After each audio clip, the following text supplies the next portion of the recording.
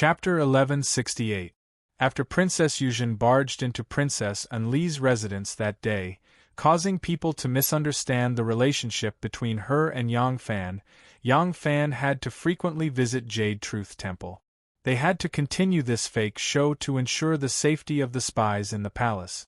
At the same time, it was beneficial to cover his contact with Li Sanlang.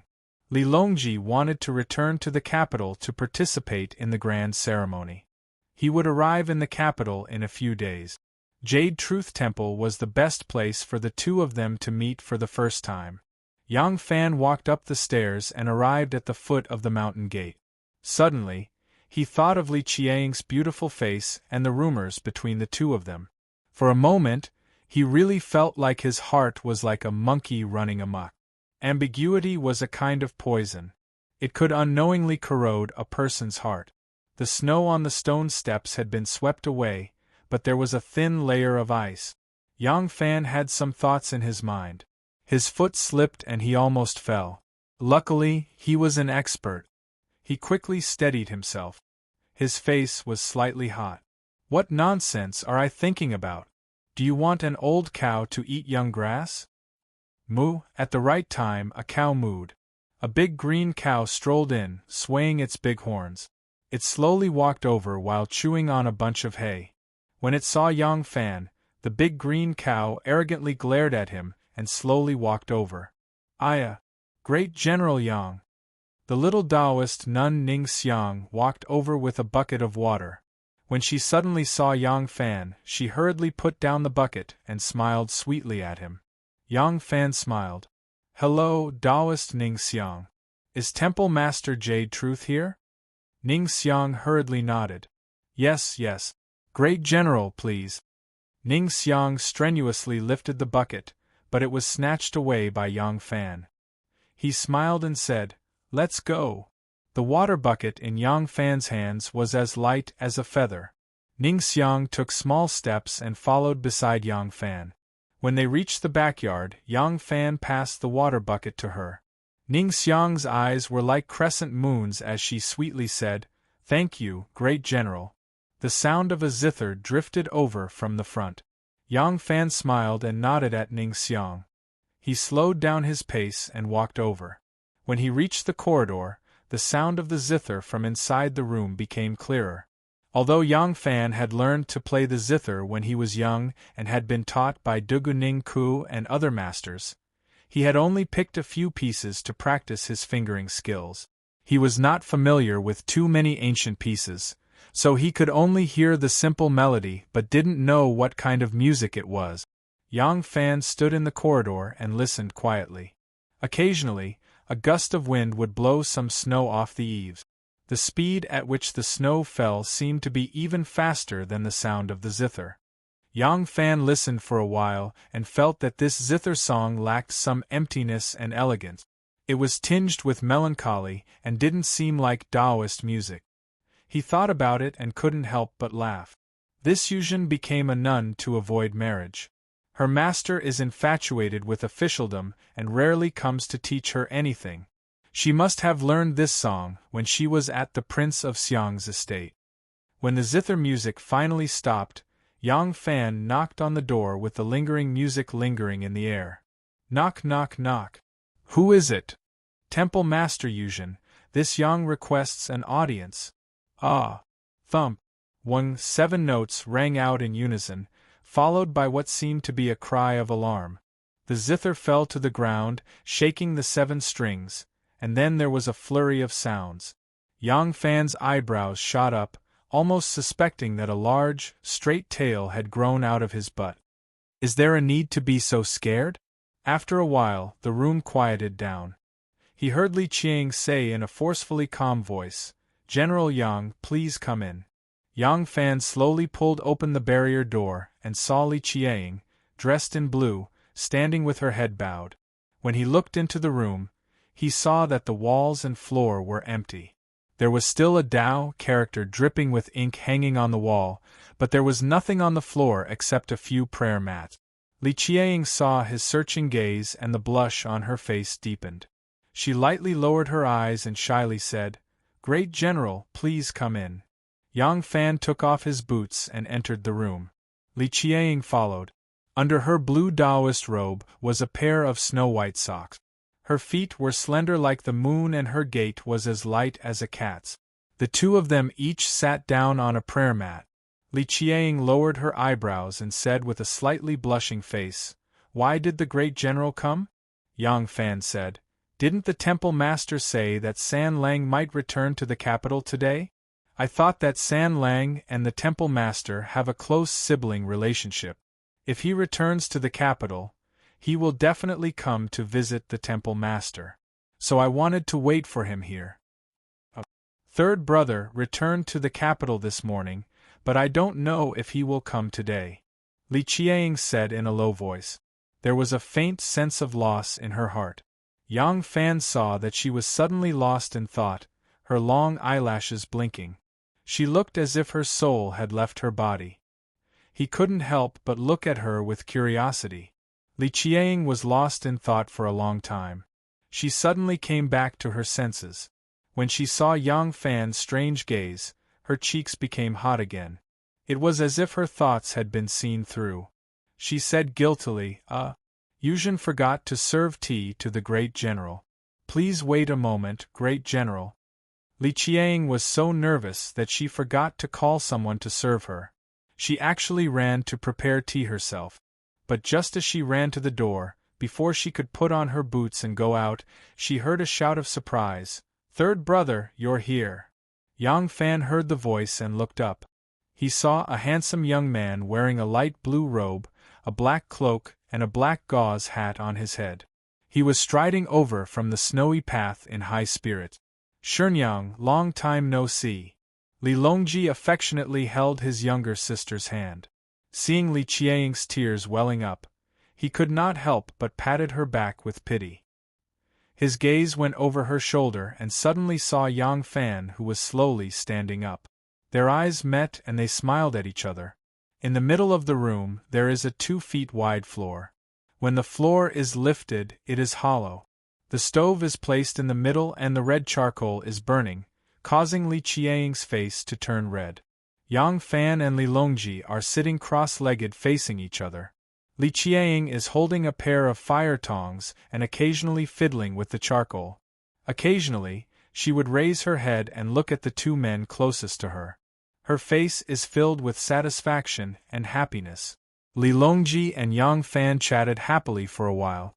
Suddenly, he turned to Li Qiang and asked, "Shenyang, do you have a more secretive place here?" "Oh yes. If third brother has something to say, we can discuss it in the inner room." Li Qiang regained her senses and hurriedly replied. Li Longji smiled and faced Yang Fan, cupping his hands respectfully. "Great General, please. Prince of Linzi, please." Yang Fan did not overstep his boundaries, just because Li Longji wants to rely on him. Li Longji smiled and stepped forward. Pulling open a barrier door, he turned his head to Li Qiang and instructed, "This place is as usual. Do not let anyone in." Li Qiang nodded her head in acknowledgement. Li Longji and Yang Fan then entered the inner room one after another. Once inside, Yang Fan discovered that it is a completely different world. After pulling open the barrier door, there is not only one room but a long corridor that connects to 3 rooms. The 2 rooms on each side should be Li Qiang's study room and bedroom respectively. The door in the middle is open and it is a quiet room dedicated to the statue of Lord Laozi. After Yang Fan and Li Longji entered the inner room, Li Qiang was lost in her thoughts for a while. Suddenly, she sighed softly and pressed on the floor beside the wall. A small door slid open and a zither can be seen. Li Qiang took out the zither and placed it on her knees. After a careful inspection, she realized that she did not break the zither in her panic. She heaved a sigh of relief, but soon let out another long sigh. She didn't know when she had started to become sentimental. In the quiet room, Yang Fan and Li Longji are engaged in a conversation that is of utmost importance to them and the entire world. Li Longji remarked, "During the Dragon God's coup, there are many meritorious officials. But in my opinion, there are only 2 people who contributed the most." Yang Fan smiled, I am all ears. Li Longji said, the first one is my father. If it weren't for my father breaking into the southern Yamen, controlling the 16 guards of the southern Yamen and suppressing the North Gate Imperial Army to not act rashly, the situation on that day would have been a mess. Yang Fan nodded and said, what San Lang said is very pertinent. Everyone thinks that Zhang Jianji and the other 4 have contributed the most, but in my opinion, at the critical moment, the only thing that can be relied on is martial power. If there is no martial power to rely on, everything is just an illusion. At first, Yang Fan still respectfully called him Jun Wang. But under Li Longji's repeated insistence, Yang Fan changed to call him San Lang. This was the title used by the closest people nowadays. Li Longji pointed to Yang Fan and said, the other one is you, Erlang.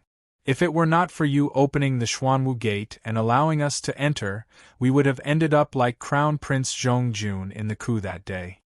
Yang Fan did not want to boast, so he just smiled and said nothing. Li Longji sighed and said, now that things have come to this, where are the meritorious officials? Zhang Jianji, Huan Yanfan, and the others were first promoted, but secretly demoted, and then they were deposed. In the end, they died tragically in the hands of Zhou Yong and the others.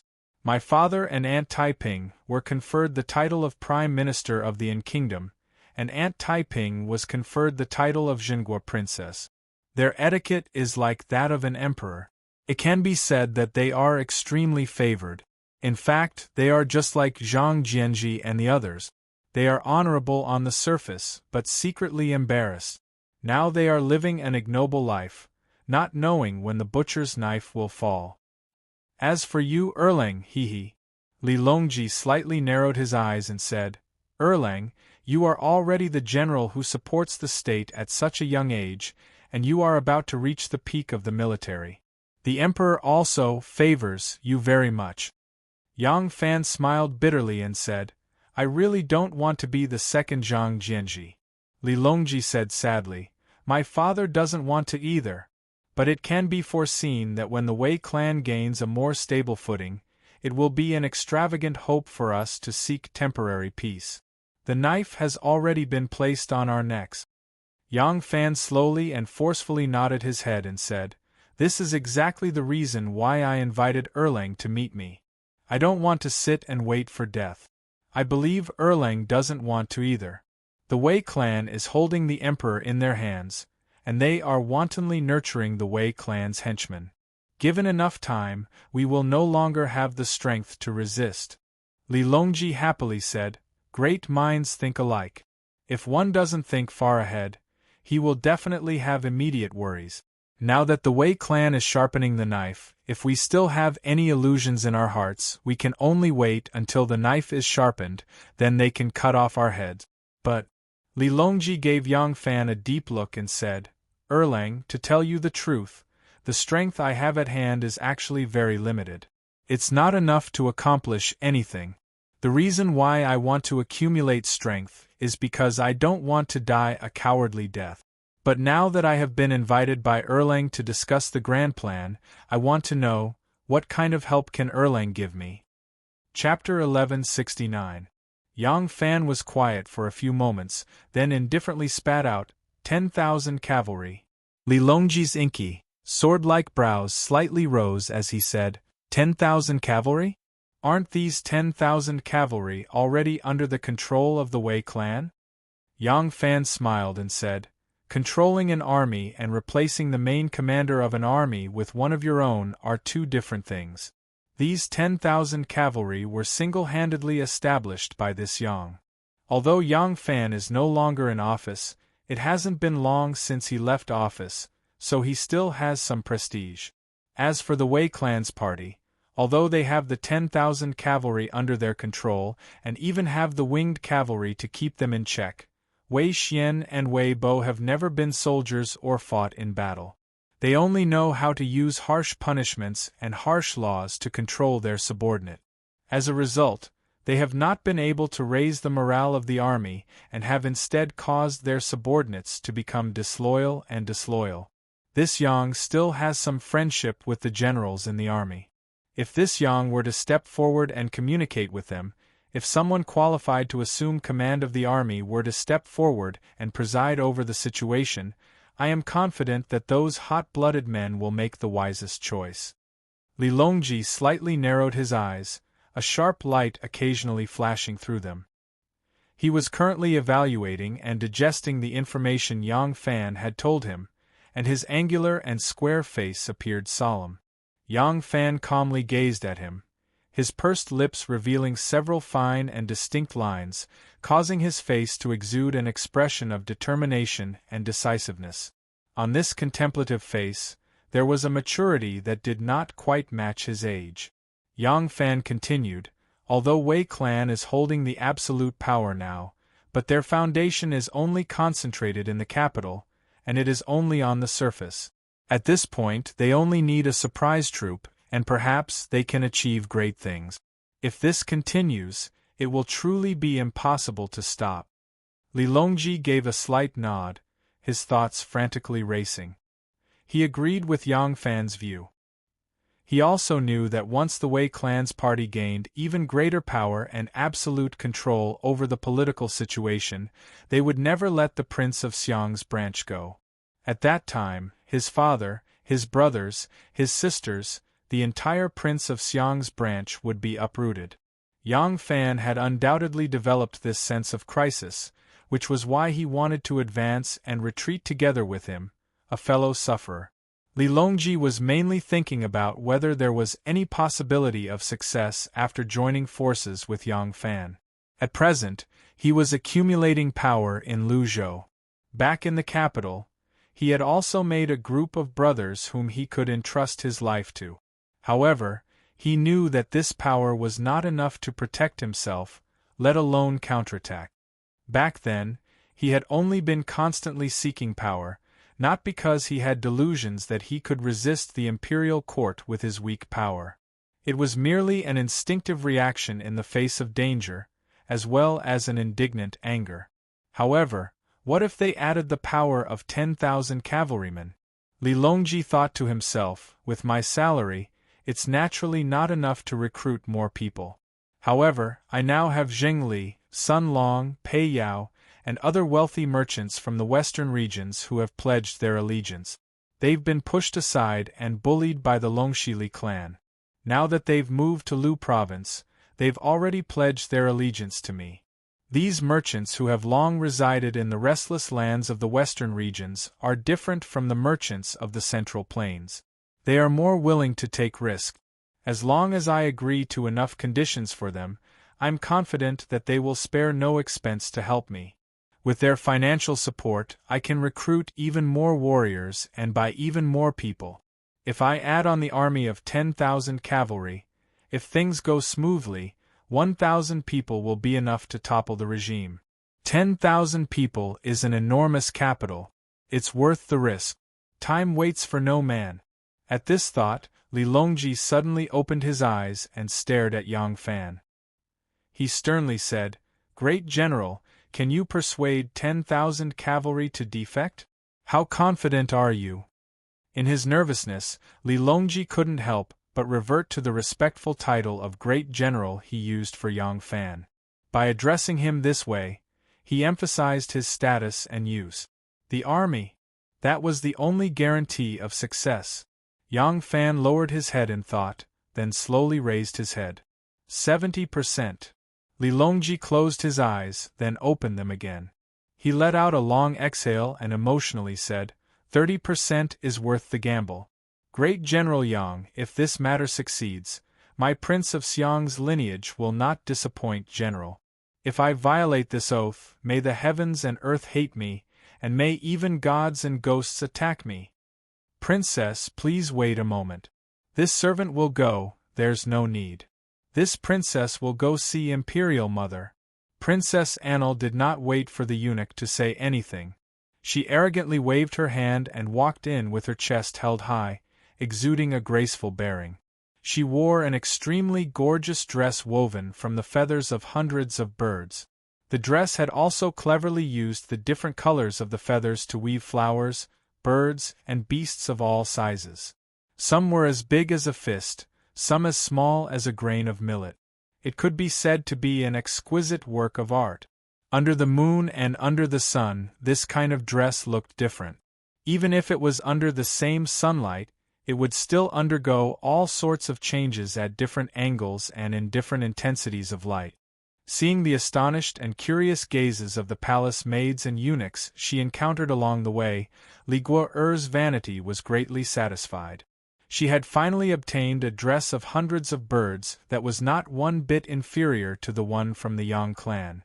Because it had taken far too much time to gather the materials, design, and workmanship, even though Enlil had offered 3 times the price of the dress that Yang Fan had bought, she had only obtained it today. Princess Anil impatiently put on this dress and rushed to the imperial palace. She wanted to ask her mother to hold a grand banquet at the still incomplete Dingkunchi, inviting all the princesses, emblems, and daughters of the diplomatic envoys. At this banquet she could display her unique feather dress. Yes, unique. Of course, the Yang family also had a feather dress like this, but the Yang family had never worn it in the street. Enlil had enough confidence that she would be in the limelight at the banquet and cause countless women to look at her with astonished and envious gazes. As for the Yang family, Enlil smiled coldly. There would be a day when she would have Yang Fan die without a burial. She would have Yang Fan's wives, concubines, and children all become her official slaves. She would humiliate and enslave them at will. She would confiscate Yang Fan's home and personally burn that feather dress that had humiliated her. Princess Enlil arrives. The palace guard Taijian following behind Enlil saw that Enlil was about to enter the palace and suddenly sang loudly. Enlil had wanted to give her mother a surprise. Hearing him shout, she couldn't help but glare at him reproachfully. However, she didn't make things difficult for her mother's confidant. On the bed in the palace, Empress Wei was lying on a pillow with her legs spread apart. There was a person leaning under her dress, only the lower half of her body was exposed. Occasionally, she would make smacking sounds. Empress Wei's face was full of spring, her eyes were like silk. She was gritting her pearly white teeth and seductively enduring Ma Chinka's tongue. When she suddenly heard this shout, her expression changed. She quickly sat up and said, "Get up quickly, Guo'er is here." Li Qiang held the zither in her arms, her mind was in a daze. It was very easy for a young girl who was experiencing her first awakening of love to develop a favorable impression towards a handsome, mature, successful man of the opposite sex. If the two of them had many special experiences, and that man was the only man of the opposite sex that she could interact with regularly, some things would come naturally. Moreover, even though the rumors and slanders about them were false, but if they were to be put on a show, it could turn the show into reality. She did not know when it started, but Yang Fan's figure had already filled her heart. However, she was also clear that based on her status and identity, it was impossible for her to be with Yang Fan. A girl's shyness and reservation made it so that she could not even confess her love to Yang Fan. She could not help but feel sorry for herself. She subconsciously plucked the strings of the zither and unwittingly played that song again. The simple and unsophisticated music spread into the quiet room at the back. Yang Fan and Li Longji, who were sitting opposite each other and discussing official business, appeared to have a kind of ancient feeling. However, when he heard his sister's zither song, Li Longji was startled. Not only was Li Longji adept in both literature and martial arts, he was also well versed in the 4 arts of zither, chess, calligraphy, and painting. He was no stranger to the song that his little sister was playing. As he listened to that familiar melody, a corresponding ancient poem flowed through his heart like the murmuring of a brook. Indigo collar, leisurely in my heart. Even if I do not go, Xening will not have a voice? Indigo zipe, leisurely in my thoughts. Even if I do not go, Xening will not come? Picking and picking, in the city watchtower. One day apart is like 3 months. This temple master of true Jade Temple, who had already entered the Tao and had already attained a rank 4 immortal book, was actually playing the song Indigo Collar. Sister, this is thinking of who? Li Longji's expression suddenly became rather strange. Yang Fan did not notice his strangeness. He was currently responding to the conditions that Li Longji had just proposed. The official path is dangerous. San Lang, once this matter is completed, I don't want the title of prince, nor do I want to stay in the bureaucracy. This Yang would rather be a carefree and unfettered farmer. I am willing to do everything in my power to assist the Prince of Xiang. I only ask that after this matter is completed, San Lang can promise me two things. Li Longji hurriedly gathered his thoughts and said to Yang Fan, "What are these two things? Erlang, please speak." Yang Fan said, "First, if this matter is completed, I hope that the Prince of Xiang's bloodline can treat our brothers in the cavalry well. It's fine even if we have to transfer them from the army for other purposes. But please treat them well." Li Longji gazed at Yang Fan and suddenly laughed involuntarily. "Haha, Erlang, are you worried that we will be like the current His Majesty, suspecting you for no reason and fearing your prestige in the cavalry, thus doing something unfavorable to them?" Li Longji calmly shook his head. "They are your comrades, and even more so, officials of the imperial court. If an emperor cannot win the loyalty of those who rely on the emperor's salary, cannot suppress those who harbor dissenting ambitions, then this emperor is incompetent. Incompetent people, no matter how hard they try, will find it hard to escape defeat. So," Li Longji took a deep breath and confidently said, "After this matter is completed, the imperial court will still put them in important positions. As long as the emperor treats his officials like his own brothers and sisters, even if it's you, if you want to lead them to rebel against the imperial court, they will definitely not comply." Yang Fan looked at this high-spirited young prince in front of him and cheerfully nodded. Li Longji asked, "Then, what's the second matter?" Yang Fan pondered for a moment and said, "The second matter is easy to handle. It's about a woman." Li Longji's expression suddenly became strange again. He asked, "A woman?" Yang Fan nodded and softly said, "She and I are in love with each other. However, her identity and status are too sensitive, so we can't stay together. If we succeed today, I hope that San Lang can lend me a hand and let me take her to live in seclusion in the forest." Li Longji's face suddenly flushed red. His eyes widened and his figure leaped up like a tiger. He clenched his fists and shouted, "Shut up!" Yang Fan was stunned. Li Longji said sternly, "You already have a house full of wives and concubines, yet you still have designs on my younger sister? No matter how precarious my family's situation is, she is still a member of the imperial family. How can she be a concubine? You actually dare to raise such a condition? What kind of person do you think I, Li Sanlang, am? Whether it's for self-preservation or for the throne, this Li will not betray my family and sacrifice my younger sister." Yang Fan wiped the spittle off his face and blankly looked at the furious Li Longji. He thought to himself, did this guy drink too much? Chapter 1170. Princess Enlu walked into the bedroom and saw her mother reclining on the bed. Grand Physician Ma Chinka was sitting on a brocade stool by the bed and taking her mother's pulse. Enlu asked, "On Yang, are you not feeling well?" Empress Wei's hair was slightly loose, her face was flushed, her eyes watery. She really did look like she was lying on the bed. She smiled slightly at her daughter and said, "Nothing, it's just that I didn't sleep well. After Grand Physician Ma's treatment, I'm much better." Empress Wei glanced at Ma Chinka, who was putting on an act, and said lightly, "You can leave. Ben Gong wants to speak with my daughter." "Yes, this subject will leave." Ma Chinka hurriedly picked up the medicine box that had never been opened and bowed to Empress Wei and Enlu before retreating outside. Ma Chinka had a dignified appearance, and even Enlu couldn't help but take another look at him. Enli's heart suddenly skipped a beat. There was a strand of curly hair stuck to the corner of Ma Chinka's mouth, and when he looked at his mother's flushed cheeks, Enlu suddenly realized something. Empress Wei felt slightly guilty under her daughter's slightly strange gaze.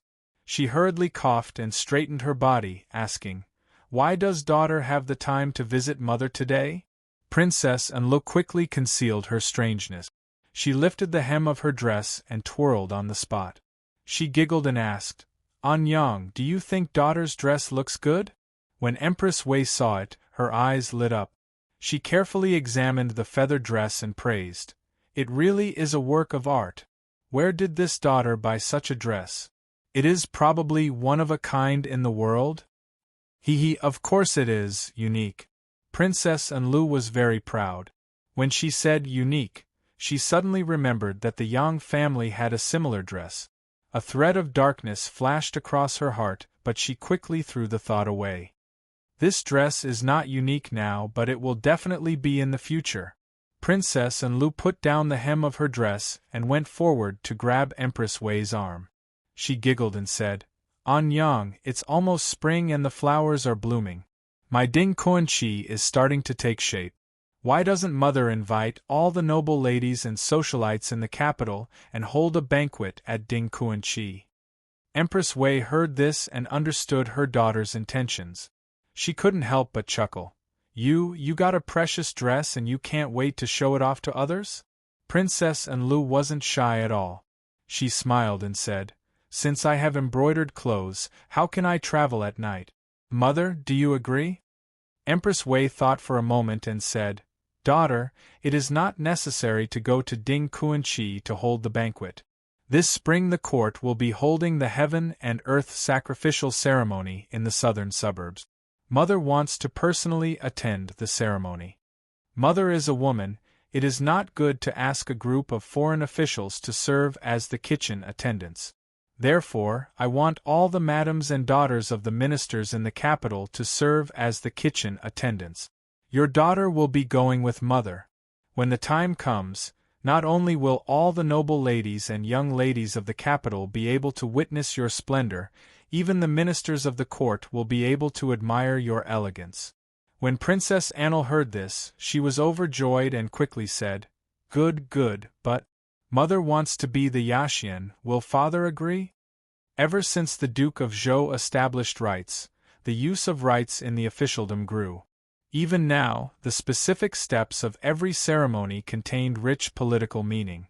This was even more so for a grand ceremony like the Heaven and Earth Sacrificial Ceremony. All along, the Heaven and Earth Sacrificial Ceremony was always the Son of Heaven responsible for the first offering, the ministers and officials responsible for the second offering. If the Crown Prince was present, under normal circumstances, the Crown Prince would be responsible for the second offering. This rule was once broken by Emperor Gaozong and had Empress Wu Zetian be the second offering. Wu Zetian also made an exception and threw the then Crown Prince Li Dan to one side and had the King of Wei, Wu Qingxi, be responsible for the second offering. These two events had caused an intense debate in the court. That was why Enlu asked this question. Empress Wei twisted the corner of her mouth and said disdainfully, "Your older brother, Chong Run, was killed by Di Tian Empress long ago. The successor, Crown Prince Chong Jun, is an animal who wanted to kill his father and mother, and has been executed. Zhong Fu is unfilial and has been sent to Lingnan. As for Zhong Mao, he is still an ignorant child. Other than mother, who else is fit to be the second offering?" Enlu giggled and pointed at the tip of her nose, saying, "Of course it is me. Mother, I am your biological daughter. Zhong Fu and Zhong Mao are both Shu sons and have low status. They are not related to mother by blood. Could it be that mother still wants to choose a crown prince from among them?" Enlu sat down next to Empress Wei and said, "Look, Zhong Jun was not born by you. How did he treat you after becoming the crown prince? He actually wanted to send troops to kill his mother. Mother, now that I have even had a female emperor, why can't daughter be the crown princess? We are one family. Rather than letting Zhong Fu or Zhong Mao be the crown prince and letting mother down when they are fully fledged, Anyang should persuade our father to appoint daughter as the crown princess. We are close relatives. Daughter is the one who is truly filial to you." Empress Wei glared at her and said angrily, Preposterous! This kind of matter, even the emperor cannot make a decision on his own. You want to be the crown princess? Will all the civil and military officials in court agree? Your father can't be without scruples. Unlu said with disdain. What civil and military officials are there? Right now, aren't all the civil and military power in our hands? Whoever dares to disobey, we will use swords to force them to obey. Anyang, why don't we do this? Unlu said excitedly. Anyway, father does not like to be in charge of government affairs. Right now, most of the government affairs are managed by mother. Why don't father give the throne to Anyang? Father will be the grand emperor, mother will be the emperor. Then, daughter will be the crown princess. Isn't it logical? Empress Wei poked her forehead lightly and said with a smile, You are really indulging in the wildest fantasies. This melon head of yours, what kind of muddled ideas do you think of all day? As Empress Wei said so, her heart suddenly moved. That's right. The Political Affairs Hall, the 6 ministries, and the Imperial Guards of the North and South are all in my Wei clan's hands. Why can't I really be the Empress? Madame Wei and Li Xian had already cooled their relationship as husband and wife, and from the bottom of her heart, she looked down on Li Xian. Ever since the refined Ma Qinka and the strong and muscular Yang Jun had become her guests, she felt even less shame for Li Xian's position. Now, her daughter's words had actually moved her heart. Thinking of the Empress Wu Zetian's domineering and unparalleled presence in the past, thinking of how she herself didn't even dare to breathe loudly in front of this Empress grandmother, Empress Wei's thoughts couldn't help but wander. Li Xian had been afraid of Empress Wei for a long time. Even though he had become the emperor, this henpecked habit had never been changed. Moreover, right now both the civil and military paths were in the hands of Madame Wei. He, as the emperor, had no confidence. However, when Zhang Jianji and the other 5 meritorious officials had become complacent and overstepped their bounds, Li Xian was unable to restrain his anger. When his blood brothers and sister held great power, he was wary. Now the entire imperial court was surnamed Wei, but he didn't have the slightest bit of suspicion or fear. This emperor, who had lived in Fangzhou's Huang Zhuling for 16 years, seemed to only have a vision as big as a thatched hut. In his view, no matter how powerful his wife was, she was still his wife, his family. Her power was his power. Moreover, her power had to rely on his status as the emperor, so he didn't have to worry about betrayal. Therefore, when Empress Wei begged him to make the offering, Li Xian almost didn't have to think at all and readily agreed.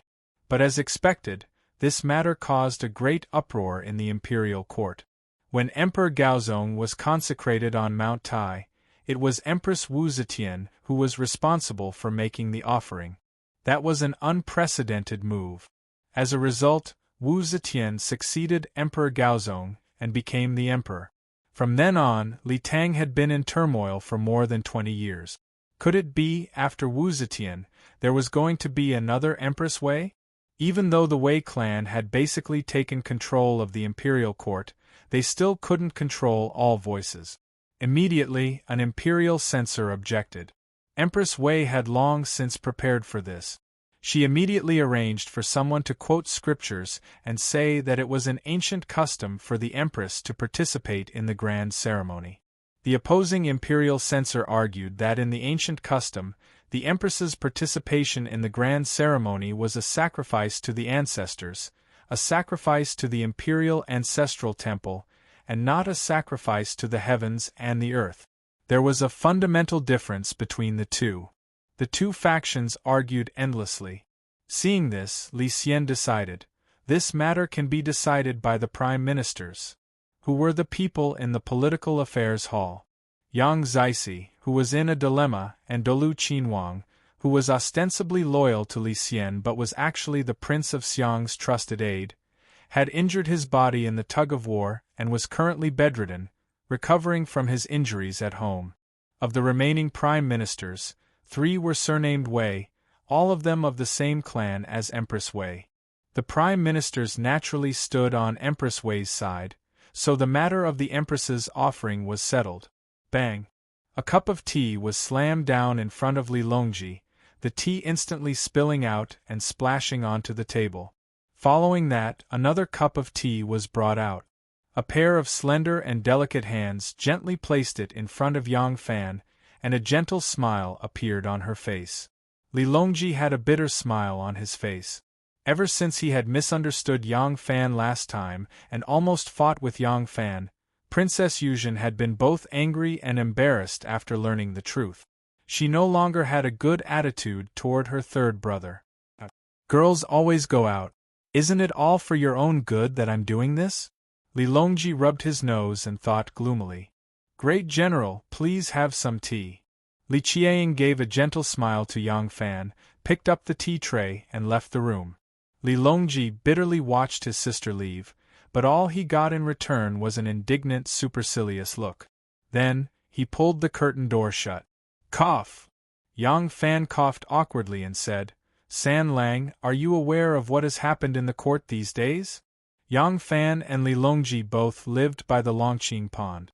Yang Fan's mansion was next to Li Chengqi's, so there was no need for him to come to Yuzhen Temple. However, Yang Fan had no choice. There was someone else's spy by his side, and Yang Fan didn't want to expose this person, but he also had to guard against him.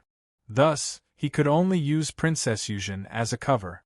Li Longji's expression turned serious, and he nodded lightly. The emperor announced that the empress would be the offering of the offering. Afterwards, a palace maid said that colorful auspicious clouds had appeared on the empress's dress. It was an auspicious sign, and the emperor announced it to the world. Yang Fan continued, Yesterday there was another person who said that there must be a song before the sage received the mandate from heaven. Before Emperor Taizong received the mandate, there was a song called Peaches and Plums. Before Emperor Taizong received the mandate, there was a song called Music of the King of Qin breaking the formation. Before heaven received the mandate, there was a song called Charming Lady. Today there is a song called Mulberry Tiao Wei. It can be seen that Empress Wei is the empress of the nation from heaven. Li Longji said, All these are very similar to the empress before she became the emperor. First the offering, then the auspicious sign, followed by the mandate from heaven. Haha, Empress Wei's actions are all imitating the empress. Then what did the empress do next? Yang Fan narrowed his eyes slightly and said sternly, Kill the members of Li Tang's royal family and execute the loyal officials of Li Tang.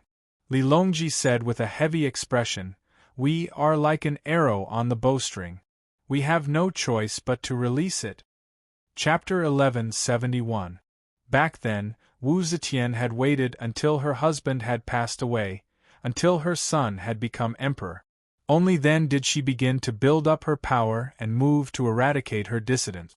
Only after preparing for 8 whole years was she able to force the puppet emperor's son to abdicate the throne. But Empress Wei was not like Wu Zetian. The more important the matter was, the more she planned before taking action. Only when the willow had just sprouted did she have the ambition to become emperor.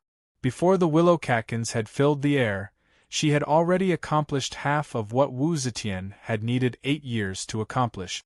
Countering soldiers with arms was built on a foundation of equal strength. If there was a large disparity in strength between the two sides, then what was the use of countering soldiers with arms? By the time the opponent was fully prepared, there would be no way to stop them. All they could do was close their eyes and accept death.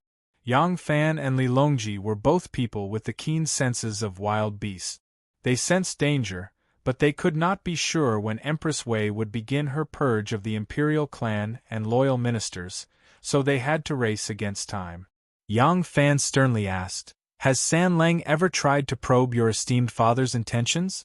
What does the Prince of Xiang think? Li Longji lightly shook his head and dejectedly said, I once carefully probed my father's intentions. When my father sensed something, he immediately sternly reprimanded me. His esteemed self will not.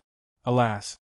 Yang Fan thought for a moment, then said, Since this is the case, there is no need for you to probe your esteemed father's intentions. If this matter succeeds, it will naturally be best for your esteemed father to ascend to the throne.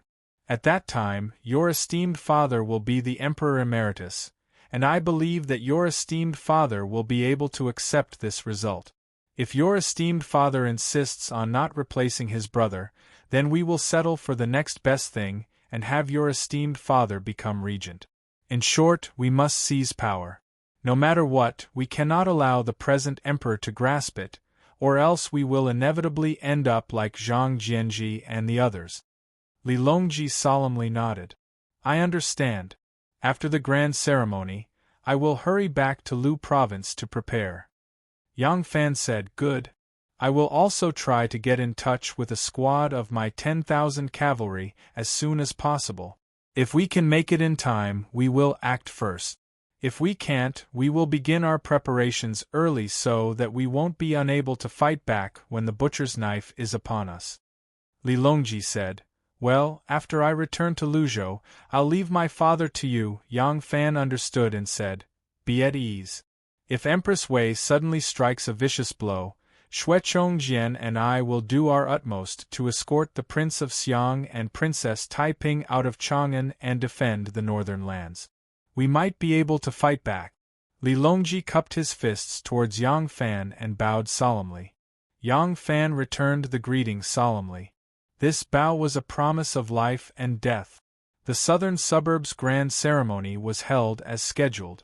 For Li Xian, such a solemn and dignified great ceremony of heaven and earth was just a game he used to make his wife and daughter happy.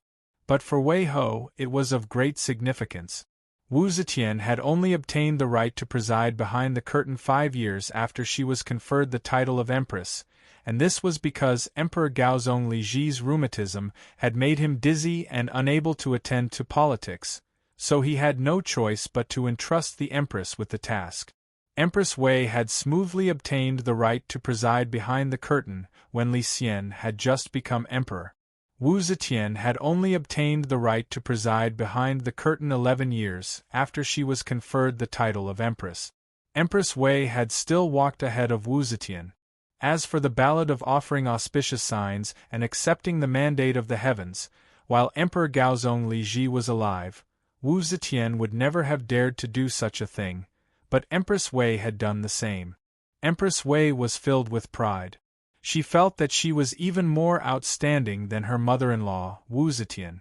It was even easier for her to become empress than it was for Wu Zetian. Once ambition sprouted, in this environment extremely suitable for growth, it almost instantly grew into a towering tree. In the 4th year of Jinglong, the grand ceremony in the southern outskirts, the Son of Heaven offered his first offering, the Empress offered her second offering, and the noblewomen and daughters accompanied them. After the grand ceremony, the Emperor declared a general amnesty, pardoning the exiles. After the ceremony, the Son of Heaven returned to court. The Prince of Xiang, Taiping, and the other important ministers accompanied him, while everyone else dispersed in a hubbub. When those noblewomen and daughters first heard that they were going to accompany the Empress in the grand ceremony, they thought it was a very interesting matter. But after this grand ceremony, their faces were covered in grease and sweat, their makeup was ruined, and their feet were sore. They truly complained incessantly. Once the grand ceremony was over, they all climbed into their carriages and returned to their manners. Li Qingqi and his brothers first went into their carriages to change out of their heavy and old-fashioned ceremonial robes and put on casual robes before riding off again. After riding along the official road for a while, Li Longji suddenly pulled on the reins and gazed into the distance. Li Longfan asked in surprise, San Lang, why aren't you going? Li Longji replied, You guys go back first. I want to walk by myself. After saying this, Li Longji kicked his stirrups and whipped his horse. He charged out of the official road and galloped into the wilderness. Li Longfan anxiously called out, Third brother? He turned his horse around and wanted to chase after him, but Li Qingqi anxiously called out, Lao Wu, stop. Li Qingqi gazed in the direction Li Longji had gone and gently shook his head. He sighed and said, "Don't worry about him. Let him go by himself and relax." Among these brothers, only Li Qingqi had a rough idea of what San Lang was doing. He knew that this brother of his, who had yet to reach adulthood, bore a heavy burden on his shoulders.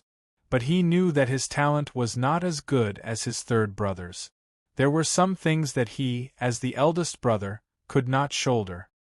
He could only silently pray in his heart that his third brother could succeed. Li Longji whipped his horse in a hurry. His steed was extremely handsome, but under its master's urging, it shot off like an arrow from a bow. In just a few moments it had disappeared without a trace. Li Longfan looked in bewilderment in the direction his third brother had gone, then turned his horse around and returned to the ranks. Hiya! Hiya! Hiya! Li Longji, one man and one horse, galloped as if they were flying. The horse arrived at Kunming Lake and was greeted by the boundless blue waves. His chest felt free, and the heavy pressure that had been pressing down on his chest suddenly turned into a mass of turbid air. He forcefully exhaled it, and only then did he feel much better.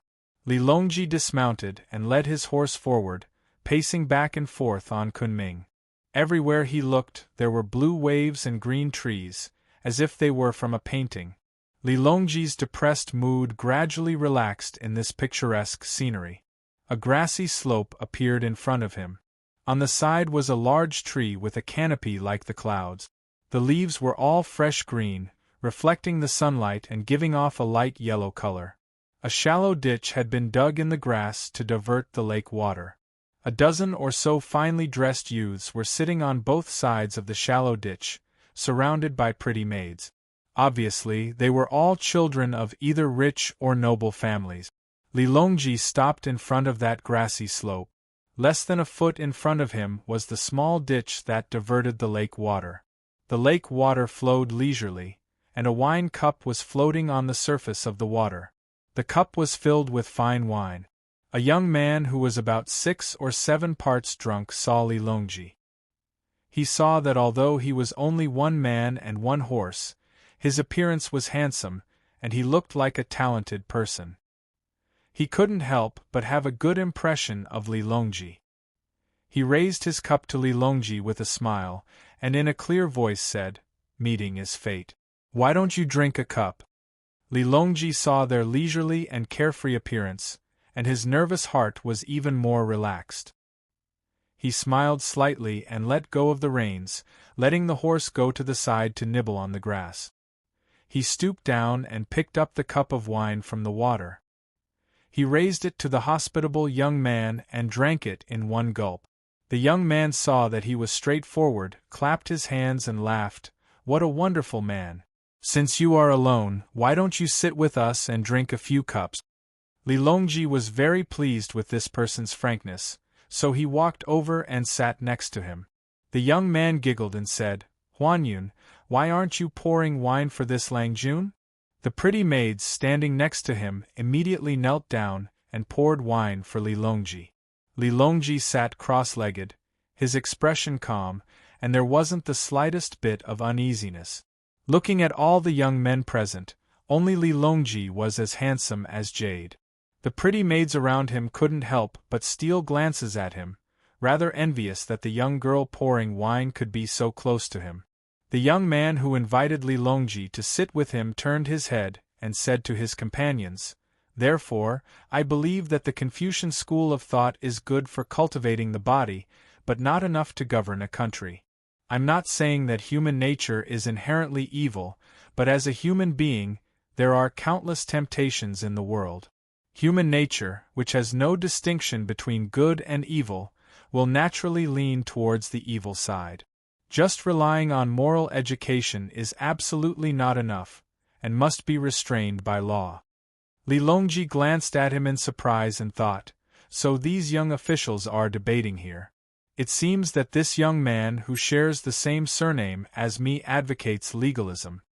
The young man surnamed Li continued, "The dogma of the Confucian school, the teachings of Confucius and Mencius, are too unrealistic.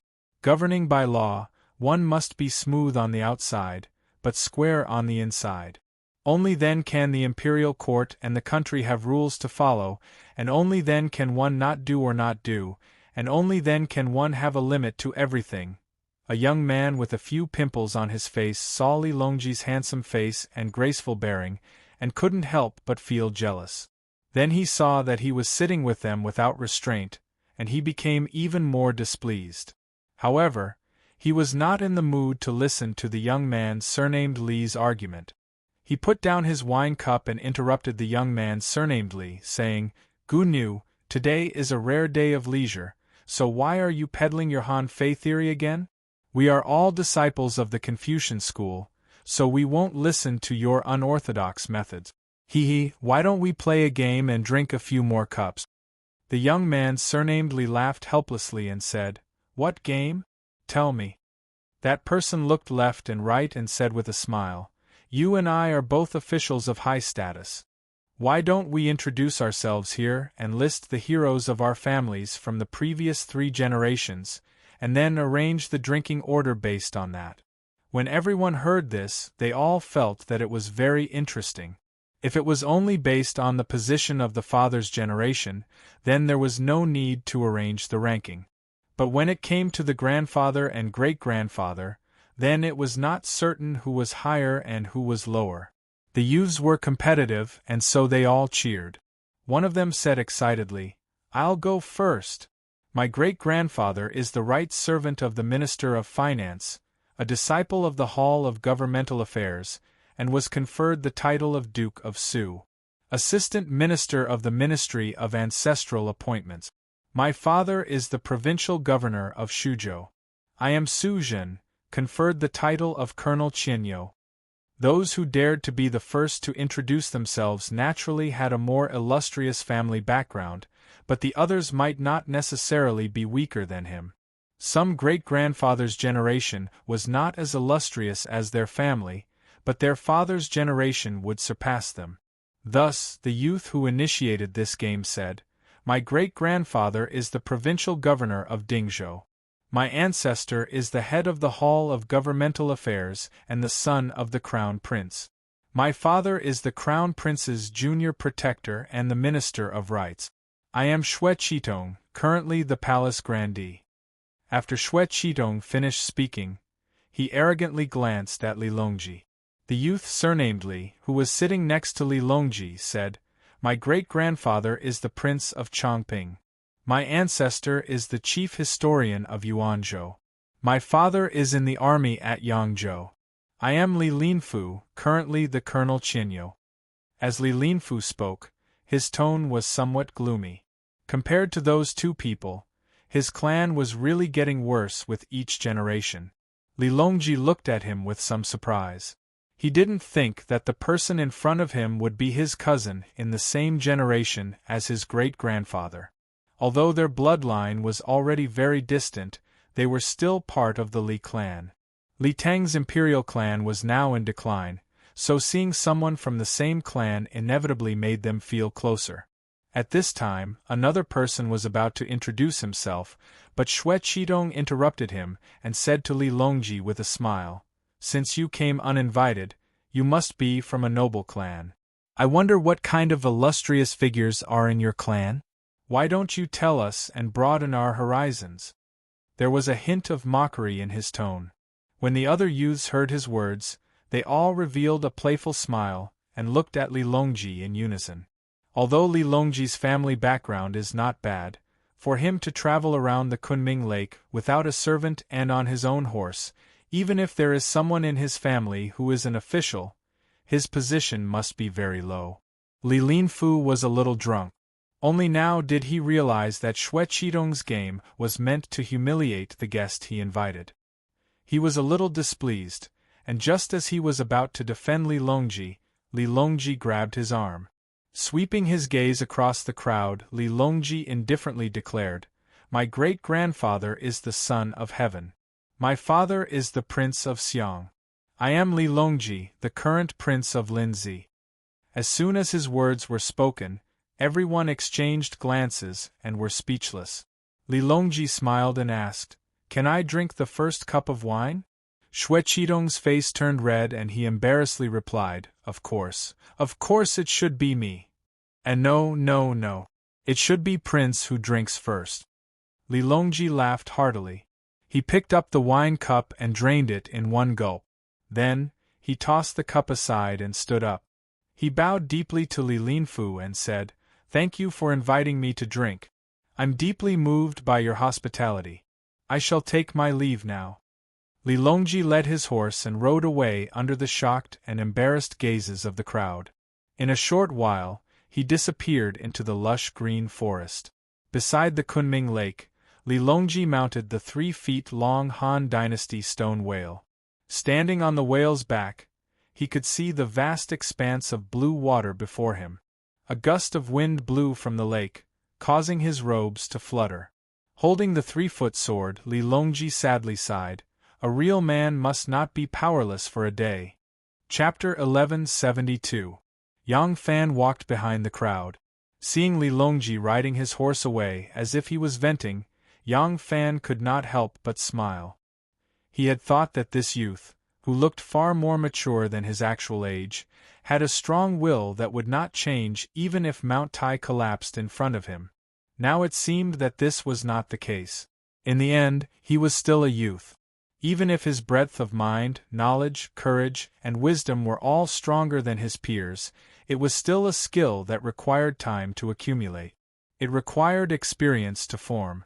Perhaps if he was given another 10 years, he could become very mature, but if a youth had that kind of deep shrewdness, then he could only be described as a monster. A light carriage suddenly sped past Yang Fan from behind. The carriage was very gorgeous.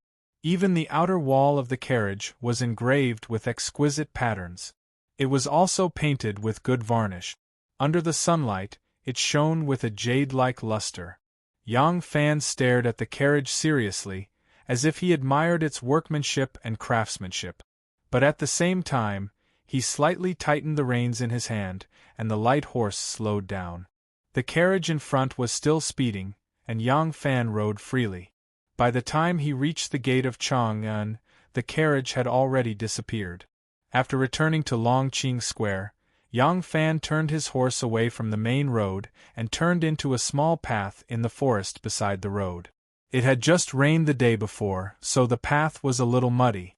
The guards following behind Yang Fan did not show any strange behavior. They knew that the path was not long, and that the back door of the Yuzhen Temple was at the end of the path. The master often went there recently. The story of Yang Fan and Princess Yuzhen had never been spread among the people, but the guards by Yang Fan's side had given them the clearest instructions. Every time the sect master went to Temple Master Yuzhen's place, he would linger for more than 2 hours. There was no doubt that this young, beautiful, and noble princess was the master's new favorite. 2 hours was enough for them to do a lot of things. When they reached the back door of the Jade Truth Temple, Ren Wei and the others dismounted without Yang Fan's orders. They tied their horses to a tree and scattered around to wait. Yang Fan walked forward and personally knocked on the door. The door to the courtyard opened and a pretty face peeked out. It was like a peony peeking out from the wall. Ren Wei recognized that it was a little immortal nun by Princess Yuzhen's side. He seemed to have heard the sovereign call her Ning Xiang. As soon as she saw Yang Fan, Ning Xiang's face revealed an elated smile. She happily welcomed Yang Fan in and closed the door. Ren Wei looked up at the sky and lazily lay down on the soft grass. He had to wait for at least 2 hours. Yang Fan sneakily entered Princess Yuzhen's courtyard. An affair was indeed the best excuse to cover up. No matter how strange Yang Fan's actions were, others would help him make a reasonable explanation. You're here. True Jade was wearing a white Taoist robe. Her silky hair draped over her shoulders. She was sitting cross-legged on a praying mat with a Taoist scripture in her hand. She was quietly reading it. She was as beautiful as a white lotus that had just taken a bath. Hearing the sound of the barrier door, Li Qiang raised her head and saw Yang Fan come in. Her plain face and elegant manner immediately transformed into a joyful expression. This kind of action and expression was definitely the expression a young girl in love would have when she saw her lover. Ever since that day when Li San Lang was like a cat whose tail had been stepped on, angrily grabbing Yang Fan's collar and roaring, Yang Fan already knew this girl's affection for him. Seeing her reveal her true feelings, the softness in the depths of Yang Fan's heart couldn't help but be touched. "All right, you can go out." Li Qiang was about to welcome him when she suddenly remembered that Ning Xiang was still at the door and hurriedly said. Due to Yang Fan's influence, Li Qiang now also loved to drink tea. The charcoal fire in the clay stove was burning brightly, and the fragrance of tea permeated the air. Naturally, there was no need for Ning Xiang to come in and serve. As soon as the door was closed, Yang Fan's smile turned solemn. "Is he here?" Princess Yuzhen swallowed the words she was about to say. Her smile faded and she nodded lightly, gesturing to the back. Yang Fan smiled and said, "If it wasn't for something important, he wouldn't have come to find me. I'll go and see him first."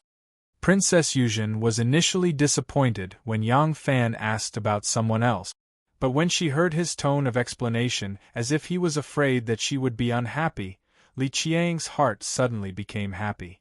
She nodded like a virtuous wife and gently watched as Yang Fan opened the door and walked to the back.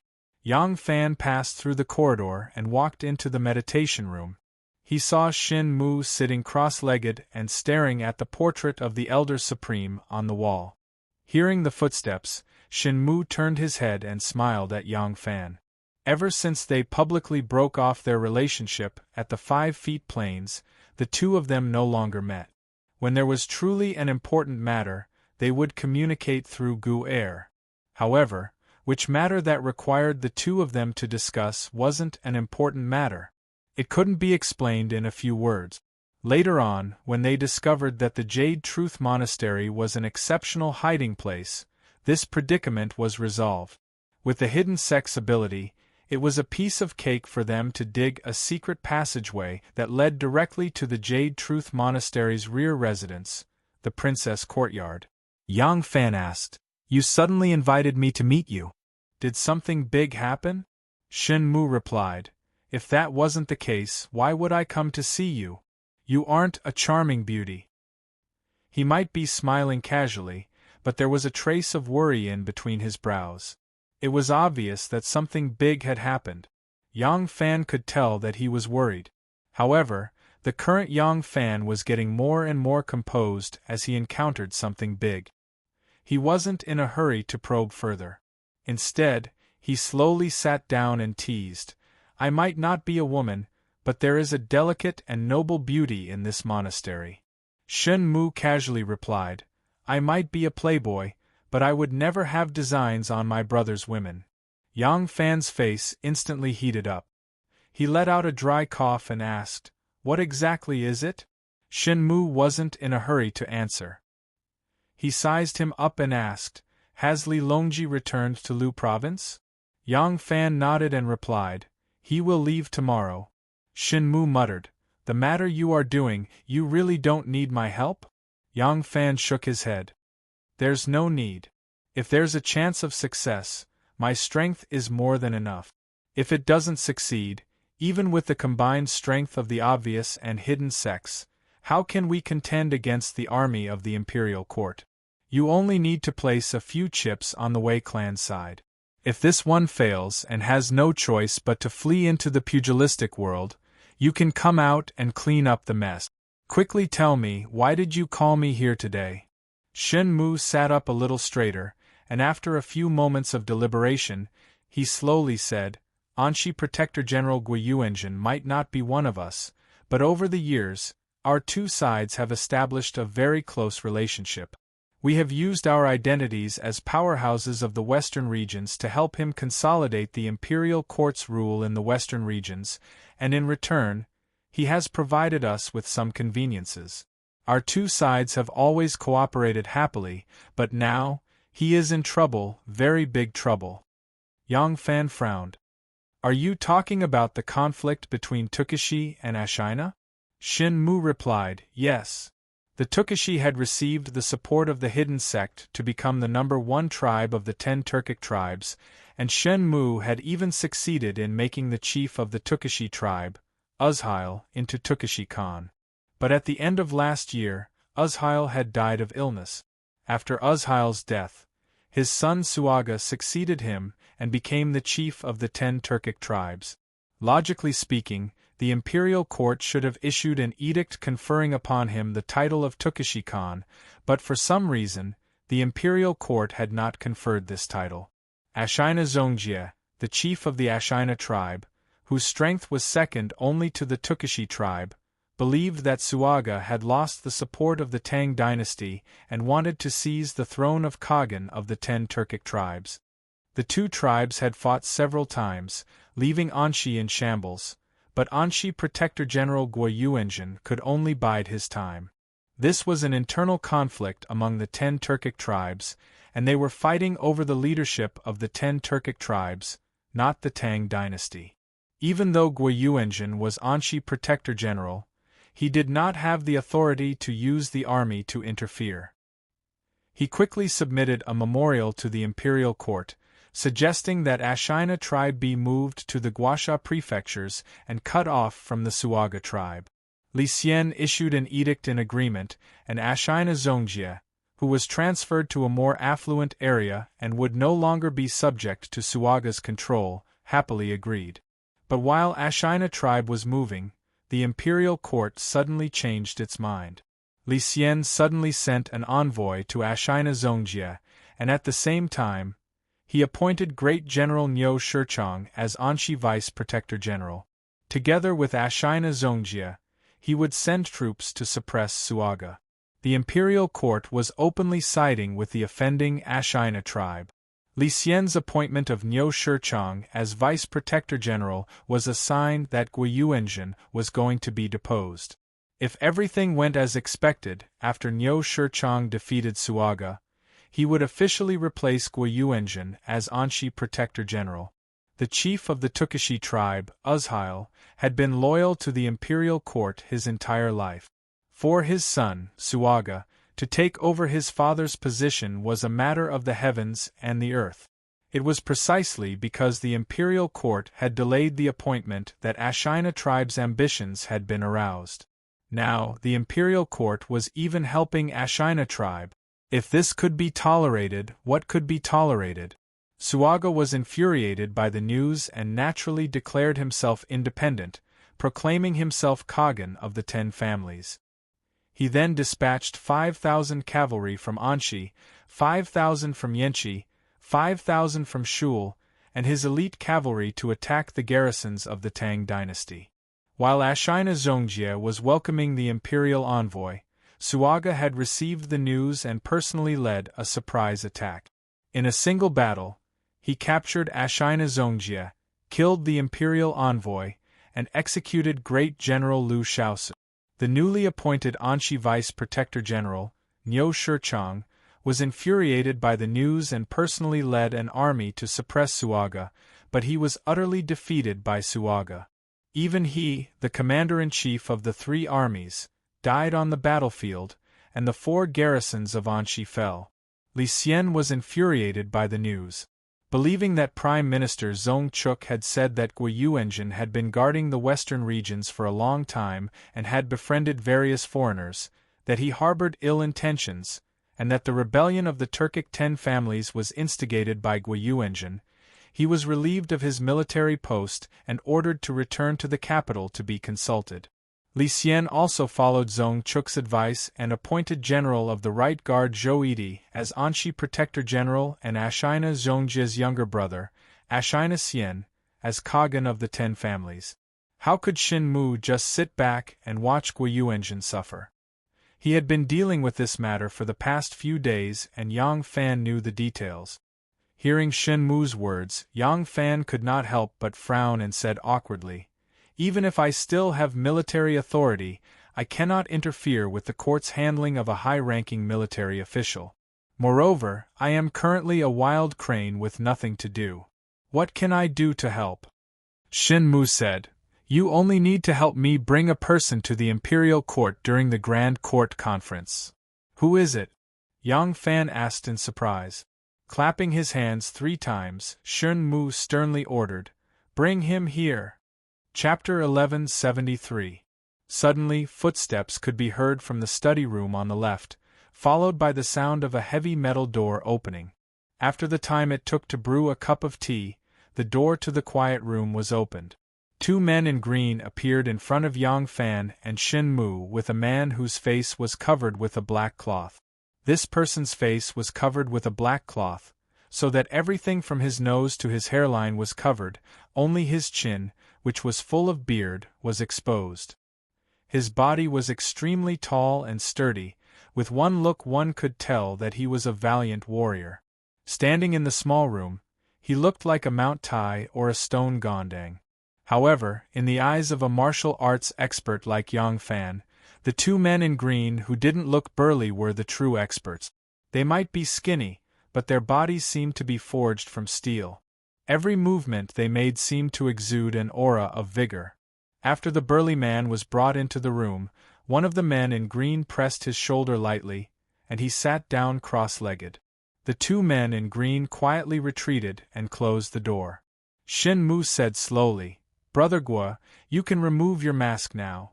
When Yang Fan saw Shin Mu's actions, he knew that this person wasn't from the hidden sect. Therefore, Shin Mu asked him to wait outside. However, this person should have a close relationship with the hidden sect. Furthermore, his surname was Gua. Yang Fan was starting to get interested. When the burly man with a face full of beard heard Shin Mu's words, he removed his mask. When he came into contact with the light, his eyes narrowed slightly. After a moment, he slowly opened them. His brows were as thick as ink, and he had a square face and a wide mouth. He looked majestic, and although he wasn't handsome, he had a masculine beauty. Yang Fan couldn't help but praise him in his heart. Shun Mu pointed to Yang Fan and said, "Brother Gua, this is the Grand General that supports the nation." The burly man took a closer look at Yang Fan. When he saw that Yang Fan was much younger than him, he was even more astonished. He bowed to Yang Fan respectfully and said, "Anshi Protectorate's military advisor, Gua Hong, pays his respects to the Grand General."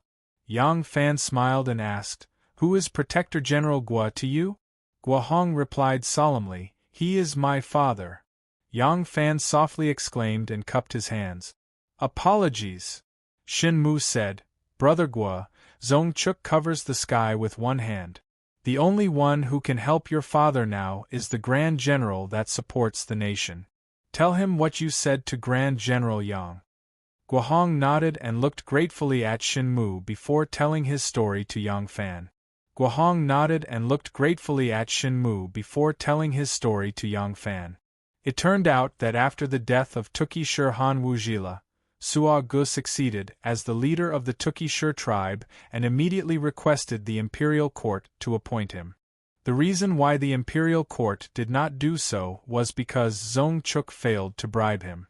When Gua Hong ascended the throne, Zhou Protector General of the Right Guards stationed in the West region, he, Protector, reminded him show to show of was, by, of Grand of Hua, of Go. When Gua Hong came, the supports by from of, was mighty Gua Hong by Hua of. Sure enough, when Sua Ji's memorial arrived at the imperial court, it was kept there. Later on, Zhou Idi and the chief of Ashina tribe, Zongjie, became close. Not long after, Zongjie, who was instigated by Zhou Idi, issued a challenge to Gua Hong.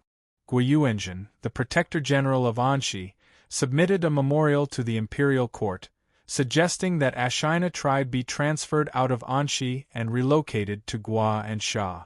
Ashina Zongjie, who had not gained any advantage in the previous battles with Gua Hong, readily agreed. However, on the way, the unwilling Zong Chuk once again persuaded Li Xian to send Great General Niu Shijiang out of the western regions to interfere in the internal struggle for power among the Turkic tribes. He wanted to ally with Ashina tribe to destroy Suaga. The imperial court's actions caused the other tribes of the Turkic tribes, who had always maintained a neutral position, to be greatly disgusted. They began to provide intelligence to the protectorate of the Turkic tribes and secretly support them. As a result, Suaga was able to capture Ashina Zhongjie alive and kill Niu Shijiang. At this time, Zhongchuk once again proposed to have Great General of the Right Guard Zhou Yidi replace Guiyuenzhen as Protector General of Anxi and seize Guiyuenzhen's military authority. He also had the Emperor appoint Ashina Zhongjie's younger brother, Ashina Xian, as Khagan. Although Suaga had won a great victory, he did not have the confidence to oppose the imperial court. After capturing Ashina Zhongjie and Great General Liu Shaosu, he learned the whole story and immediately wrote a letter to Guiyuenzhen, entrusting him to express his difficulties to the imperial court. By this time, Guiyuenzhen had already been stripped of his position as Protector General and ordered to return to the capital to await his return. He knew that the moment he returned to the court, he would suffer the same fate as Blacktooth Chong, so he did his best to delay his return. Now that he saw Suaga's letter and the confessions of Ashina Zhongjie and Liu Shaosu, Guiyuenzhen felt as if he had obtained a priceless treasure. He was worried that the evidence would be destroyed by the minions of Wei's clique through normal means, so he had his son disguise himself and return to the capital to seek help from his good friend Shen Mu. Shen Mu was delighted to see the evidence brought by Guohong, but he had no way of safely escorting Guohong to the Golden Palace Hall, so he had to find Yang Fan. Guohong explained the matter to Yang Fan, then reached into his bosom and took out a sheepskin package. He carefully opened it in front of Yang Fan and took out a letter. Yang Fan skimmed through it and found that the contents were exactly as Guohong had said. Besides Guiyuenzhen and Suaga's confessions, the letter also contained the confessions signed by Ashina Zhongjie and Liu Shaosu. Shen Mu asked in concern, "Great General, if this evidence is made public, will it be able to topple Zhongchuk?" Yang Fan pondered for a moment, then replied, "At the very least, it can ensure Protector General's safety." Overjoyed, Guohong kowtowed to Yang Fan and said, "Great General, please uphold justice for us father and son." Yang Fan courteously said, "Brother Guo, please rise. Protector General has guarded the western regions and has made outstanding contributions. This Yang has always respected him. Now that Protector General has been harmed by scoundrels, this Yang cannot stand by and watch." After a moment's thought, he said to Shen Mu, "Brother Shen, please escort Brother Guo to my residence first. During the court assembly tomorrow, I will ask Brother Guo to pretend to be my bodyguard and bring you into the palace to meet the Emperor." As soon as Guohong heard this, he cried tears of joy. With tears streaming down his face, Guohong kowtowed 3 times to Yang Fan and said gratefully, "Great General's kindness, I will never forget it." Immediately 2 men in blue came in and covered Guohong's eyes, then took him away. Shen Mu said to Yang Fan, "I know that your present situation is not very good. This matter has troubled you." Yang Fan said, "Even if I pretend to be a harmless little rabbit, their butcher's knife will still come down. Sowing good karma and leaving a way out is not bad." At the court assembly, civil and military officials, nobles, and members of the royal family all stood in their respective groups. Yang Fan stood at the head of the military group, but he only had a nominal position at the moment. Most of the time, he just stood there and listened to politics. According to the order, the court assembly usually dealt with foreign affairs and the memorials from the local officials first. Today, there was only one local official's memorial that the emperor needed to deal with. It was Prince Qiao Li Zhongfu's request to return. The memorial officer said, "Your Majesty, today Junzhou Provincial Governor Qiao Wang Zhongfu requests to return." Li Xian impatiently raised his chin. The memorial officer said, "Qiao Wang Zhongfu said, Your Majesty burned incense and offered gifts to the heaven and earth.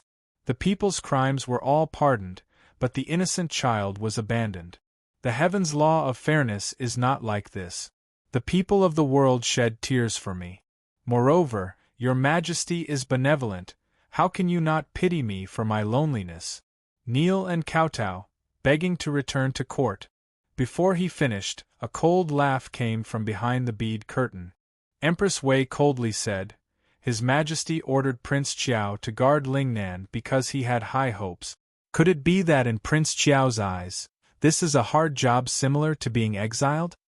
His Majesty offered sacrifices to the heaven and granted amnesty to the world. What he pardoned were criminals and exiles. Could it be that even the princes who were in theft were to be summoned back to the capital? What does it mean that the people of the world shed tears for him? What sensationalism! Your Majesty need not pay attention to him." Li Xian saw his wife display her female might and unnaturally shifted his buttock. He dryly said, "This memorial, leave it in the hall." The memorial officer bowed and retreated. Yang Fan did not wait for the other officials to respond. Yang Fan suddenly stepped out of his office. Raising his ceremonial tablet, he said in a clear voice, "Your Majesty, this subject has a memorial." There was a slight commotion in the imperial court. Even when Yang Fan was in charge of military power, because he was a military general, he rarely submitted memorials to the imperial court. Now that he was in an idle position, he suddenly stepped out, but for some unknown reason, the officials all became alert. Li Xian looked at Yang Fan with some surprise and said, "There is a memorial." Yang Fan said, "Your Majesty, Anshi Protector General Guiyuanzhen's son, Guohong, has an important matter to report to the Son of Heaven." The court immediately buzzed with discussion. Guiyuanzhen had already been dismissed from his post, but he had been delaying his return. Now, what did he want to do by secretly sending his son back to the capital? All the officials keenly sensed that something big was about to happen and unconsciously became excited. Li Xian was also somewhat surprised. After a moment of hesitation, he said, "Summon him to the hall." A moment later, Guohong, dressed in military attire, walked into the Golden Hall. He loudly said to Li Xian, "This subject, Anshi Protectorate's military advisor Guohong, greets Your Majesty." Li Xian glanced at him and coldly said, "Your father, Yuanzhen, did not do his job well, causing the 10 clans to frequently go to war. We ordered him to return to the capital to wait for the memorial, but he has yet to return. Instead, he sent you to see us. What is his purpose?" Somewhat enraged, Guohong suddenly prostrated himself on the ground and burst into tears. He said, "Your Majesty, the leader of the Tukishur, Sa Gu, rebelled because someone failed to bribe him and made things difficult for him. This subject's father acted as a mediator and was framed by slander. Your Majesty, please investigate clearly." Guohong crawled a few steps and raised his voice, recounting everything that had happened in the western regions from beginning to end to Li Xian's face. For a moment, the entire hall was in an uproar. According to the rules, when someone was impeached, the impeached official should have bowed and removed his hat to await the memorial. However, Zong Chuk suddenly stepped out of the ranks and sternly shouted, "A bunch of nonsense! Your Majesty, this is all Guiyuanzhen's slanderous words to bewitch His Majesty. Guiyuanzhen has guarded the western regions for a long time and harbors ill intentions.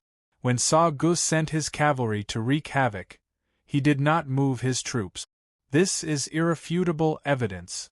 Now that the court has ordered him to return to the court to await the memorial, he has delayed his return and even ordered his son to enter the court to falsely accuse this subject."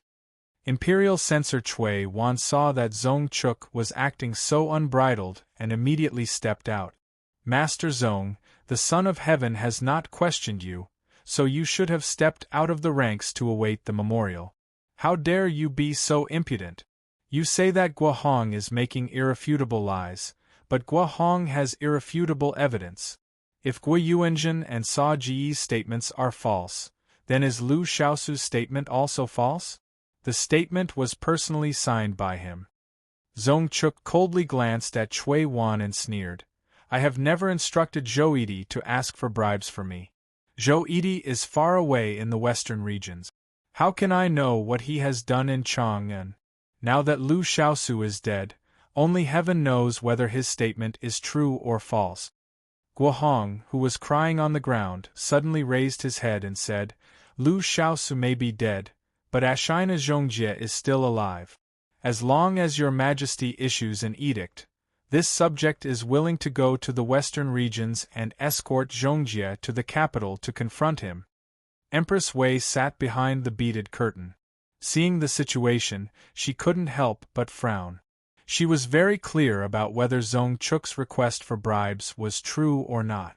70% of the bribes Zong Chuk asked for had either landed in her pocket or thrown into Princess Anli's Ding Kuan-chi. Using Sa Ji's rebellion to strip Gui Yuanjin of his military power and replace him with someone from Wei's clique, this was something that Zong Chuk had discussed with her. Who knew that Niu Shijiang would be so useless and Ashina Zhongjie was such a good-for-nothing?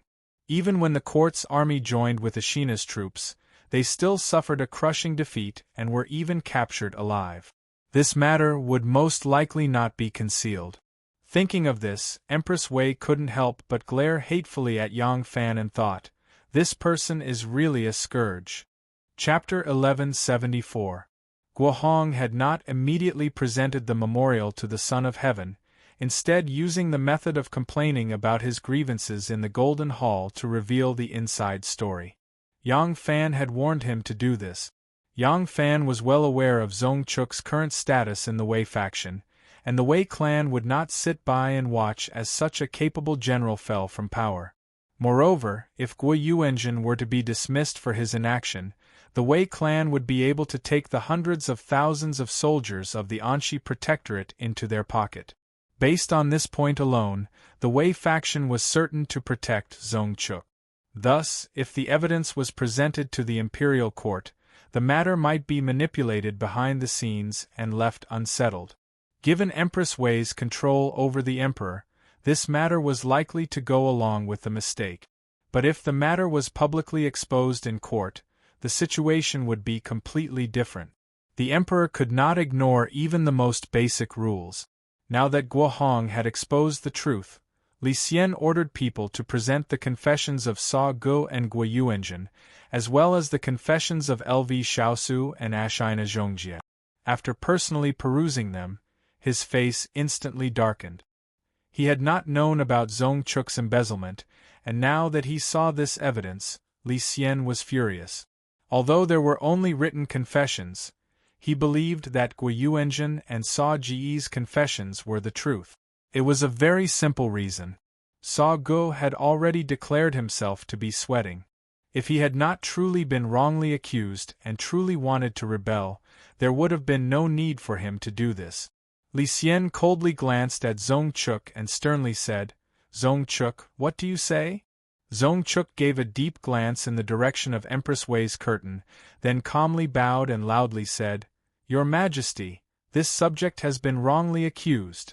This subject is loyal to his duty, careful with his words and self-cultivation. How could this subject do something that would disappoint your Majesty? Moreover, that Zhou Yidi is far away in the western regions. How could this subject collude with him? Li Xian was enraged. Throwing the letter forward, he sternly shouted, In that case, how are you going to explain Ashina Zhongjie and Lu Shaosu's confessions? Could it be that you want us to escort Ashina Zhongjie to the capital to confront you face to face before you are willing to bow your head and admit your guilt? Zong Chuk lowered his head. This subject is terrified. This subject does not dare. But this subject is innocent. This subject is innocent. You. Li Xian angrily pointed at Chu Ku of the sect. His quibbling made his hair stand up in anger, and his face flushed red. Behind the bead curtain, Empress Wei coughed lightly and leisurely said, Your Majesty, please do not be angry. Zong Chuk has always been loyal to the country. In this Jie's view, accusing him of asking for bribes is not very likely. Li Xian frowned and said in a slightly resentful tone, Empress? Empress Wei was unconcerned and continued, Logically speaking, Zong Chuk is the prime minister of the present court. If he wants to ask for a bribe, Who knows how many people will rush to the Prime Minister's residence like a flock of ducks? Why would Zongchuk go so far to extort a Hu tribe? How much money can those nomadic tribes have to be worth the coveting of our Tang dynasty's Prime Minister? Of course, this Jie believes Guohong's words are not false. But has your Majesty considered that Zhou Yidi cannot use the title of Prime Minister to intimidate others? Hearing this, Li Xian was unconsciously moved. Thinking carefully, it seemed that what the Empress said was very reasonable. From the bottom of his heart, he was not willing to believe that his favored Zongchuk was so insatiably greedy. Also, because of the hardships the Empress had suffered for him in her early years, and the inferiority he felt from losing his normal functions as a man, he did not have the courage to go against his wife's wishes. Zongchuk sighed inwardly and hurriedly bowed. Empress is wise. Empress Wei smiled faintly and said, "If the Emperor wants to escort Ashina Zongjie back to the capital for questioning, it is not impossible. But the journey is long, and the return trip will take at least half a year. By the time the Emperor investigates the truth and deals with it, it will take about a year. At present, Suo Go has already occupied Anxi and cut off the communication between the four towns and the central plains.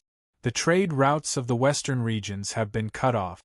Zhou Yidi is leading an army to suppress them. Regardless of victory or defeat, it will be a disaster of war that will implicate countless people. How can your Majesty bear this? The Tubo and Turkic Khaganate will not let go of this good opportunity. If they take the chance to raise their troops and sow discord, persuading Suo Go to ally with them, the western regions will once again be in flames of war. It is unknown when peace will return." Li Xian thoughtfully said, Empress words are very reasonable. Then according to Empress words, what should Jin do?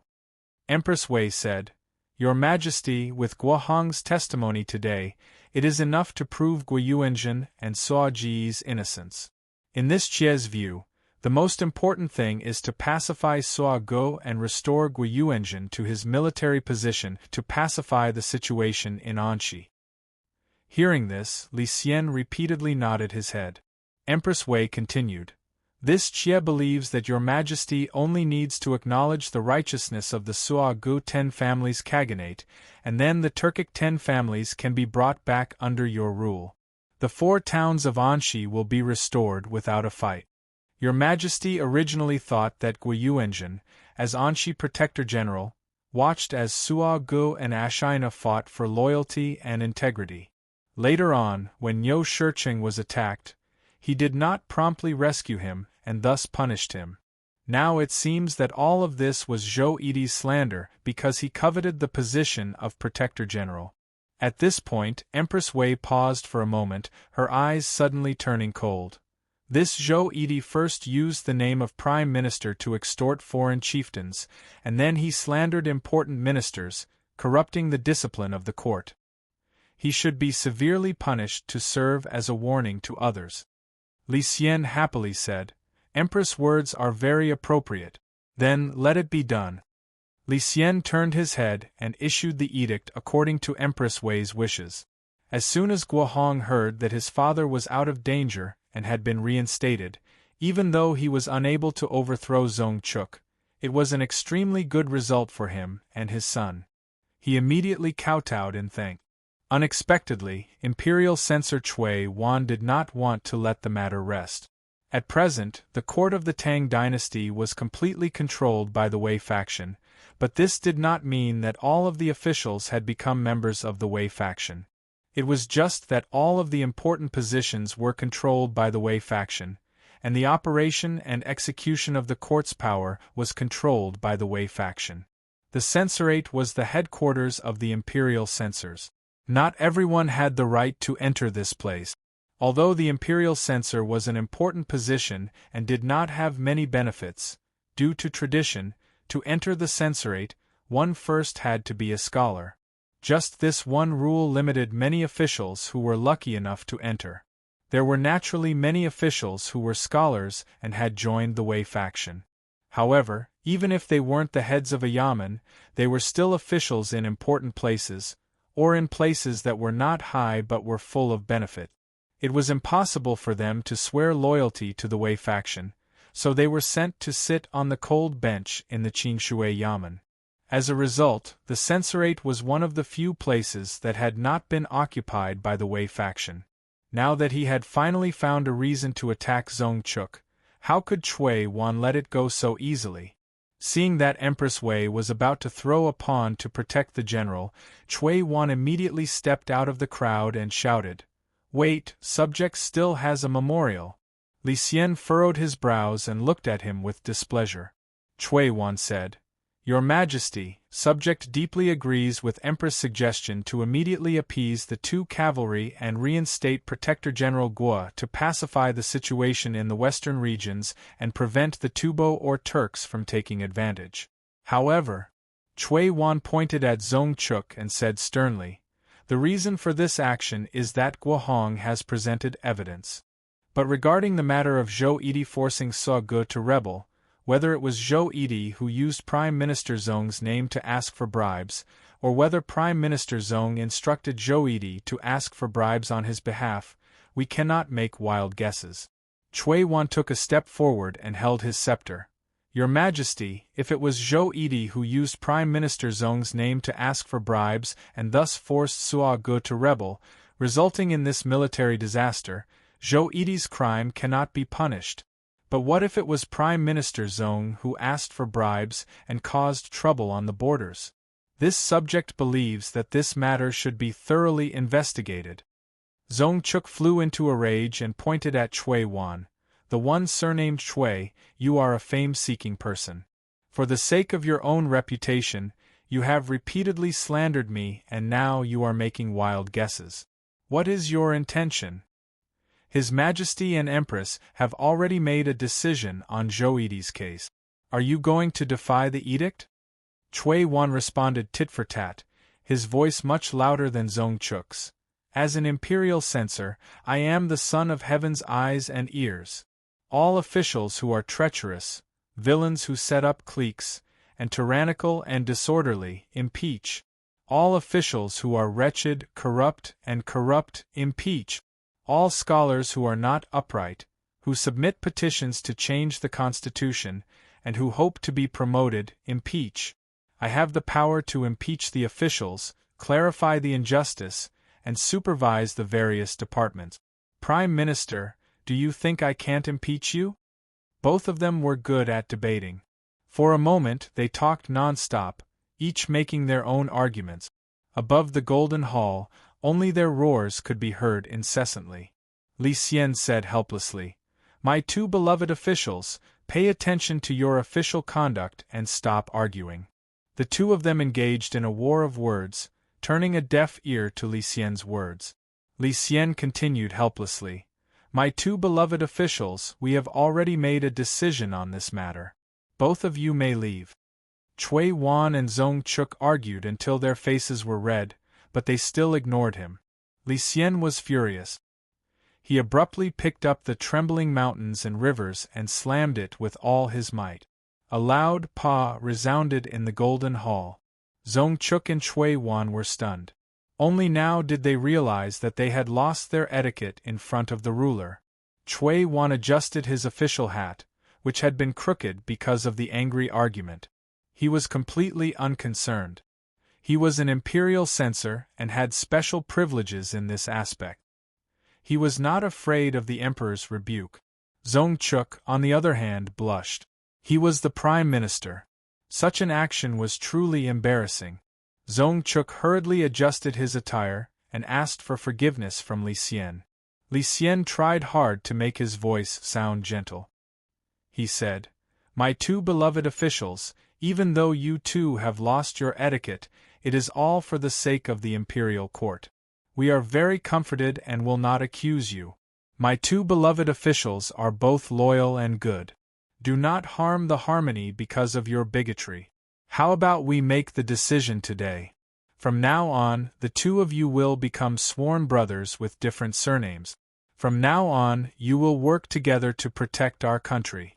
There will be no more meaningless dispute. What? Hearing Li Xian's preposterous words, not only were Zhong Chuk and Cui Wan dumbfounded, but all the civil and military officials were also dumbfounded. Yang Fan stood at the head of the military class. His face twitched and he almost could not hold back his laughter. Such a son of heaven was truly unparalleled under the heavens. Zhong Chuk and Cui Wan looked at each other, their gazes strange. The two of them had just been fighting to the death like fighting cocks. The emperor had intervened and actually allowed them to become sworn brothers with different surnames? Li Xian saw the two of them looking at each other with strange expressions. His face could not help but darken. Displeased, he said, "What? Could it be that we cannot be the mediator? Do the two of you want to defy the imperial edict?" Zhong Chuk's eyes quickly flickered. He turned to Cui Wan and cupped his hands. "Imperial Censor Cui is older than this Zhong and should be my elder brother. Elder brother, please accept this younger brother's bow."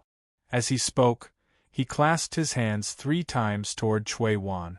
Li Xian stroked his beard in delight. Cui Wan stood there, not knowing whether to laugh or cry. He did not know how to respond. Seeing that he did not return the greeting, Li Xian frowned slightly and urged, "Cui Wan, why haven't you?" Just as Li Xian spoke to this point, he saw a palace guard hurriedly rush over. Arriving in front of the emperor, he knelt down on one knee and said in a deep voice, "Your Imperial Majesty, the right servant is at the residence of Yang Zisi, a third-rank subordinate of the Hall of Governmental Affairs. He has sent someone to report the death." Chapter 1175. Yang Zisi had died of illness. Yes, he had died of illness. This was of the utmost importance to the emperor. If during the Shangyuan festival, the 80-year-old Yang Zisi had no choice but to participate in the tug-of-war competition because the Empress and Princess Enlu wanted to watch some fun and ended up losing his life, it would be a heavy blow to the emperor's reputation. Although Prime Minister Yang, who had always flattered and fawned over others as his principal, had steadily held the position of Prime Minister for more than 10 years, and had always stood firm in this era of extreme political turmoil, had indeed lost his life because of flattery. Although he had fallen in the tug-of-war, after he was sent back to his residence, the Yang Fu had sought out the best national doctors and managed to prolong his life for more than 4 months. This time, the emperor could separate this matter from the tug-of-war incident. Otherwise, if this matter became known, the emperor would lose his reputation as an absurdity. In reality, in order to mediate the dispute between Zhong Chuk and Cui Wan, he had fantasized about having them become sworn brothers of different surnames. This was already absurd. It was just that the emperor himself clearly did not think that there was anything absurd about this matter, but the Prime Minister Yang Zisi's death made him realize the severity of the consequences. Now, it was not just Yang Zisi, but Dolu Qinwang had also been bedridden ever since that day in the tug-of-war, and it seemed that he would not last much longer. If the two 80-year-old prime ministers lost their lives because the emperor wanted them to tug-of-war, Li Xian would not be able to escape the reputation of an absurd emperor. So when he heard that Yang Zisi had died, Li Xian was very nervous. He could not care about the matchmaking of Zhong Chuk and Cui Wan to his brother. He immediately announced the end of court and personally went to the Yang Fu to pay his respects. Empress Wei also felt the matter was troublesome when she heard from behind the bead curtain. The one who had suggested having the officials tug-of-war was Enlu, and she had strongly agreed.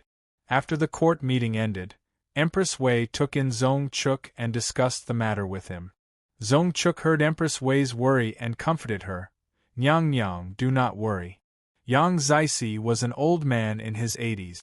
It is completely reasonable to say that he died of illness. That day, the tug-of-war at the Black Tortoise Gate had not spread among the people because nothing major had happened. The only people who knew were the civil and military officials. If there was anyone who would connect these two matters, it would be them. This subject will immediately use the name of the Political Affairs Hall to inform all the departments and halls to strictly prohibit the officials from criticizing. Empress Wei nodded her head in agreement and had Zong-chuk quickly take care of it. After Zong-chuk left, Empress Wei suddenly remembered the Zhu Lang and the historian and quickly ordered someone to invite Shangguan Zhaorong over. He also had to give an account to the librarian and the historian. She absolutely could not allow this to be recorded in the history books and daily note. Once they attributed Yang Zixie's death to the tug-of-war of the Upper Yuan, then she and the emperor would be cursed for all eternity. The historian and Qi Zhulong were currently under the jurisdiction of the Shangguan Wan. Ever since Li Shimin interfered in the writing of history, the historian could no longer maintain the transcendent position they had in ancient times. As long as Wan exerted pressure on them, the historian could be urged to be careful with his pen. Putting aside how Empress Wei was racking her brains to control the situation, on Yang Fan's side, as soon as the court meeting ended, Guohong hurried over to him and thanked him profusely. Then he was summoned by a Tai Jian to the Political Affairs Hall to receive his decree. Yang Fan left the palace and rode his horse back. As he passed by Tongyi Lane, Yang Fan suddenly reined in his horse and turned his head to look into the lane, his expression dark. His rendezvous with Taiping was in this lane. Once he entered the lane, it was the first alley of the second bend. Today was the day of their monthly rendezvous, but he hadn't come to Tongyi Lane for a long time. For some reason, Yang Fan pulled the reins and spurred the horse toward the center of the square. Ren Wei and the others silently chased after him. In this Tongyi Lane, which was adjacent to the palace and where every inch of land was worth its weight in gold, it was even more expensive than the more secluded residences in the lane. Princess Taiping leisurely walked over from an elegant path between the wisteria rockery and tall bamboo. Behind her was the internal steward Zhoumin and the strategist great teacher Mo. Princess Taiping said to Zhoumin, "All right, Ben Gong has said all that needs to be said. I'll leave the rest to you. There's only 2 months. Take good care of things. Don't be late." Zhoumin respectfully acknowledged and stopped walking. She watched as Taiping and great teacher Mo left. Taiping said to great teacher Mo, "What interesting matter did you say happened in court today?" Great teacher Mo smiled and told Princess Taiping about the important matters of today's court meeting. When Princess Taiping heard that Yang Fan was standing up for Guo Yuanzhen, a strange light appeared in her eyes. When she heard that Li Xian was trying to matchmake Zong-chuk and Cui Wan as brothers of different surnames, Princess Taiping suddenly stopped. "What? This is preposterous. How could imperial brother? This is preposterous beyond compare." Princess Taiping was so angry that her face turned red. Her delicate body couldn't help but tremble. An indescribable sorrow filled her chest. At this moment, she even felt that if her mother came back to life and the world was surnamed Wu again, it would be better than the current situation. Right now, it was Empress Wei who controlled the court and was part of the Wei clan. The position of Li Tang's imperial family was even worse than when Wu Zetian was alive. Even though Wei Dang had not brandished the butcher's knife against Li Tang's imperial family, they had already sharpened their knives. Moreover, when the Empress was alive, even though Li Tang's imperial family had been brutally slaughtered, in the eyes of the people, Li Tang was still the holy and inviolable orthodox emperor. And now? An emperor who was played by the Empress like a puppet. An emperor who was so muddle-headed and preposterous, Li Tang had become the laughingstock of the world. Great teacher Mo watched as Princess Taiping's face turned from red to green. Even though her trembling body gradually calmed down, her hands were still tightly clenched. He couldn't help but sigh in sympathy. He clenched his fists and coughed twice. Seizing the opportunity when he lowered his head, a mocking and pleased smile flashed across his eyes. Yang Fan originally didn't expect to see Taiping here. Ever since he was shut at the princess residence 3 times in a row, Yang Fan was somewhat disheartened. He never went to Princess Taiping's residence again. Coming to Tongyi Lane today, Rather than saying that he hoped to meet Princess Taiping here, it would be better to say that it was a kind of remembrance of the deceased. But when he saw the residence's door wide open, Yang Fan was first slightly startled and then filled with joy. She's here. She's actually here. Ling Yue must be reluctant to break the fate of a lifetime. Suppressing his excitement, Yang Fan hurriedly got off the horse and threw the reins to Ren Wei. He lifted his robe and quickly walked up the stone step. 2 doormen were standing under the lintel of the door. Yang Fan recognized that the 2 of them were the servants of the princess residence who were guarding the residence here. He asked, "Is the princess in the residence?" These 2 doormen had been guarding here all along. They still didn't know the grievances between Yang Fan and the princess. They only knew that the princess and General Yang hadn't had a rendezvous here for a long time. Now that they saw Yang Fan, they only knew that he came because of the princess's invitation. The 2 of them were very attentive. One of them nodded and bowed. "Yes, yes. General, please go to the guest hall to rest first." The other person rushed to say, "I'll go and report to the princess." The 2 doormen rushed over and closed the courtyard door with a bang. One led Yang Fan to the living room, while the other went straight to the back of the residence. "Yang Fan is here?" Princess Taiping came out of the moon door angrily. Hearing the doorman's report, her heartstrings couldn't help but tremble. Her eyes were like the lake water that was blown by a breeze. "Cough! Your Highness!" First Mr. Emo took a step forward and said in a low voice, "Your Highness, don't harm others and yourself." Princess Taiping was startled. Her eyes suddenly became clear. She gently nodded and slowly turned around. She said to Emo Yuhan in a low voice, "Mister, please rest assured. Ling Yue knows what to do." First Mr. Emo didn't say anything. He just looked deeply at Princess Taiping and slowly retreated 2 steps. Princess Taiping took a deep breath and walked towards the living room. Her steps slowly became steady. Ling Yue. As soon as Yang Fan saw Taiping, his face immediately revealed a happy expression. However, just as his happiness bloomed, it froze on his face. Taiping's expression was very cold, and there was something in his eyes that made him feel unfamiliar. "General, please sit down," Princess Taiping said indifferently. She walked past Yang Fan in a dignified manner. She spread out her sleeves and gracefully sat down on the main seat. Her red phoenix eyes glanced at Yang Fan as if she was showing off. Yang Fan slowly sat down on the guest seat. He forced a smile and said, "Hee, today, I came here unexpectedly. I didn't expect to meet you. I didn't expect, maybe this is God's will." God's will? The corners of Princess Taiping's mouth curled up with a touch of cynicism. She coldly said, "God's will can only be used to deceive those ignorant little girls. I don't believe in those things for a long time." Yang Fan frowned and said, "Ling Yue, Shenyang and I are actually—" Princess Taiping's face suddenly darkened. She sternly shouted, "Shut up! I don't want to listen to your explanation. If you came here for this, then please leave immediately." Yang Fan choked. He suddenly clasped his hands on his knees and angrily said, "Ling Yue, you'd rather believe some rumors than my words? Sometimes you can't believe what you see with your own eyes. Moreover, we don't have any personal relationship. I can tell you the real reason. Actually," Princess Taiping interrupted him coldly, "you don't have to say any more. Whether you are playing along or acting for real, to me, it doesn't make any difference. Because I am actually tired." Yang Fan was startled. His eyes gradually became cold. He sadly laughed and said, "Tired? Tired of me?" Princess Taiping didn't answer his question.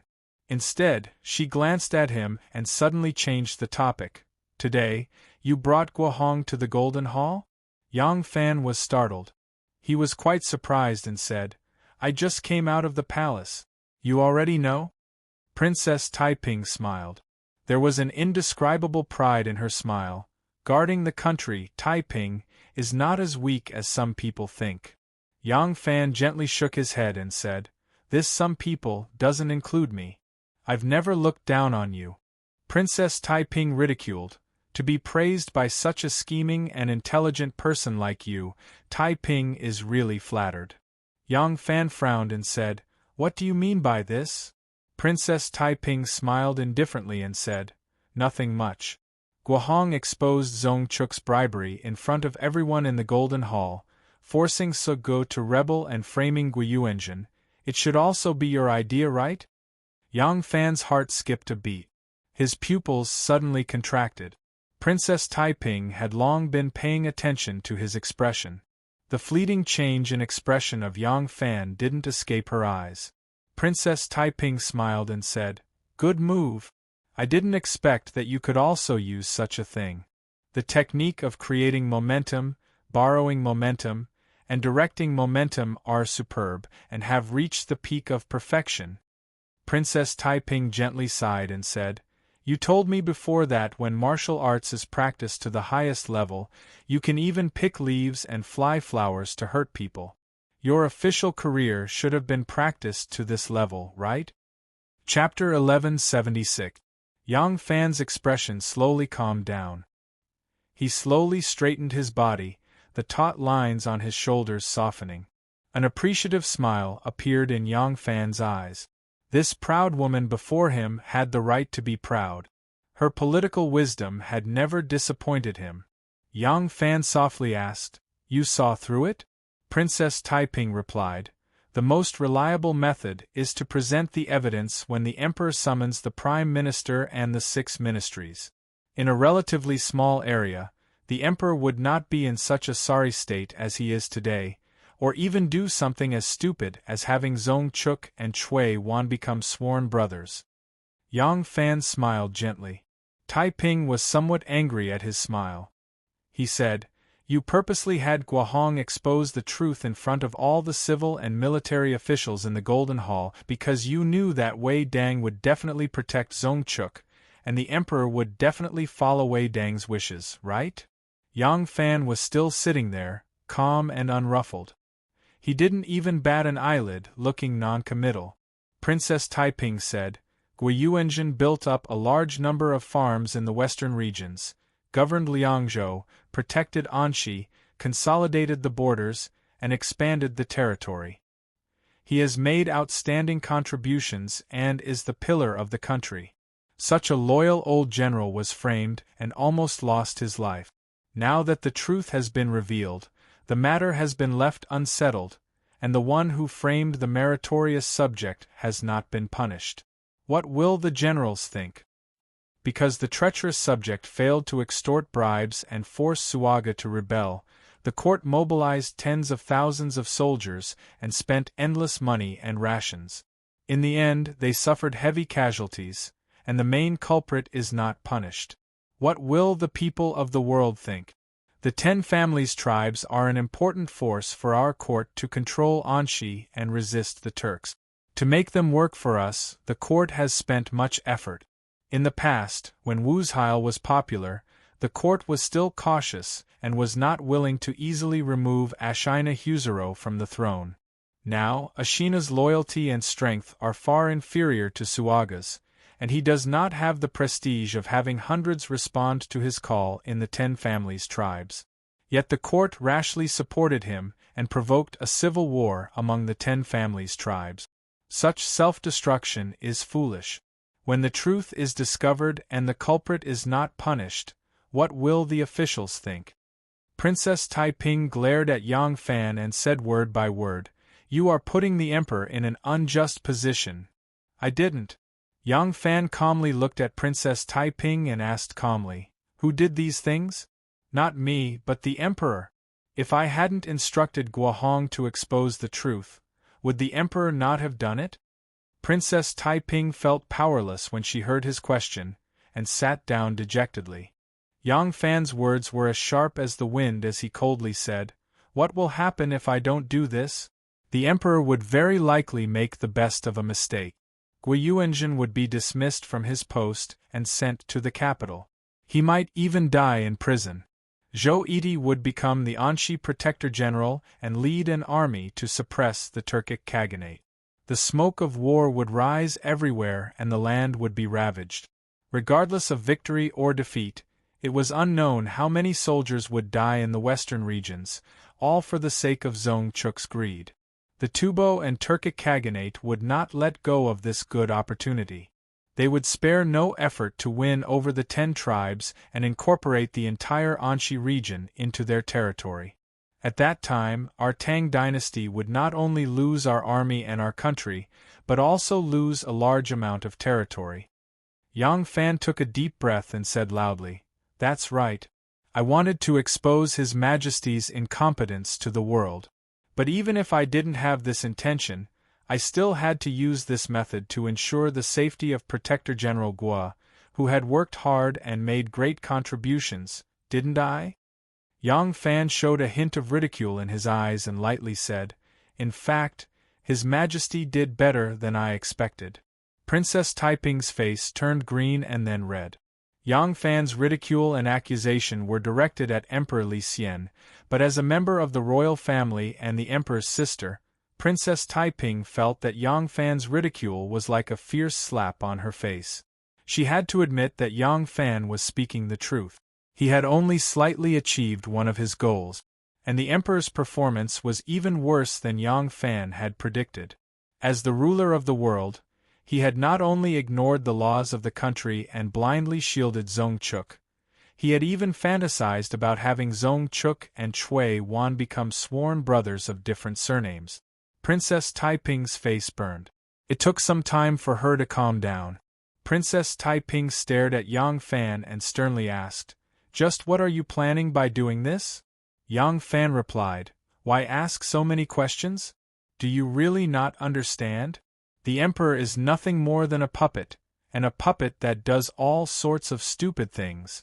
The true emperor of the Tang dynasty is Empress Wei. Empress Wei is sharpening her blade. You, me, the Prince of Xiang, and those ministers who are unwilling to submit to the Wei clan will soon face a calamity. I don't want to sit and wait for death, and I'm not willing. In the Divine Dragon coup, I also tied my head to my belt, and in the end, what did we get in exchange? This world is not the world of our ideals, and this emperor is not the emperor of our ideals." Although she had guessed at Yang Fan's intentions, when Princess Taiping heard them with her own ears, her heart still trembled. She excitedly asked, "Who do you think can replace him? The Prince of Xiang? I understand the Prince of Xiang's temperament the best. He will never rebel against his own brother." Yang Fan calmly replied, "What does that matter? His Majesty also has no desire to rebel against Emperor Zetian, but on the night of the Divine Dragon coup, he still left the Eastern Palace. Lingyue, sometimes there are some things that are not up to you to decide." At this point, Yang Fan's eyes dimmed. He stared at Princess Taiping and whispered, "Just like, I am tired of the court and want to wander the Jianghu, but I am shackled. Also, I don't understand, how did you and I end up like this?" Princess Taiping was quiet for a while, then whispered, "Erlang, what I hate is not you." Yang Fan's eyes suddenly brightened as he stared unblinkingly at Princess Taiping. Princess Taiping met his gaze, and this time, she did not avoid it. "What I hate is this relationship between us that can never have any result. There are some things that you will not think about, that you cannot think about, because you are a man and I am different. 30-some years is the best age for a man. Even if you are 50 or 60, it still doesn't count for a man, but a woman is different." Tears glistened in Princess Taiping's eyes. She lightly touched her cheeks and sadly said, "You are only 34, in the prime of your life, but I am 45. I don't know when it started, but I began to be afraid. Every morning when I open my eyes, I remember that I have aged another day. Every time I look in the mirror, I am most afraid of finding a wrinkle at the corner of my eye, or picking out a white hair from my hair. Every time I make a discovery, I feel depressed for half a day. I don't know what will happen between us in a few years. Even now, even though we still have rendezvous, have you realized that we are very different from before? Passion can't last long after all. If I get older, the love that we use to maintain our relationship will disappear.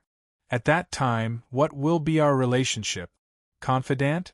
Occasionally meeting, sitting together to drink a cup of wine, drink a bowl of tea, and chat? Yang Fan was moved. Ling Yue.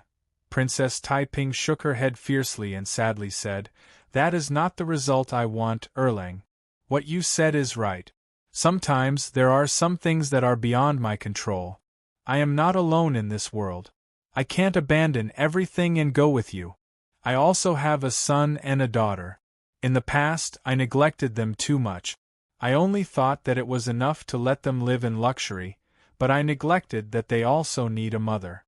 Before I knew it, they had all grown up. I owed them too much.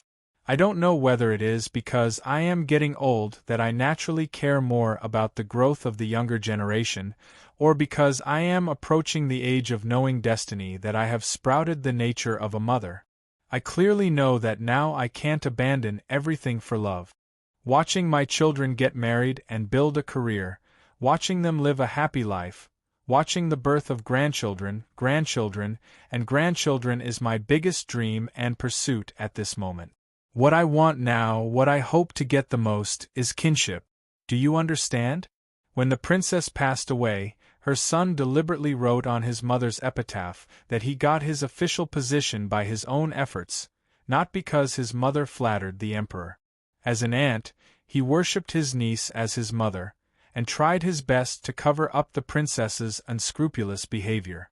Erlang, I have been to the princess's funeral. When I saw the tombstone, I shuddered. When I saw her children not sad at all, and even relaxed, it was like the evening drum, ringing in my ears, deafening. Do you want me to be despised by my children and grandchildren? Yang Fan looked at her in a daze, looking at her unfamiliar face, but Princess Taiping actually smiled, revealing a smile that he was very familiar with. It was still charming. Emperor Wu of Han used to dote on Madame Li. When Madame Li was seriously ill, Emperor Wu of Han went to visit her, but Madame Li covered her face and did not see Emperor Wu until she died. I have never understood the reason, but now I do. Emperor Wu of Han loved Ajiao, Wei Zifu, Madame Wang, Madame Li and Madame Gouge. Why only Madame Li could not be forgotten? Why after Madame Li passed away, Emperor Wu of Han spent a lot of money to hire necromancers to perform a ritual in her dreams to see her again? Why after Emperor Wu of Han died, only Madame Li was conferred the title of Empress Xiaowu and buried with him? As I gradually grew older, I began to understand why she did what she did. Erlang, let it end like this. That way, the memories that you and I will have in our hearts will be the most cherished, the most beautiful moments of our time. I know you love me, but in your heart, my position can never be compared to Xiaoman, Anu, Wan or even the deceased Miss Ningku. The reason why you came to my door 3 times is more because of responsibility. Yang Fan's body suddenly trembled. Princess Taiping smiled faintly and said, I don't want to wait until the day when everything naturally fades and vanishes into thin air, and I don't even want to miss it.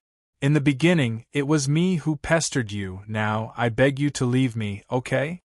Yang Fan stared at her deeply, but Princess Taiping had already looked away. She slowly got up and threw her back to Yang Fan.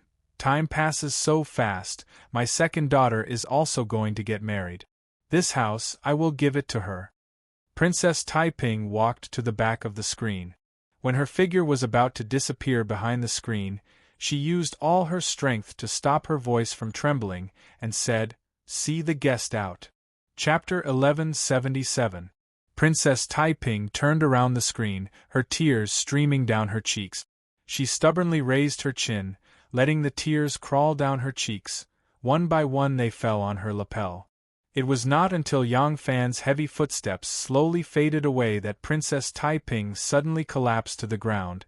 As if someone had pulled out all of her bones, she burst into tears. A pair of snow-white socks silently approached and stopped not far from her. Then, a corner of a blue robe was raised and a person slowly kneeled down. Princess Taiping raised her head, her teary eyes gazing over. She saw great teacher Mo calmly gazing at her, his eyes suffused with the pity and helplessness of an experienced person who could see through the affairs of the world and human nature. Tai Ping slowly straightened her body and wiped the tears from the corners of her eyes.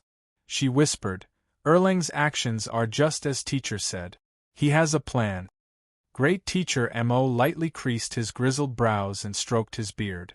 After a few moments of thought, he said, "Your Highness once tested your esteemed brother, the Prince of Xiang. If the Prince of Xiang truly had no interest in the imperial throne and had never pretended before your Highness," Tai Ping cut him off. "He wouldn't pretend. The current emperor has lived in seclusion in Fangzhou for 16 years and his personality is vastly different from when he was young. I truly misjudged him. But I would not misjudge the Prince of Xiang. The Prince of Xiang and I have lived in Luoyang for several decades and relied on each other for survival. I understand him. He has been emperor, and he has also been crown prince. In these last few years, he has seen his mother not act like a mother, his son not act like a son, his family killing each other, his blood enemies. The Prince of Xiang is benevolent and has long since hated this. He truly has no interest in the imperial throne." Great teacher Mo smiled. "Then this is very interesting. The Son of Heaven is tyrannical. Since General Yang wants to cut down tyrannical and establish Tao, and the Prince of Xiang is not willing to rebel against his brother, who does General Yang want to work with?" Tai Ping slowly calmed down. She pondered what Yang Fan had just said and suddenly understood. "I understand. He must have reached an agreement with the Prince of Xiang's 5 sons. Once the matter is settled, the Prince of Xiang will have no choice but to ascend the throne." Princess Tai Ping hesitated, then suddenly said, "Great teacher Mo, if Erlang succeeds, I don't seem to need to." Mr. Mo's eyes suddenly became sharp, like 2 sharp knives. Princess Tai Ping was frightened by the sharpness of his eyes, and her heart was shaken. However, Mo Yuhan immediately realized that he had lost his composure. He hastily retracted his expression and regained his elegant and gentlemanly demeanor. He lightly said, "Your Highness, you must never say such words again. You must never have such thoughts again." Mo Yuhan looked at Princess Tai Ping and said sincerely, "Your Highness, think about it, how many people have entrusted their lives to you? Some things, once started, could they be stopped? There was no turning back. How could the princess be half-hearted and hesitant? Even if you don't think about others, you should think about your children. If you give up now and the secret is leaked, you can only wait for death. At that time, your children will also suffer." Princess Tai Ping was somewhat perplexed. In these past years, she had first fought with her strong and shrewd mother and worked hard to preserve the seeds of Li Tang. Then she fought with her muddle-headed and cold-blooded brother. In order to ensure the survival of herself and the Prince of Xiang, she had long ago put in a lot of effort. Great teacher Mo said in a low voice, "Since a decision has been made, it must be continued. Besides, even if the Prince of Xiang ascends to the throne, perhaps he is not as cold and indifferent as the Emperor today, but can he become a promising son of heaven just by being kind? Their talents and virtues are far inferior to Princess. You have done so much for the Tang dynasty, even your lifelong happiness, but what have you obtained? Since others can't do it well and don't want to do it, then Princess, you should not pass on this responsibility." The more great teacher Mo spoke, the more excited he became. His clear face flushed red. "Your father is the emperor and your mother is also the emperor. Why can't you be the emperor? You are also the descendant of the emperor. Your Highness, if you become the emperor, what in the world can make things difficult for you? Even if you want to stay with General Yang for a long time, you only need to issue an imperial decree to take him as your empress. Who would dare to say anything? You are the emperor, you make the rules. You make it right, it's right." Hearing great teacher Mo's bewitching voice, Princess Tai Ping's weak expression gradually became firm. Lu Binji looked at the 2 lists Ding Yu had produced and lightly arched his brow. What does Princess Taiping want with these things? These are all forbidden items, haha, it seems that Princess Taiping has some plans. Ding Yu had already sent someone to serve Princess Taiping as a Hu merchant of the western regions, gaining Taiping's trust. These lists were the items that great teacher Mo wanted this Hu merchant of the western regions to purchase for him, and the items that he urgently needed to turn into cash. The items that great teacher Mo wanted to purchase were materials that could be used to make bows, arrows, sabers, swords, armor, and other weapons, while the items that could be turned into cash were large quantities of jewels, paintings, and even fields and manors. Lu Binji saw these two lists and could easily guess that Princess Taiping was plotting something.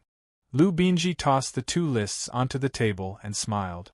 The Emperor's throne is truly something that makes one drool. It seems that the Prince of Xiang's dislike of the throne was just an act. He just doesn't dare to trust us. Princess Taiping's actions must have been inspired by the Prince of Xiang. Haha, I really did think that he was a turtle that could endure. Someone's saber is already at his neck, but he's still not willing to counterattack. I didn't think that he would be so cautious. Ding Yu frowned. Young master, should we help them buy these things? Machinka and Yang Jun have already become Empress Wei's guests, so we don't seem to need to use any more chips on the Prince of Xiang's side, do we? Lu Binji glared at him and rebuked, short-sighted. Just look at Shui Huai and Zhang. They've always been ostentatious. Their status as gigolos means that no one will wholeheartedly submit to them. If there's a storm, they'll immediately fall. Machinka and Yang Jun have become Empress Wei's guests, so they can only provide us with some important intelligence on the Wei faction. Look at the people in charge of the Wei faction right now. It's very difficult for Machinka and Yang Jun to get a share of the pie. Besides, the Emperor is still alive. Empress Wei dares to keep gigolos, but she doesn't dare to publicly promote her gigolos to an official. At most, she'll reward them with some gold and silver. What use are these things to me? If we want to interfere with the imperial court, we can only place our bets on the Prince of Xiang's side. As the saying goes, adding flowers to a brocade is not as good as sending charcoal in snowy weather. If the Prince of Xiang succeeds, our people will be able to be of the greatest use. Lu Binji stood up and slowly paced a few steps before instructing, help them get everything they need done. Also, recommend some talented people to them, be they skilled in literature or martial arts. Pick the most talented people for them. Once they succeed, we will have done the service of ascending the dragon and can be worshipped as generals and conferred marquises. In time, they will become pillars of the imperial court. At that time, the world will be under my control. If we fail, we will just lose some money and manpower. Ding Yu worriedly said. This subordinate is worried that, given the sensitive ears of the obvious and hidden sects, they will smell something unusual.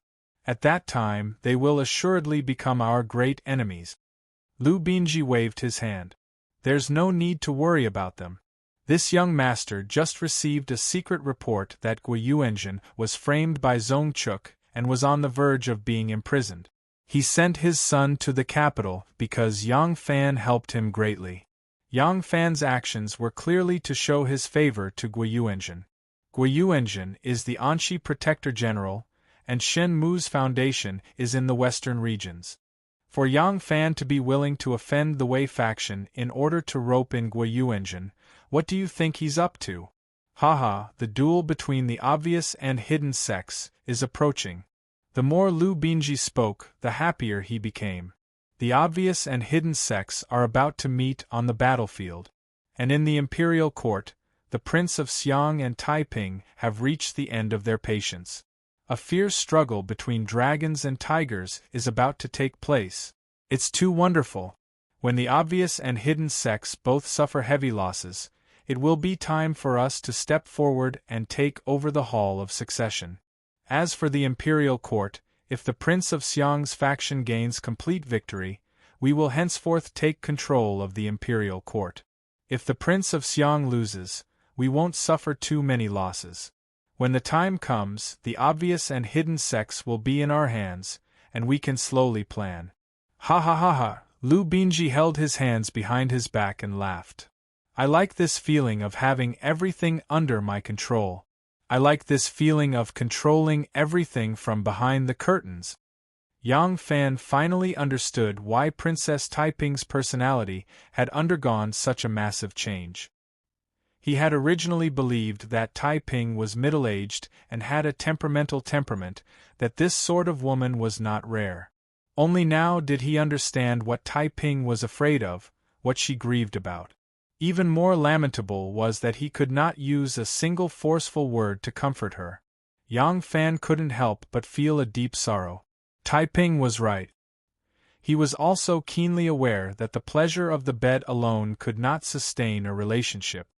He and Taiping naturally did not have a carnal relationship, but any sort of relationship required a heavy foundation to continue, whether it was a family or a child. But what was there between them? He had his family and his children, and Taiping also had her family and her children. They each had their own lives, and no one could enter the other's family world. Taiping was not a qualified wife, because this marriage came from Wu Zetian's coercion. This husband and wife, who shared the same bed but dreamed of different dreams, did not need to fulfill the duties of a husband and wife. But in front of her children, she was still a mother. As one grew older, the passion between a man and a woman would gradually fade.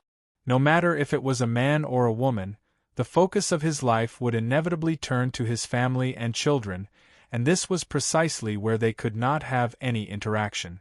Yang Fan reined in his horse and looked toward the palace. Inside the palace, there was Wan Er. This was the difference between Wan Er and Taiping. Wan Er was imprisoned in a visible palace, while Taiping was trapped in an invisible palace made of human relationships and emotions.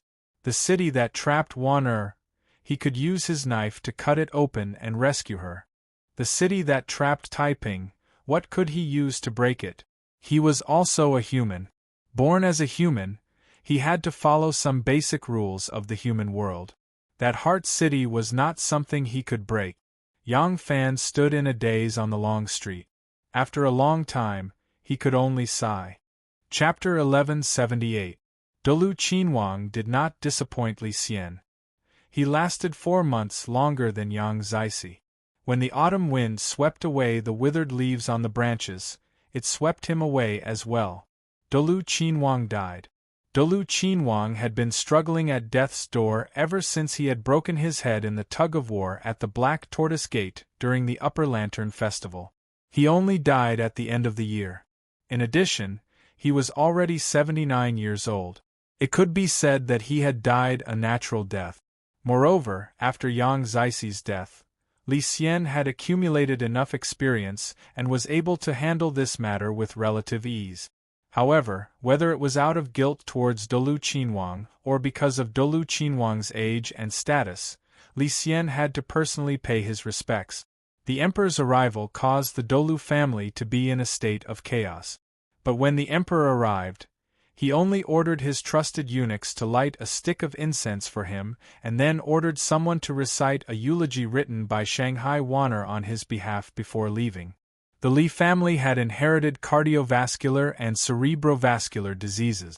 Emperor Gaozu, Emperor Taizong, Empress Zhangsun, and Emperor Gaozong all suffered from qi disease or wind disease. As Li Xian grew older, these diseases also began to become prominent. He had been in Fangzhou for 16 years. Not only had he lived a difficult life, he had also been worried and afraid, causing him to contract other diseases. As a result, his body became even weaker. Although this journey had not been long, he still felt extremely tired. He boarded the imperial carriage and lazily lay down for a while. Feeling increasingly stifled, he said, "Open the curtain." One of the 4 little palace maids kneeling in front of the soft couch immediately stood up and gently rolled up the curtain. At this moment, a loud shout was heard from the side of the road. "This subject is Shuzhou military advisor Yan Qinrong. I request an audience with His Majesty." Immediately after, there was a clamor.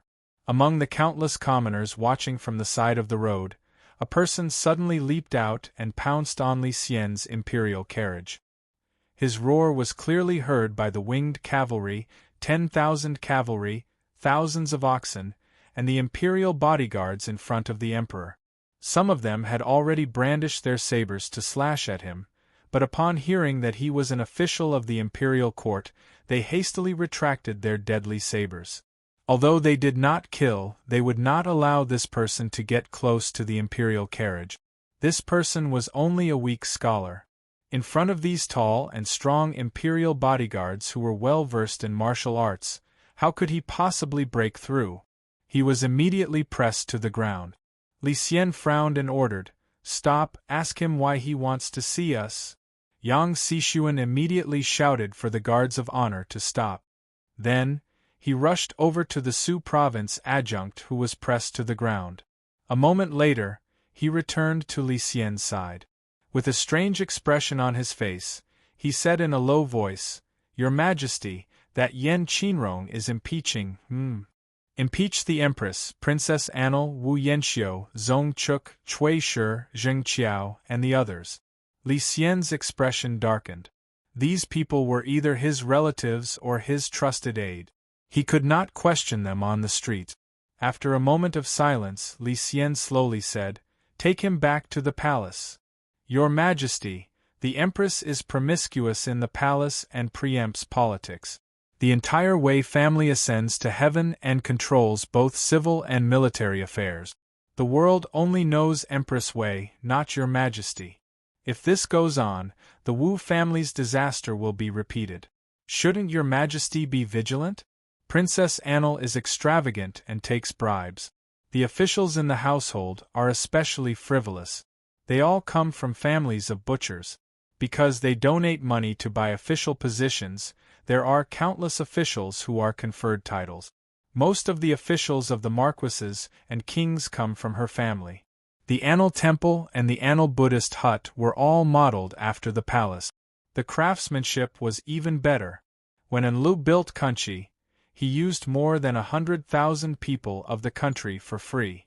In order to curry favor with Enlu, the Minister of Agriculture, Zhao Wen, acted like Enli's lackey. He used his third-rank official status to pull the reins and transport the soil. Enlu seized the Linchuan Princess Royal's old residence as his private residence. He tore down the houses of the commoners and complained. All the construction needs came from the inner palace. The forbidden land was empty. Enlu built the Anil temple and used millions of the Ministry of Revenue's money. Enlu and the other officials could not win. They sent people to the South Sea's river temple on fast horses 800 li to cut off Bodhisattva Maje's beard and used it as a rare grass. That beard was given by the southern dynasty's Xielingyun before he died. From now on, it no longer exists. When Li Xian returned to the palace, he dismissed his attendants and listened to Yan Qinrong's accusation. When he heard his daughter's absurd deeds, his face alternated between green and red.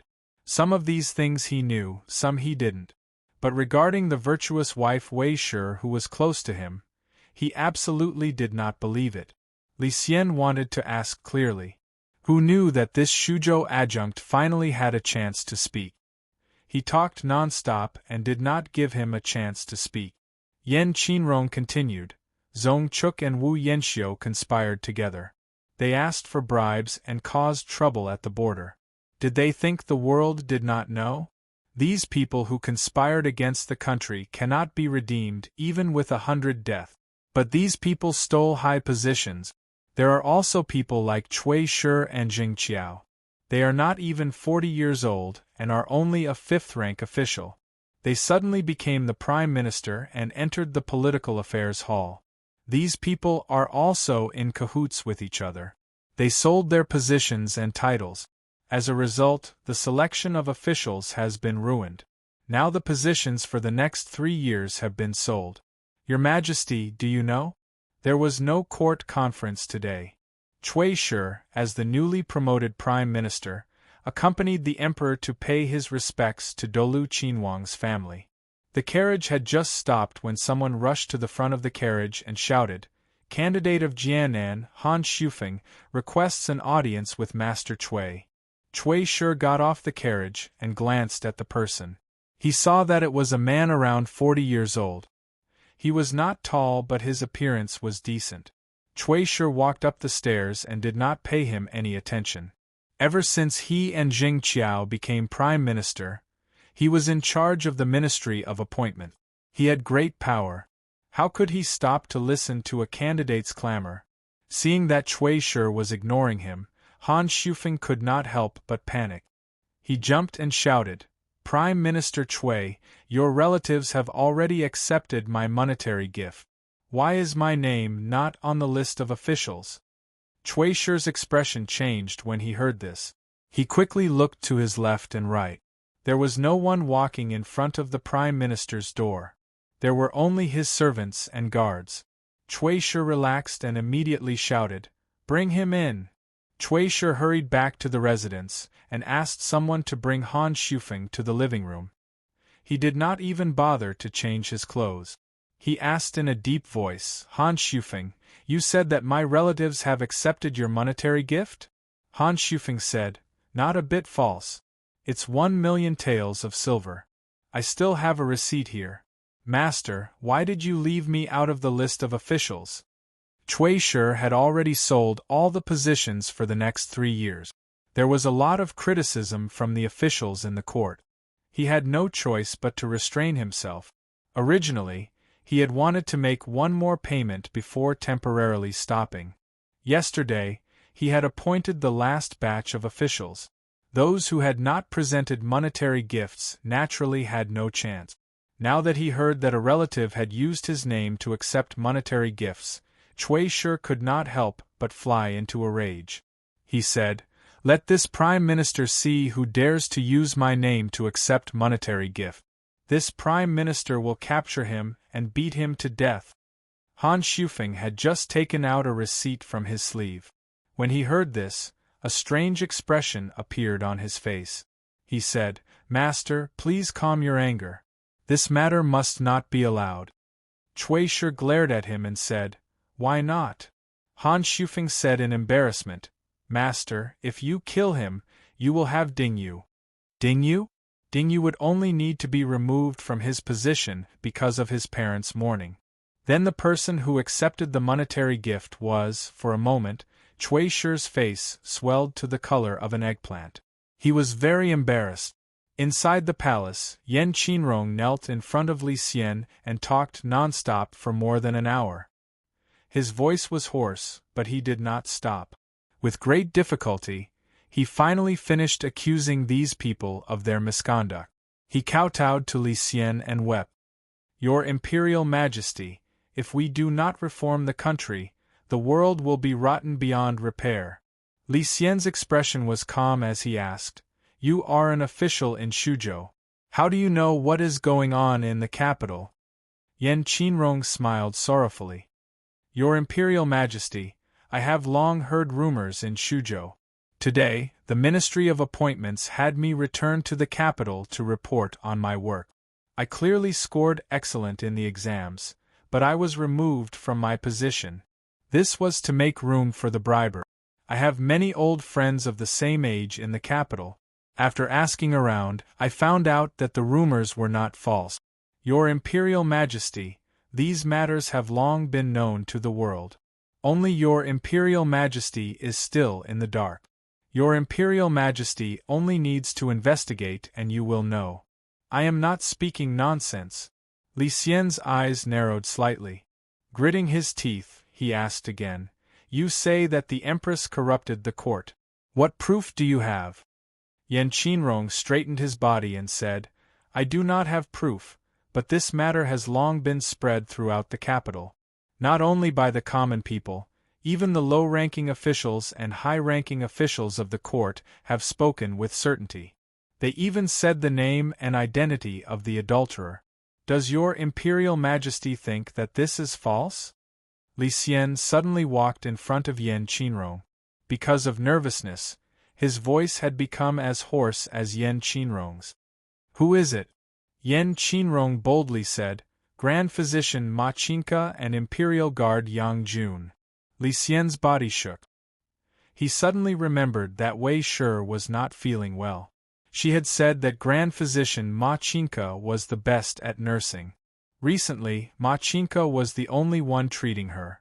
He had seen him more than once when he went in and out of the Empress Palace. He then thought of Yang Jun, who was good at bowing. Empress Wei also liked to watch him play polo. Sometimes she would go with the Empress to watch bowing. The Empress would always stare at Yang Jun and occasionally reward him. Could it be? It can't be, it can't be. The Empress and I have been in Fangzhou for 16 years, sharing weal and woe. If it wasn't for her encouragement and support, Zhen would have hung myself long ago. How could there be today? Now that the hardships are over, how could the Empress betray me? This must be, this must be.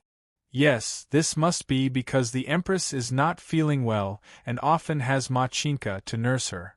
When watching bowing, she was especially caring for Yang Jun and caused some people to be jealous and slander. They slandered the two of them and implicated the Empress. Li Xian continuously comforted himself, but the cloud of doubt lingered in his heart and grew thicker and thicker. If your Imperial Majesty does not believe, you can have your trusted aides investigate. These things cannot be hidden from the eyes and ears of others. Your Imperial Majesty will know once you investigate. Yen Qinrong saw that Li Xian was in a daze and did not speak, his expression constantly changing. He thought that his words had reached the Emperor's ears and couldn't help but grow hope. He hurriedly tried to persuade him again. Li Xian hesitated slightly and then waved his hand. Go. Stay at the inn and wait for Zhen's inquiry at any time. Yen Qinrong was overjoyed. Kowtowing, he said, this subject will obey. On Li Xian's way back to the palace, someone barged in and asked for an audience. Afterward, the Emperor brought people into the palace and dismissed his attendants to make a secret inquiry. This matter quickly became known, and someone took the opportunity to tell Empress Wei. After Empress Wei heard, she immediately hurried to the imperial study. By the time she arrived, Yen Qinrong had already left. Empress Wei saw Li Xian sitting on the throne with an ugly expression and a wandering gaze, ignoring her arrival. Her suspicions deepened and she couldn't resist asking, Your Imperial Majesty? Your Imperial Majesty? Why is your Imperial Majesty so distracted? Chapter 1179. Ah, so it's my wife. Li Xian was startled awake by Empress Wei's words. His body shook violently before he saw who it was. Empress Wei frowned slightly and asked worriedly, What's wrong, Your Majesty? Li Xian forced a smile and answered, Nothing, I'm thinking about something. Empress Wei immediately asked, Is it about that minor official from Shuzhou stopping Your Majesty from presenting a memorial? Empress Wei immediately revealed that it was Yen Qinrong's impeachment. Under her influence, Li Xian didn't have the courage to deny it. He didn't know what Empress Wei knew and could only answer vaguely, Yes, that person's name is Yen Qinrong. He told Zhen some things. Empress Wei interrupted and asked, What did he say? He said you. Li Xian blurted out, but it was too late to cover it up. Empress Wei's pupils contracted and asked in a low voice, What did he say about me?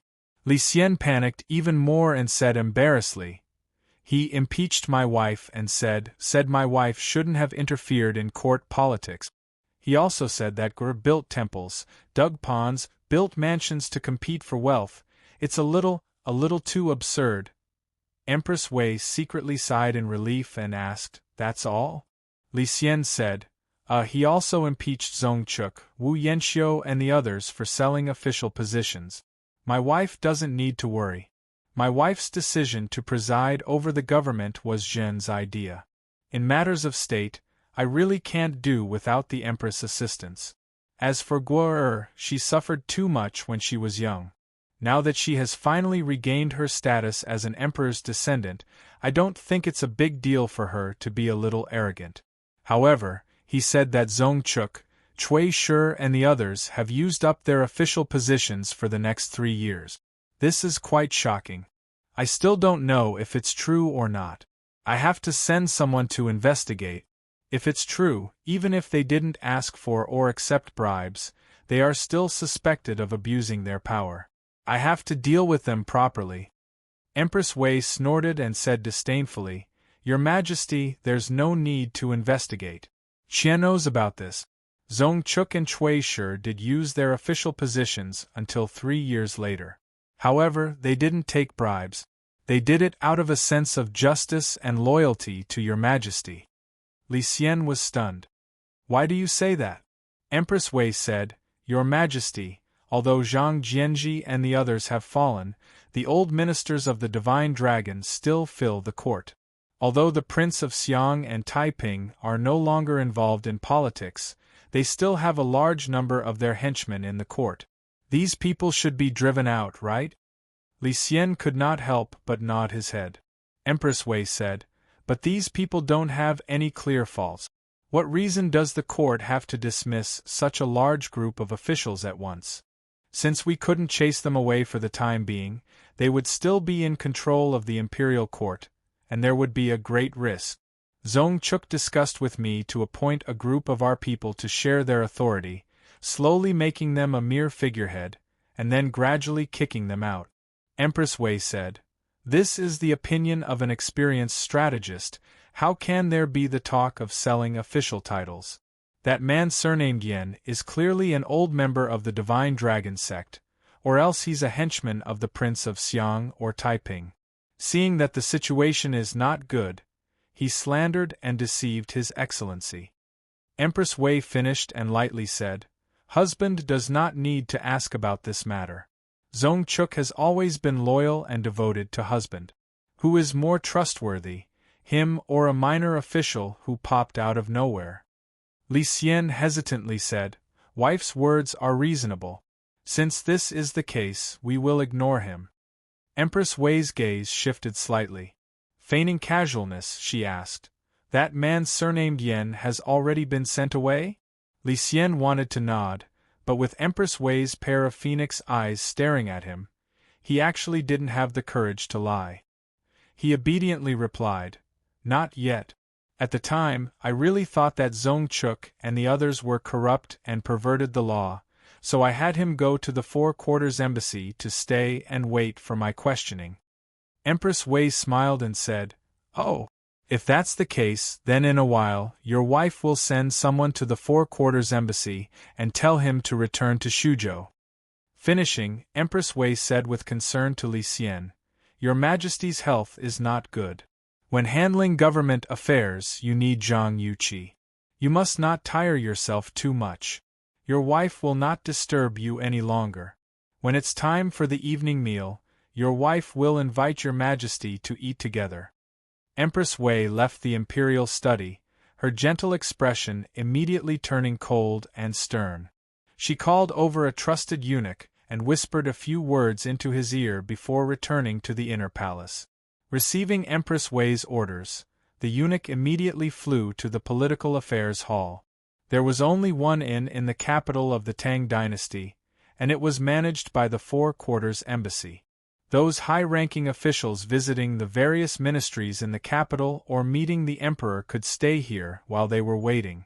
However, only high-ranking military officials and dukes of a region had the right to stay here. Everyone else had to find their own accommodations. Now that Yan Qin had received the emperor's verbal order, he could also stay here. Because the people staying here were all high-ranking officials, the standard of the accommodations was naturally higher. Even though Yan Qinrong's official position was low, even the worst accommodations for him had its own door and courtyard. After Yan Qin entered the inn, he first took a bath and changed into a light and soft robe. Wearing cattail grass soft-soled shoes, he slowly strolled into the courtyard. Standing under a cypress tree, he thought about the circumstances of seeing the emperor today and couldn't help but be filled with joy. Today, he had spoken his mind. It seemed that the emperor had listened. The things he had exposed, the emperor only needed to send someone to investigate, and he would definitely have the power of evidence. This way, the treacherous official would be punished, and he would also be able to enter the emperor's eyes. Wasn't this the best of both worlds? Thinking about this happy thing, Yen Qin-rong wanted to raise his head to the sky and laugh. Just at this time, there was an enormous boom. The two doors to the courtyard were smashed open, hitting the wall with a bang before bouncing back and then opening again. Yen Qin-rong looked over in shock.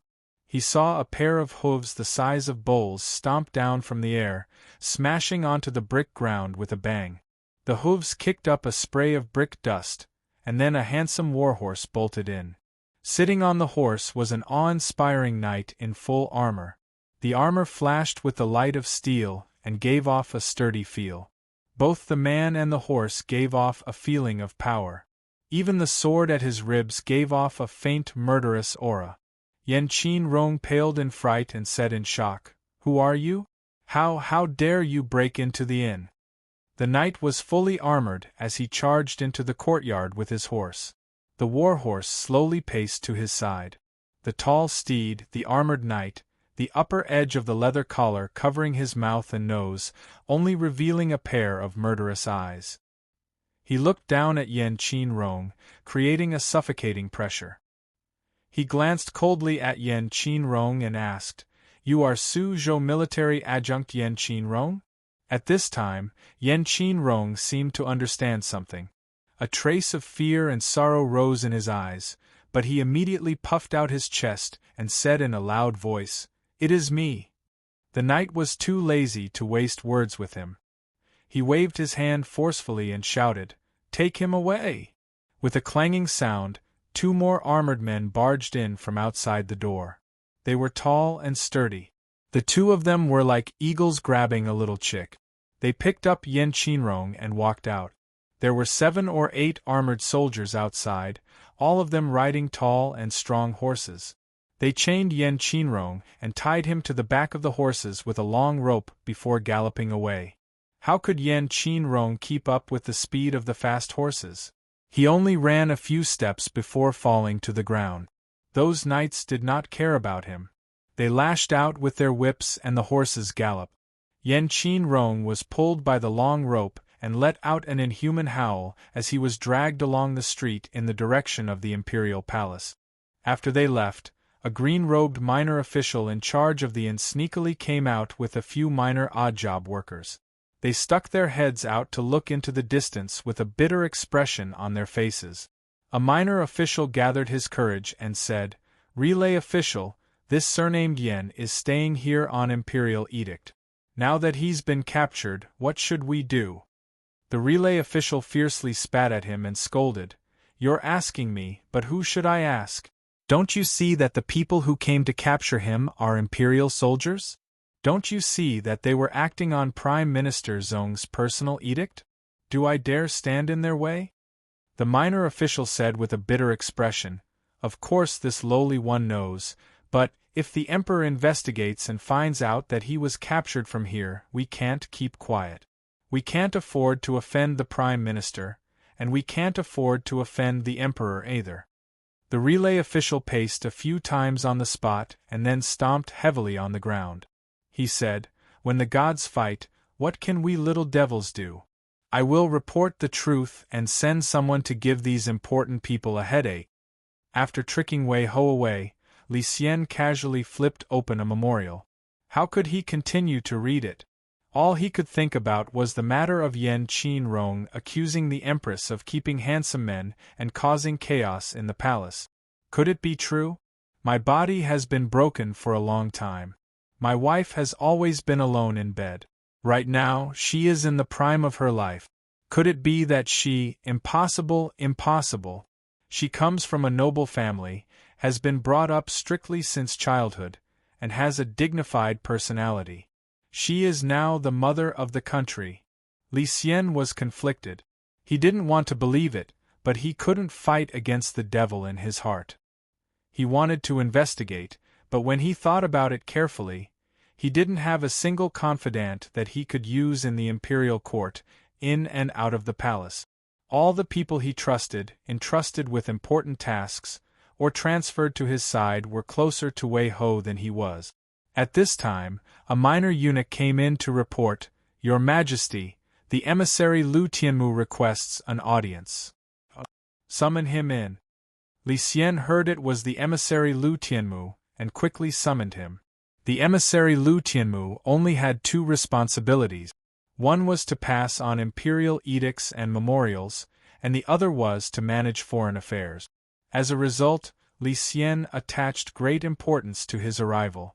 The emissary Lu Tianmu eagerly entered the great hall and recounted what had happened to Li Xian. Li Xian was enraged and sternly asked, "How is that Yan Qinrong now?" Lu Tianmu said with a bitter expression, "When this subject entered the palace, I saw a trail of blood that stretched all the way to the palace gates. When I reached the palace gates, I saw that Yan Qinrong lying dead on the ground. Because of the drag, his flesh and bones had rotted away, and he didn't look human." Li Xian was enraged. He slapped the table and shouted, "Zong Chuk is so daring to deceive the emperor like this." Li Xian was so angry that he felt dizzy and had to use his hands to support himself on the table. He wanted to order someone to arrest Zong Chuk, but then he thought, how did Zong Chuk know about this? How did he know that Yan Qinrong was at the inn? The mastermind was clearly Wei Shi. Thinking of Wei Shi, all of Li Xian's anger and courage dissipated. He sat down dejectedly and waved his hand weakly. Lu Tianmu quickly bowed and retreated. Li Xian painfully muttered to himself in a low voice, "Wife, wife." By now, he somewhat believed Yan Qinrong's words. Chapter 1180. A female internal court official came to the royal study. Seeing Li Xian, she bowed and said, "Your Majesty, the Empress invites you to have dinner together." Li Xian was struggling in pain. He raised his head and solemnly said, "Tell the Empress that I am not feeling well and need to rest." "Yes."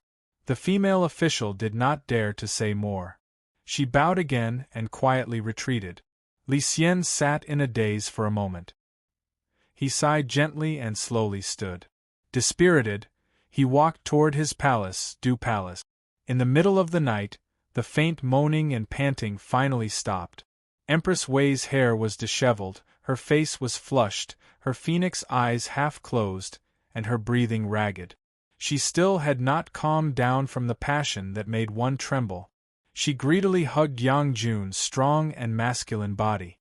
After a long time, she weakly rolled to the side and pulled over a soft gauze scarf to drape over her body. She only covered her stomach and vital areas. Her pair of round legs and full chest were still exposed.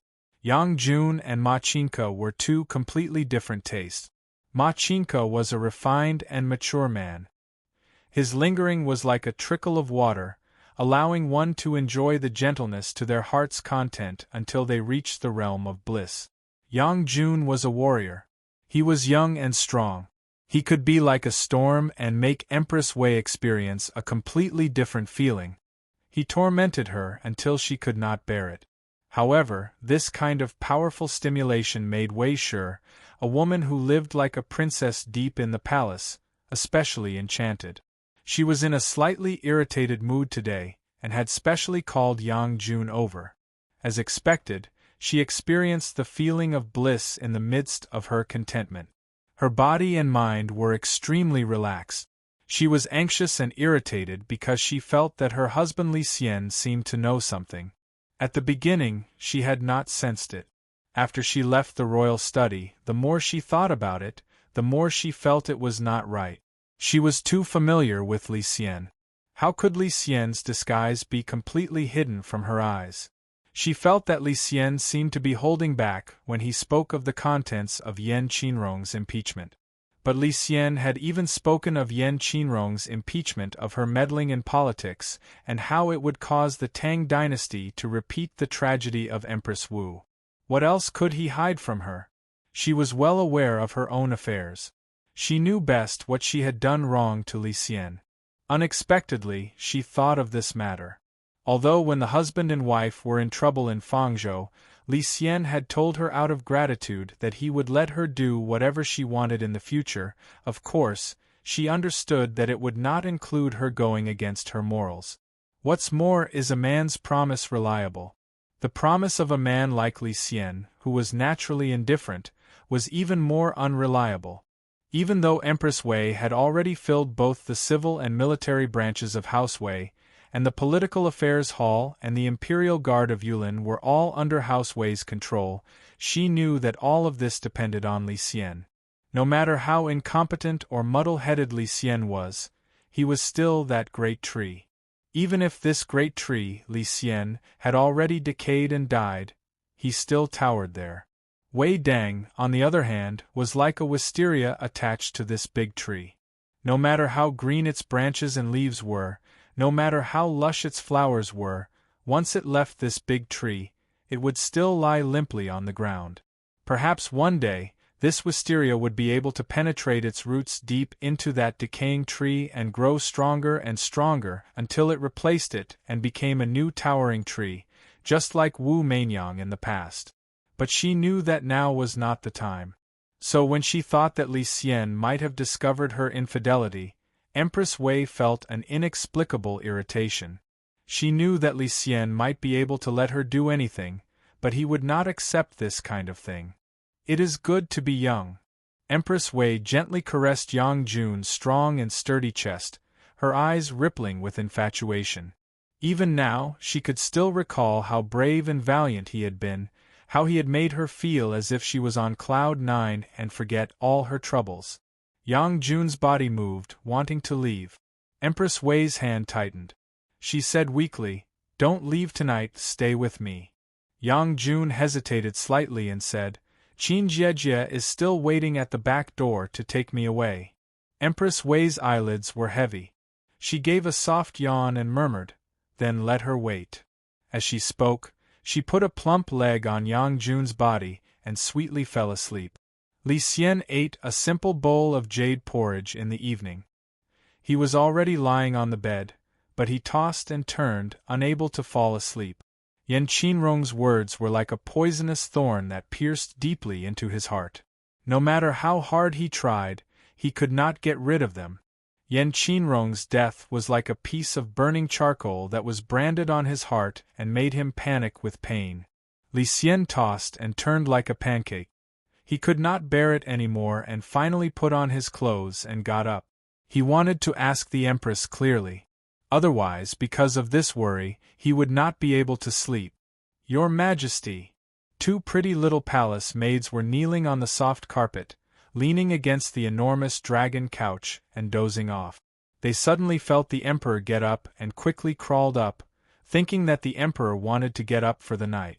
Just as they moved closer, Li Xian waved his hand and said, "There is no need to serve, withdraw." Li Xian walked out of the sleeping palace and stood in the corridor. Gazing at the bright moon on the horizon, he gave a long sigh.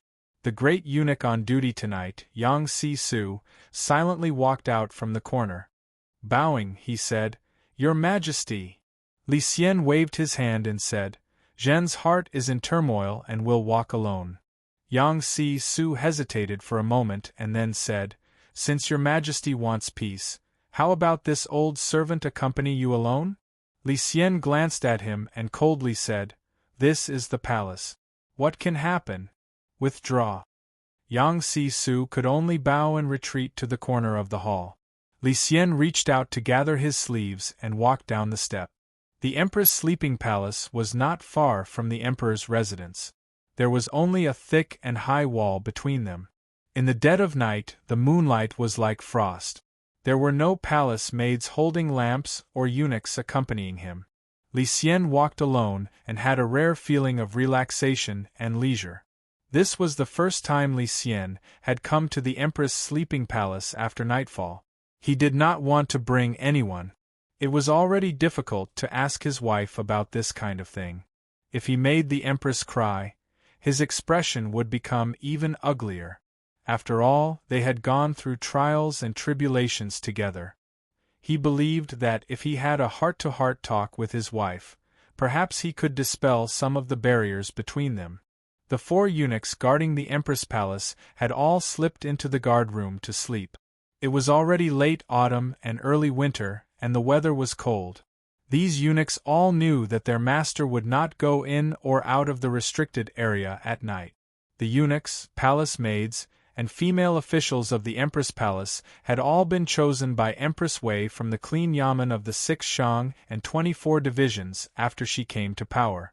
Empress Wei knew that the people in these places had no power and were far away from the emperor and empress. No faction would cultivate trusted aides from these people.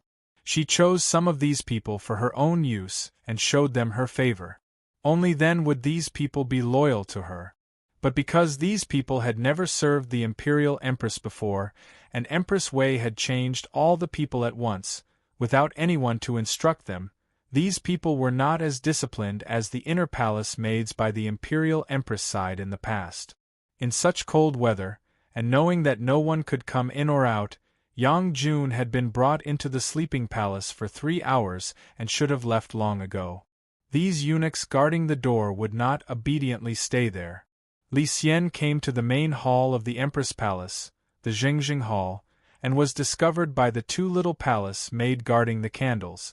The 2 palace maids were dozing off when they suddenly felt someone come in. They groggily opened their eyes and jumped in fright. "Silence, you don't need to announce." Li Xian immediately made a hand signal to them. He didn't want to make a scene and have the Empress dress up and come out to greet him. Tonight, they would just be like a normal husband and wife and have a good heart-to-heart talk with her. The 2 little palace maids were young. Seeing that the emperor had indicated that they should not make a ruckus, they knew that if they raised their voices, they would cause the emperor to be angry or suspicious. Also, at this time, Yang Jun would have left long ago, so they didn't dare to say more. But tonight, Empress Wei's heart was restless and especially wild. After the deed, she was exhausted. Because of the cold autumn night, she craved the warmth of Yang Jun's strong body and didn't let him leave. After holding him for a while, she actually fell asleep. The 2 little palace maids guarding the candles didn't know what was going on inside. Li Xian slowly walked to the Empress' sleeping quarters. Empress Wei was having fun with someone and had sent away the people around her. Li Xian walked into the rooms and didn't encounter a single person. Walking into the Empress' sleeping quarters, he saw the candles were brightly lit and the crimson curtains were hung. It was a warm scene. Li Xian's eyes showed gentleness. He walked over and gently parted the curtains. With a slight smile, he looked into the tent. His smiling expression suddenly froze on his face. Empress Wei's jade body was spread out. There was only a soft gauze handkerchief around her waist. Her plump and full jade body glowed with light, bright and vivid. One snow-white leg was straddling a naked man's body. That person was tall and sturdy, with a handsome and enchanting face. He was the guard that Empress Wei favored the most and was good at bowing. Yang Jun was a martial artist, so he was more alert in his sleep. In his sleep, he suddenly sensed something. He opened his eyes and saw a purple face staring at him maliciously. Yang Jun jumped up in fright and sat up. When Yang Jun sat up, he suddenly found that the person standing like a ghost in front of the bed was the current emperor. Yang Jun didn't know what to do in this fright. In his fright, he unconsciously called out, "Your Majesty!" And Yang Jun sat up in fright and startled Empress Wei. Empress Wei opened her eyes in displeasure and suddenly saw Li Xian. Instantly, she also gave a startled cry. She quickly climbed up and covered her chest as she shrunk to the corner of the bed. Even though she was usually fierce, now that she was caught in bed, she didn't know what to do. Li Xian glared at them, his face savage.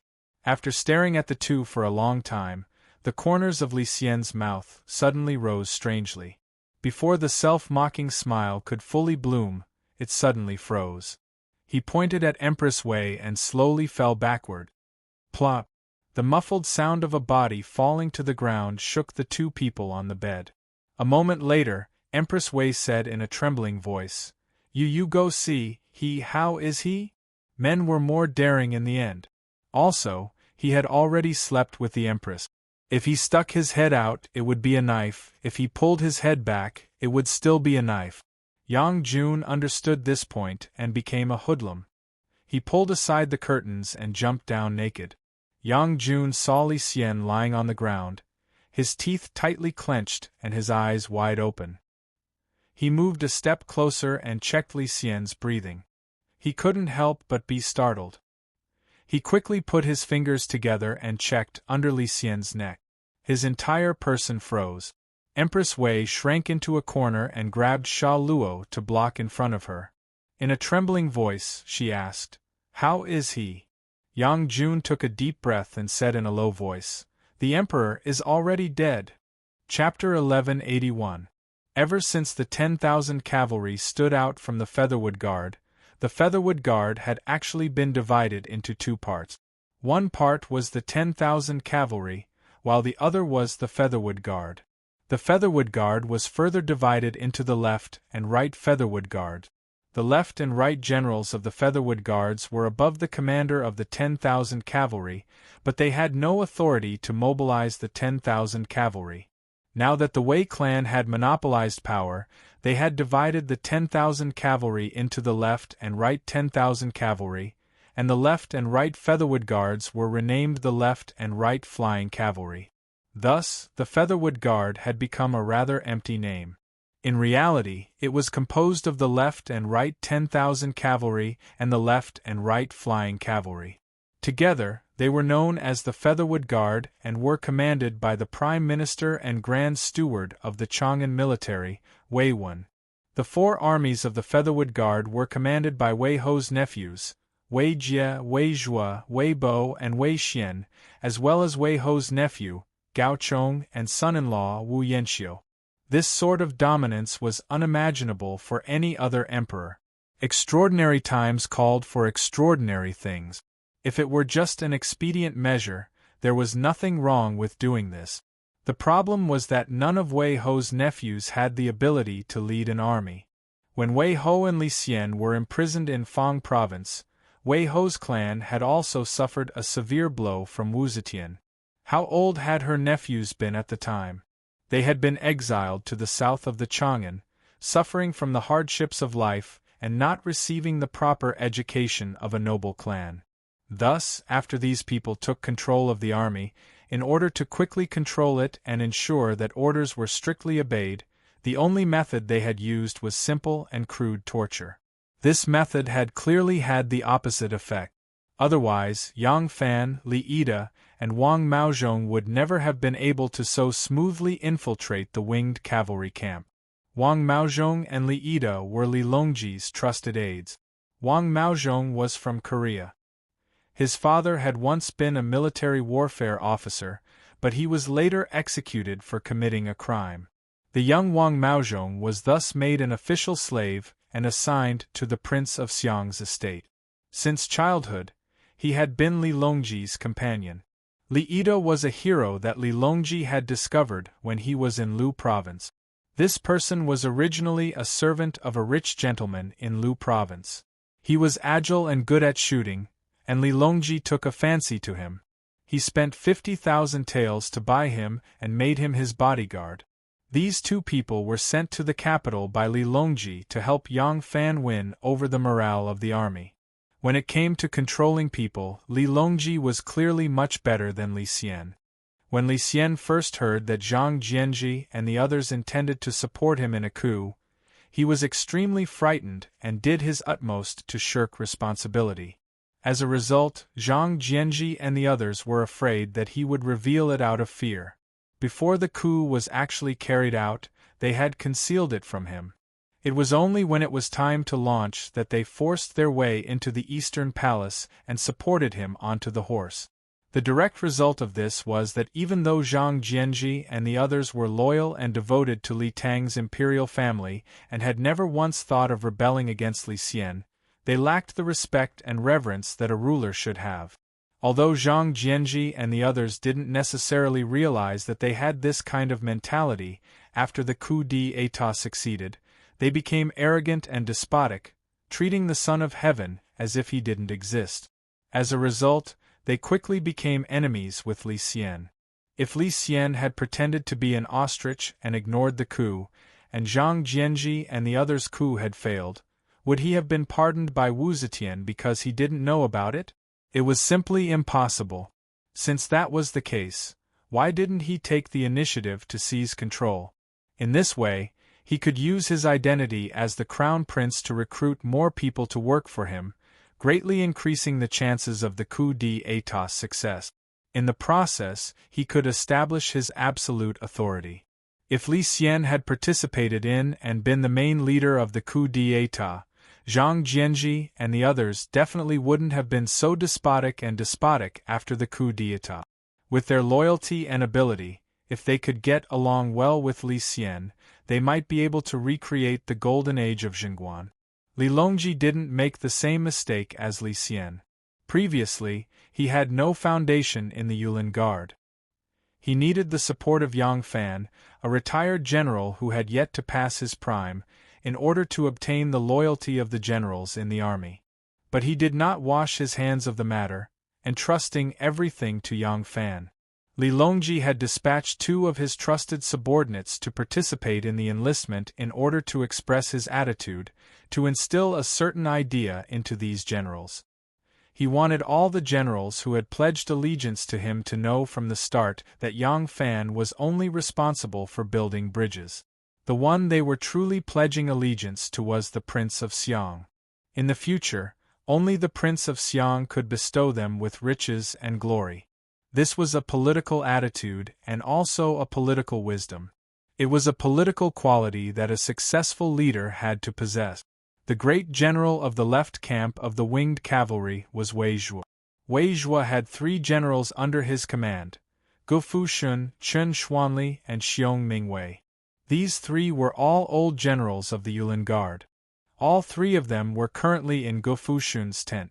The Wei clan was like a nouveau riche. They hadn't cultivated such a deep reserve, didn't have the manpower or resources to replace these middle-ranking and high-ranking generals, but they were already being pushed aside. The one who had led Yang Fan, Wang Maozhong, and Li Ida into this tent was the palace commander of the Right Guard, Ma Qiao. The windows and doors of the tent were covered with thick blankets to prevent light from leaking out. Fortunately, it was already the end of autumn and the beginning of winter, so it was not stuffy. The people in the tent sat scattered, all of them solemn. The 10,000 cavalry was Yang Fan's headquarters. Huang Xuchang, Chu Kuanga, and the others had long since been convinced. The people he needed to convince now were the generals of the winged cavalry, whom they had already interacted with several times.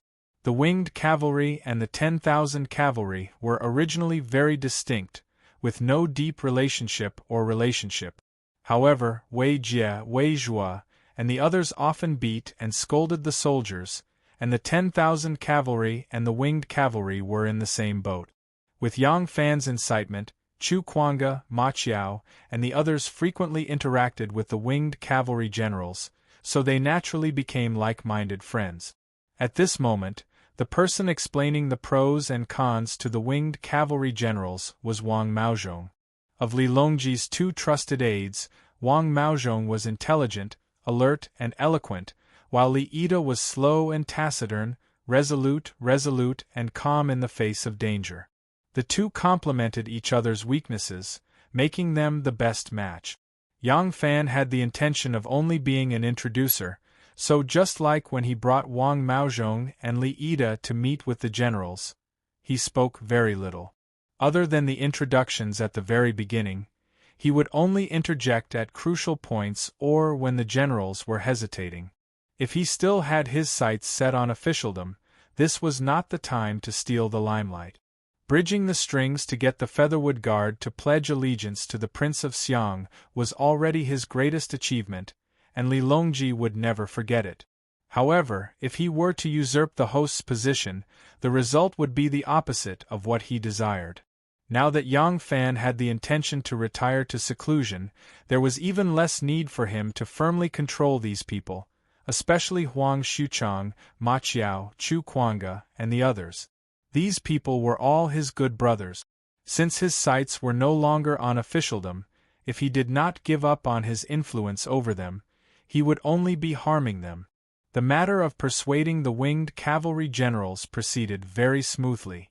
Yang Fan's influence over the winged cavalry was extremely limited.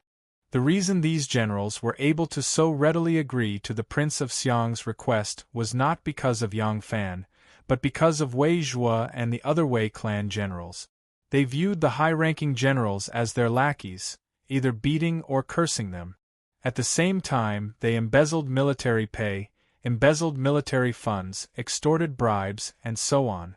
These generals had long been enraged, but did not dare to speak out. Now that the imperial clan of Li Tang had raised the banner, these hot-blooded men naturally began to respond. Wang Maozhong and Li Ida solemnly clasped their hands to Go Fushun, Chen Xuanli, and Xiong Mingwei, declaring, "Good! General Go, General Chen, General Xiong, it is decided. When the great undertaking is accomplished, the Prince of Xiang and the Prince of Lin Zi will not forget your contributions." The three hurriedly returned the greeting. Of the three, Xiong Mingwei was the Confucian general. He answered on behalf of Go Fushun and Chen Xuanli. Empress Wei is tyrannical and the emperor is tyrannical. The Wei clan is running rampant and Li Tang's imperial clan is gradually declining. As ministers of Imperial Tang, we will naturally respond to the Prince of Lin Zi's call to cleanse the muddy stream and uphold the righteous and punish the evil. Wang Maozhong smiled and nodded his head. Just as he was about to speak to Yang Fan, the desolate sound of a bugle horn suddenly rang out. The source of the bugle horn should be quite far away. Moreover, the windows and doors are covered with felt, so the sound should not be too loud. However, the men in the tent were discussing the matter of beheading. Upon hearing the sound of the bugle horn, they were shocked. Wang Maozhong unsheathed his saber with a chong sound and cautiously took a step back. Li Ida shot towards the door like an arrow and raised his saber high, preparing to chop down. Go Fushun hurriedly explained, "Gentlemen, we are sincerely pledging our allegiance to the wise emperor and did not reveal your whereabouts." Although Ma Qiao did not unsheath his saber, he is already gripping the hilt tightly. His tiger-like eyes are staring coldly at the three men. It seems that if anything goes wrong, he will brandish his saber and kill them. Hearing the sound of the bugle horn, Yang Fan was startled. His brain worked quickly and he quickly composed himself. In a deep voice he barked, "Do not panic. General Go, please go and investigate what is going on." Finished speaking, Yang Fan sat cross-legged and calmly said, "All sit down and extinguish the candles." As soon as they saw Yang Fan's composure, everyone's panic gradually subsided. Go Fushun shot a grateful glance at Yang Fan and nodded his head vigorously before walking out in big strides. Ma Qiao has a kind of blind trust in Yang Fan. Although he was still unclear about the situation, he was the first to sit down. Waving his hand, he extinguished the candles and the room was immediately plunged into darkness. After a moment of silence, there is a series of rustling noises as they sat down one by one. A moment later, Wang Maozhong suddenly exclaimed in admiration, "Great General is still astute. That's right, this bugle horn has nothing to do with us." By this time the others had not realized what was going on. After all, they are all honest and straightforward military officers. Among them, only Xiong Mingwei is a scholar and his brain works fast. Hearing Wang Maozhong's words, Xiong Mingwei suddenly understood. "That's right," Xiong Mingwei said. "If the Wei faction discovered our plot, they would not have sounded the bugle horn from so far away to alert us." Hearing this, everyone suddenly understood. In fact, this logic is very simple. However, when a group of people are discussing a major matter that, if they fail, would involve themselves and their entire clans, when the bugle horn suddenly sounds, how many people can calmly analyze the logic behind it? Yang Fan calmly said, "Unless there is a sudden enemy attack, why would there be a need to sound the bugle horn in the middle of the night? This is the Imperial Army's main camp. There is no reason to sound the bugle horn in the middle of the night. Although this matter has nothing to do with us, something big must have happened. In a hurry, The arrow sentries on the outside can only sound the bugle horn to warn the camp. If my guess is correct, the next step is to beat the drums and gather the generals. General Chun, General Xiong, the two of you must make early preparations. Just as Yang Fan finished speaking, the rumbling sound of war drums can be heard. When Gu Mingshun left the tent, in order to prevent Yang Fan and the others from becoming suspicious, he did not lower the tent curtain. The sound of the drums is very clear. Ah! Chun Xuanli and Xiong Mingwei cried out and jumped up. They had quietly snuck into Gu Mingshuan's main tent to discuss matters. They did not wear their armor. Now that the drums were beating and the generals were gathering, they had to hurry back and dress properly before going to the main camp to listen to orders. If they did not arrive after 3 rounds of drums, they would be beheaded according to military law. Ever since the Wei faction came to power, they were especially strict with military law. No one dared to violate it.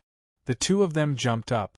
Ma Qiao and Li Ida reflexively reached for their sabers again. Yang Fan said in a deep voice, "The two of you go put on your armor and quickly go to the main tent to see what has happened. We will wait here for news." At this time, on Vermilion Bird Avenue, a carriage, under the escort of dozens of armored soldiers, was also moving as if it was flying. The person sitting in the carriage was Shangguan Wan. She was resting in her mansion today when she was suddenly escorted out by Empress Wei. She did not explain the reason and sped toward the palace. On the empty Vermilion Bird Avenue, iron hooves trampled, copper bells jingled, the carriage moved like fire. Chapter 1182. Wei Zhuo beat the drums to gather the generals. The generals hurriedly put on their armors and rushed to the main tent. In less than the time it took for 2 incense sticks to burn, they hurriedly returned to their respective camps and regrouped. The camp was in chaos. Gu Fushun returned to his main tent and immediately ordered all the soldiers to assemble. He then lowered the tent flap and said to Yang Fan and the others, Wei Zhuo suddenly issued an order to gather all the troops of the Flying Cavalry left guard and rush to Heng Street immediately. Yang Fan and the others were stunned. Such an action was extremely rare even in broad daylight. Moreover, it was the middle of the night. What were they trying to do by bringing troops into the city and garrisoning the palace? Is Wei clan going to start a mutiny? Just as this thought came to his mind, Yang Fan firmly denied it. Impossible. Although Wei clan was at the height of its power, it was like a castle in the sky without any foundation. All its glory depended on Li Xian. Wei clan desperately needed Li Xian's name to nurture trusted aides and strengthen their foundation. They would never rashly revolt and become the enemy of the world. Even if Empress Wei was blinded by greed and wanted to rise to the top in a single bound, the entire Wei clan would not agree. Even if Empress Wei or the Wei clan had a conflict with Li Xian or were eager to kick him away, the most appropriate solution was to imprison Li Xian and use the emperor to command the feudal vassals. When the time was right, they could ascend to the throne. Hadn't Empress Wei been learning from Wu Zetian? Wu Zetian had done this in the past. She had imprisoned her son, Li Dan, for 8 years until everything was ready. Only then did the titular Li Dan abdicate the throne. But now, Wei clan was mobilizing troops into the city. If they were not trying to seize the throne, then what were they trying to do? Yang Fan found it hard to understand. Gu Fushun said, Wei Zhuo has the tiger seal of Chang'an's military commander Wei Wen. There is no mistake about it.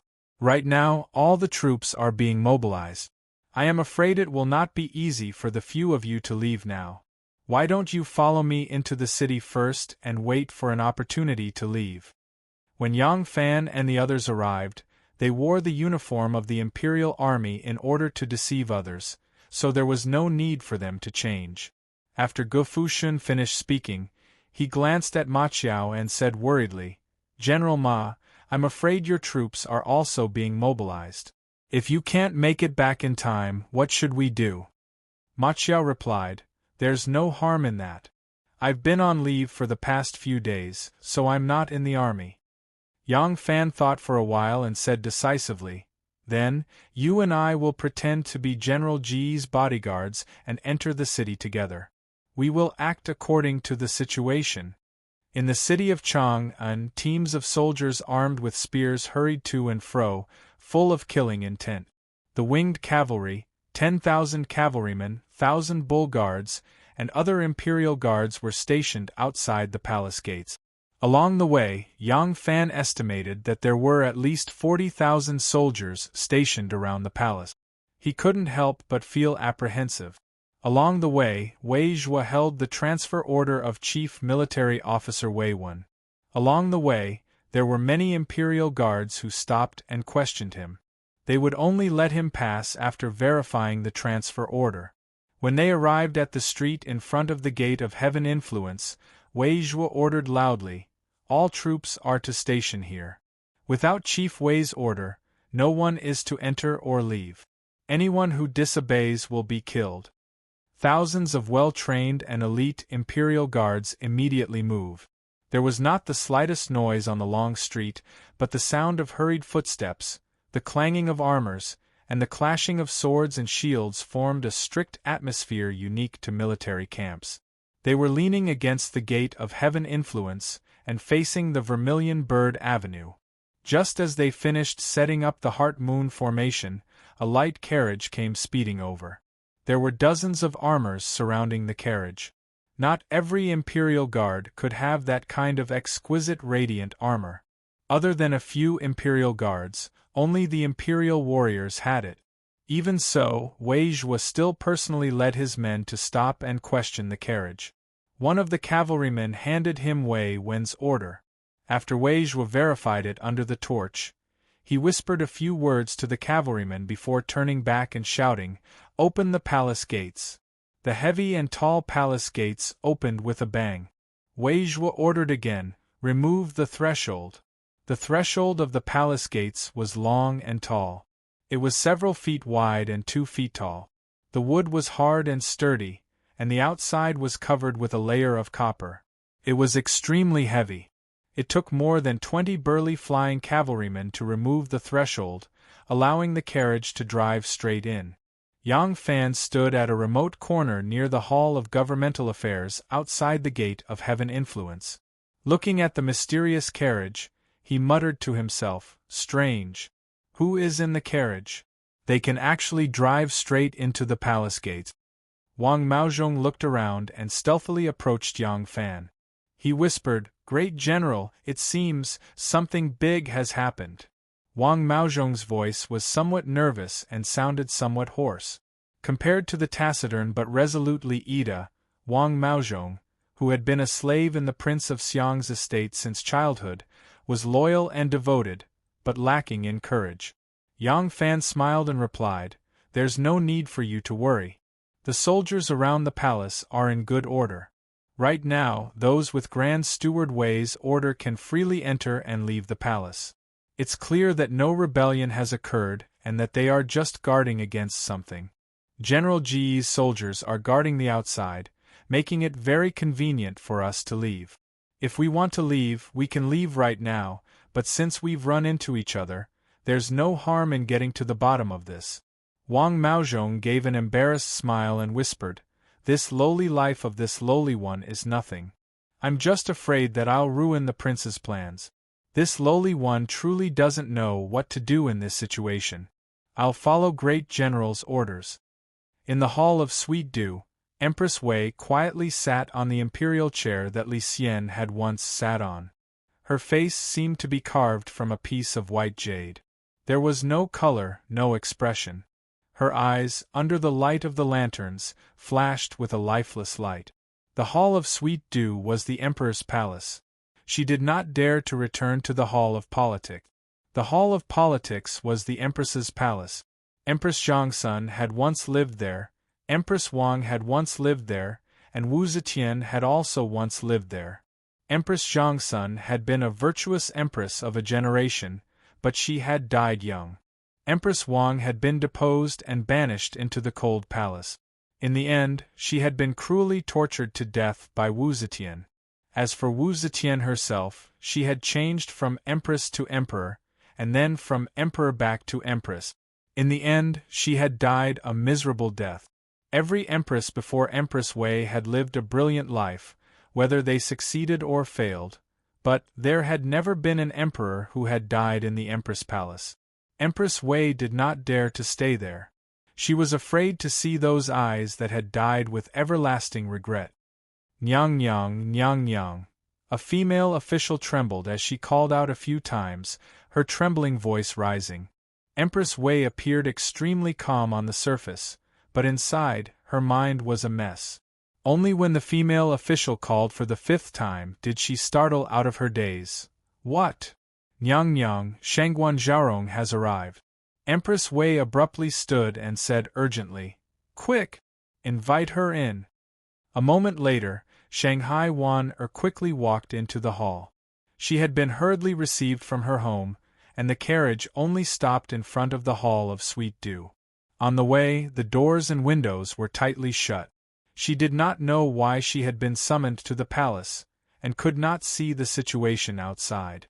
She only felt from the shouts of commands and the sounds of the army seals being handed over that something major had happened.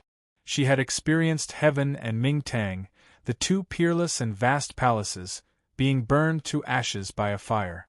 She had experienced the Shenlong coup d'état and the Crown Prince's rebellion, but she had never encountered such a strange situation.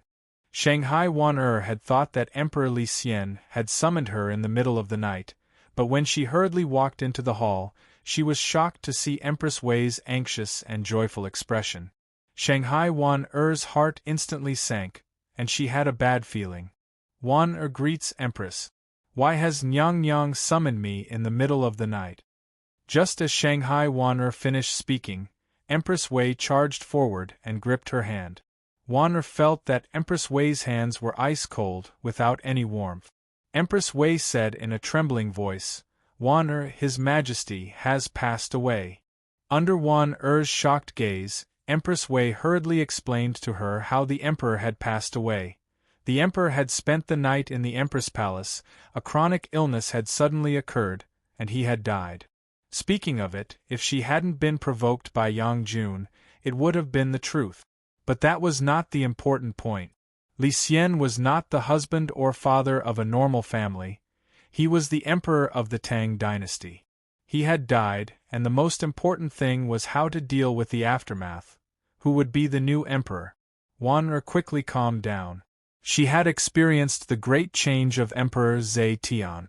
This son of heaven who feared his wife, a cowardly emperor, did not have a high position in her heart, and so could not cause greater waves in her heart.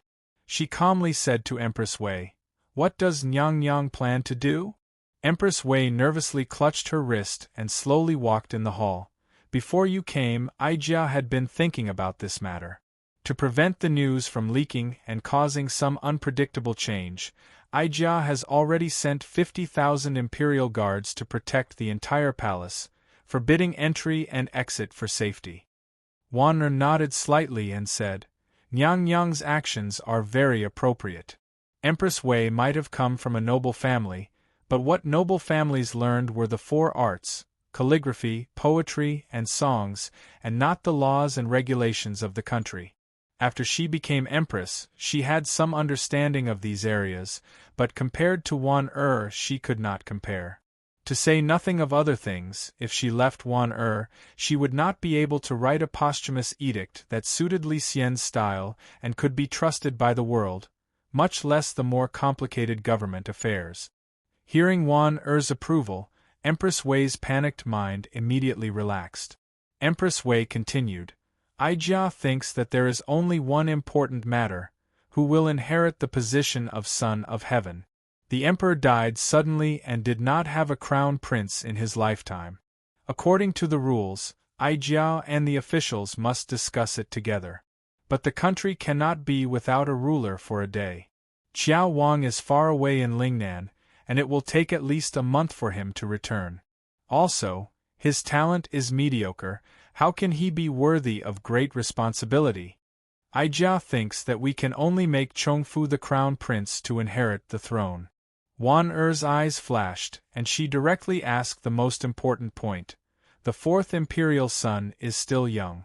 If the fourth imperial son is made emperor, who will assist him? Empress Wei took a deep breath and puffed out her chest. Aijia is Chongfu's mother, the current empress. No. Aijia is about to become the empress dowager. Naturally, Aijia will be the regent. Wanner asked assist, and Empress Wei replied regent. The difference of one word was like the difference between heaven and earth.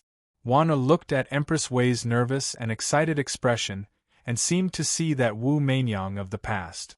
They might have too many differences, but at least in this moment, the expressions on their faces were unusually similar. Chapter 1183. Empress Wei saw that Shanghai Wanner was staring at her and couldn't help but ask, "Is there something wrong? Your Highness, this won't do." Almost in a split second, Shangguan Wanner, who had been training by the side of Empress Wu Zetian for nearly 30 years, figured out the pros and cons of this matter. With a resolute tone, she rejected Madame Wei's decision. There was no disputing the establishment of the heir apparent. Whether it was Prince Qiao Li Zhongfu, who had been banished to the south, or the immature fourth imperial son, Li Zhongmao, both of them were concubine-born sons, and not even the eldest concubine-born sons. At present, the imperial court was dominated by the Wei faction, so even if Empress Wei's decision was not followed, the results of the court discussion would definitely conform to Empress Wei's wishes. This meant that the new emperor was certain to be Li Zhongmao. The crux of the matter was the arrangements made after the establishment of the heir apparent. The heir apparent was only a transition, and he would ascend the throne on the next day. The new emperor had yet to reach adulthood, and after ascending to the throne, he would need someone to support the country and oversee the government. Empress Wei had taken this right into her hands, while Li Tang's imperial family was excluded. In this way, Emperor Li Xian's posthumous edict would legally affirm the legitimacy of Empress Wei's dictatorship. Even though the Prince of Xiang's party could still stage a coup to seize back power, no matter what they did, they would lose their righteous reputation. One could not underestimate righteousness. A country could not ignore the law, could not ignore righteousness. This was especially true in a country where Confucianism was the mainstream value of the country. If it did not conform to the laws of etiquette, it would bring unimaginable difficulties. After the coup at the Black Tortoise Gate, Li Shimin thought of ways to interfere with the historiographers, fabricating evidence that Crown Prince Li Jianqing had tried to kill him to clear his name. After the coup succeeded, he was not willing to immediately ascend to the throne. Instead, he used his status as crown prince and pretended to be a benevolent father and filial son with his imprisoned father for several months. It was precisely for this reason that he needed righteousness. Even the most brilliant ruler of a generation would not dare to leave a stain on himself that would be criticized by others, much less Li Xian. After the coup, Li Xian had not hesitated to give Wu Zetian such a high treatment, even allowing her to retain the title of emperor, all for the sake of obtaining an edict to abdicate. This was the same reason. At that time, Li Xian already had great power. Furthermore, he was Li Tang's crown prince and had once been the emperor. Even if Wu Zetian was not willing to abdicate, could he not ascend to the throne? But he still hoped that it would be justifiable. If Wanner helped Empress Wei prepare this edict, she would create a massive obstacle for the Prince of Xiang's faction to seize back power. Even if the coup succeeded, Li Dan would have to go to great lengths to prove his legitimacy. And because of this, Shanghai Wanner will be branded as a member of the Wei clique. Even if others know that she was forced to do this, they will not forgive her. Politics wouldn't look at whether you had difficulties or not. You would be judged based on what you did. Of course, Wanner did not want to write a succession edict that was like a proof of allegiance to her. She calmed herself and tried to remain calm, not letting Wei Ho see that her expression was strange. Wanner acted as though she was racking her brains for Empress Wei. Her brows furrowed slightly. She said in a deep voice, Nyang, right now we can only make the fourth son of the imperial prince, Zhong Mao, the heir apparent. Waner does not have any objections. But Nyang, regent. Empress Wei's gaze suddenly hardened. She sternly asked, "What?" Waner did not seem to see Empress Wei's threatening gaze. She calmly replied, "Waner believes that this is not appropriate. Although the fourth son of the imperial prince has not yet reached adulthood, he is not a youth ignorant of worldly affairs. He is already 15 this year. In another 3 years, he will be able to personally govern. At this age, the fourth son of the imperial prince is already old enough to make clear judgments on the affairs of the state. Thus, according to custom, it is enough to have an official assist him. If Nyang acts as regent with the status of Empress Dowager, I fear that it will arouse the suspicion of the people of the world." Empress Wei brushed it off. "This country is our family's. When the emperor passes away, as the empress, Aijia has the responsibility to look after the family. Even if the entire world suspects Aijia, what can Aijia do? The heir apparent is still young. If something unforeseen happens, how will Aijia have the face to see Emperor Xian in the underworld?" Waner softly said, "Nyang's worries are correct. It is not that Waner has not considered this point. However, Emperor Xian died a violent death. Since ancient times, whenever a sovereign died a violent death, there would always be busybodies spreading rumors. If the empress insists on controlling the government, it can be predicted that there will be unfavorable rumors against the empress among the people. If we can let Nyang manage the country and also make the people of the world have nothing to say, wouldn't that be perfect for both sides?" Empress Wei's anger turned to joy. She said, "Aijia knows that you definitely have a way. Speak quickly." Waner said, Nyang, how about this? Waner will draft a posthumous edict for Emperor Xian and make fourth son Zhong Mao the son of heaven. Nyang, you will attend the court." Empress Wei was about to explode when Waner interrupted. Nyang, although it is to attend the court, the son of heaven is young and filial. In the court there are Zhong Chuk, Cui Shi, Zheng Chang, Wei Wen, Wei Engshi, Wei Jiuan, and the other prime ministers who are loyal to Nyang. Isn't Nyang still in charge of this family? As long as Nyang doesn't want the title of regent, no one in the world can criticize Nyang for monopolizing power.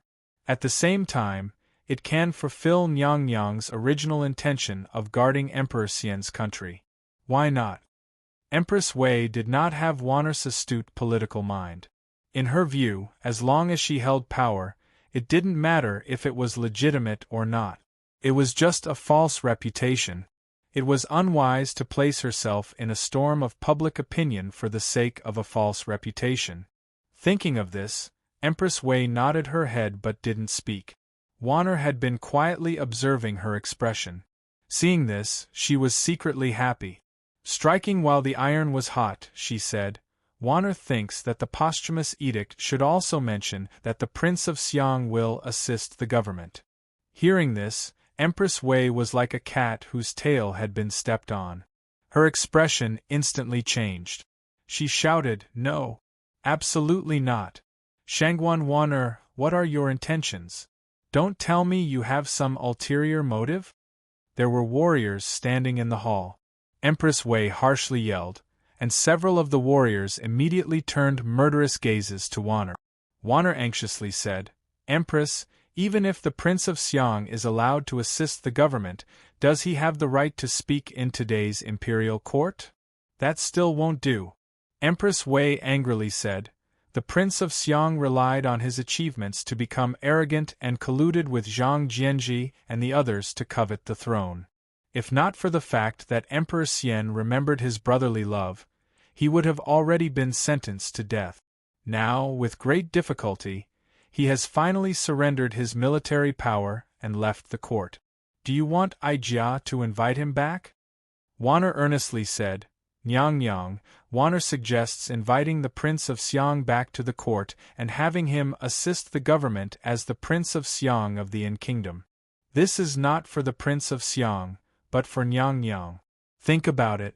If Empress Wu proclaims herself emperor and wantonly slaughters Li Tang's members of the imperial family and loyal officials, what kind of reign of terror will there be? Right now, the Son of Heaven is young and all the important officials in court are relatives of the Wei clan. Nyang, you also want to preside over the government. What will the people of the world think? They will definitely not allow a second Emperor Zetian to appear. If a high-ranking official or a member of the imperial family uses this as an excuse to rebel, Empress Wei truly lacked experience in the field of politics. She seriously thought for a while and felt that Wanner's words were reasonable. The Wei clan had only been on the rise for a short time. If she appeared too impatient, there might be people who would seize the opportunity to rebel. When Su Jingye revolted against Wu in Yangzhou, Wu Zetian had not yet been proclaimed emperor. She had governed the world as empress for many years, and she had also used her status as empress dowager to force her puppet son, Emperor Li Dan, to issue an edict. Only then was the rebellion quelled. At this time, if a high-ranking military official were to rebel, he would probably not be so easy to deal with. If the Prince of Xiang was made an assistant prince in name but not in reality, he could first pacify the hearts of the world and then use the young emperor to command the vassals. In 3 years, wouldn't it be enough time to replace the generals commanding the armies of the world with members of the Wei clan's party? With this thought, Empress Wei finally accepted Wanner's suggestion. She slowly said, "Then, let's do it this way. The sky is about to brighten and the officials are about to go to court. Quickly draft the edict. There can be no delay." When the first rays of dawn bathed the city of Chang'an, the drums at the Duanmen Gate began to beat. The emperor's death had not affected the normal operations of the bell and drum service. Zong Chuk rode a fine horse, galloping through the palace to the sound of the drums. His back was already drenched in sweat. Li Xian had died at around the 3rd watch last night. The first thing Empress Wei did was to order the Tiger Seal to mobilize troops and have Wei Wen mobilize the imperial army at the north gate to protect the palace. The second thing she did was to have someone inform Zong Chuk and Wei Jiuan, the 2 prime ministers whose residences were closest to the palace, to hurry to the southern Yamen. Empress Wei still remembered the incident of the Prince of Xiang, Li Dan, furiously charging into the southern Yamen during the coup d'état and seizing military authority. She naturally could not repeat the same mistake, so she immediately ordered Zong Chuk and Wei Jiuan to first take control of the imperial army in the southern Yamen. Zong Chuk was woken from his sleep. Upon hearing that the emperor had died, he paled in fright. He hurriedly got up, wrapped himself in a robe, and ran out of the mansion.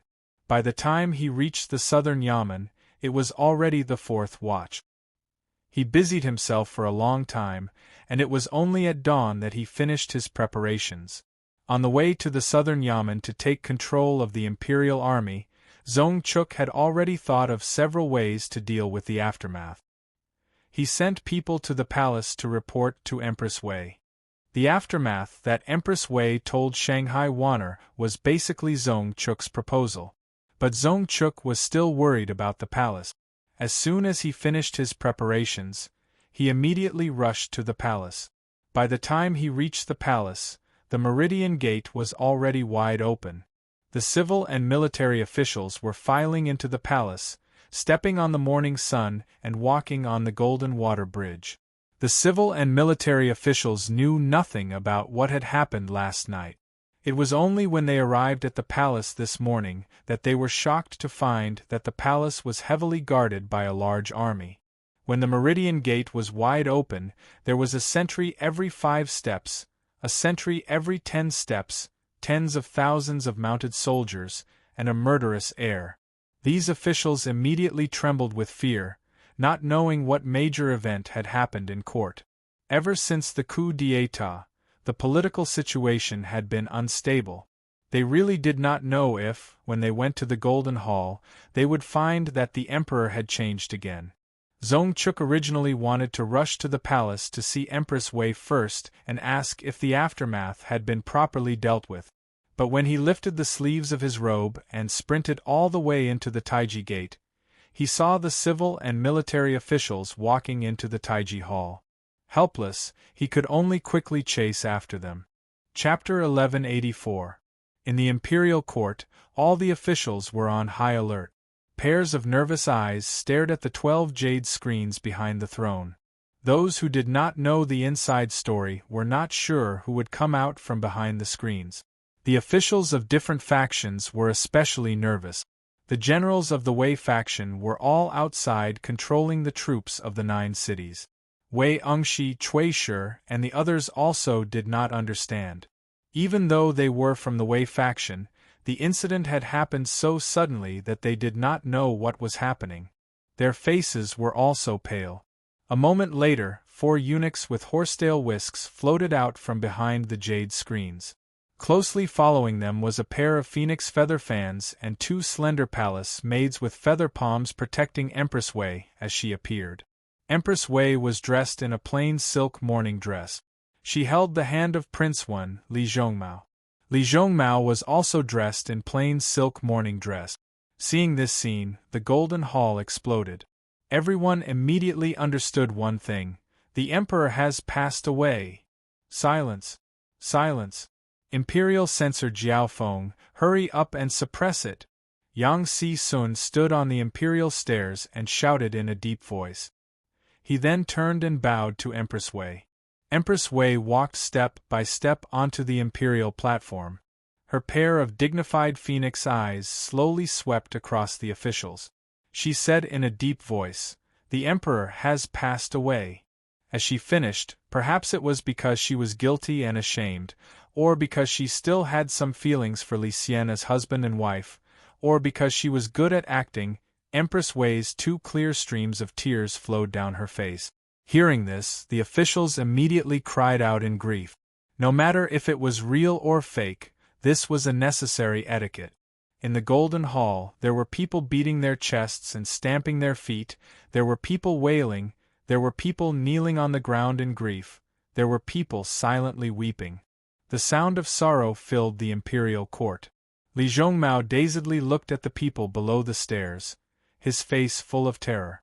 Seeing the situation, Empress Wei twisted his arm hard. Li Zhongmao screamed in pain. He quickly turned his head and saw his Muhu's stern gaze. Li Zhongmao couldn't help but shudder. He hurriedly opened his mouth and started to cry. Empress Wei cried for a while with everyone. She took out a handkerchief to wipe her tears. She mournfully said, "The Emperor has a chronic illness. Last night, the Emperor's illness suddenly flared up. Aijia urgently called for the imperial doctors, but it was too late. His Majesty only had time to make some arrangements before he passed away." At this point, Empress Wei was sobbing uncontrollably. She turned around, covering her face as she said, "Xiandi has passed away. Aijia cannot control my emotions. Shangguan Zhaorong, come read the Emperor's posthumous edict." Only then did everyone realize that Shanghai Wanner was also on the imperial staircase. She was dressed in a plain morning dress and looked like a pure lotus that had just emerged from the water.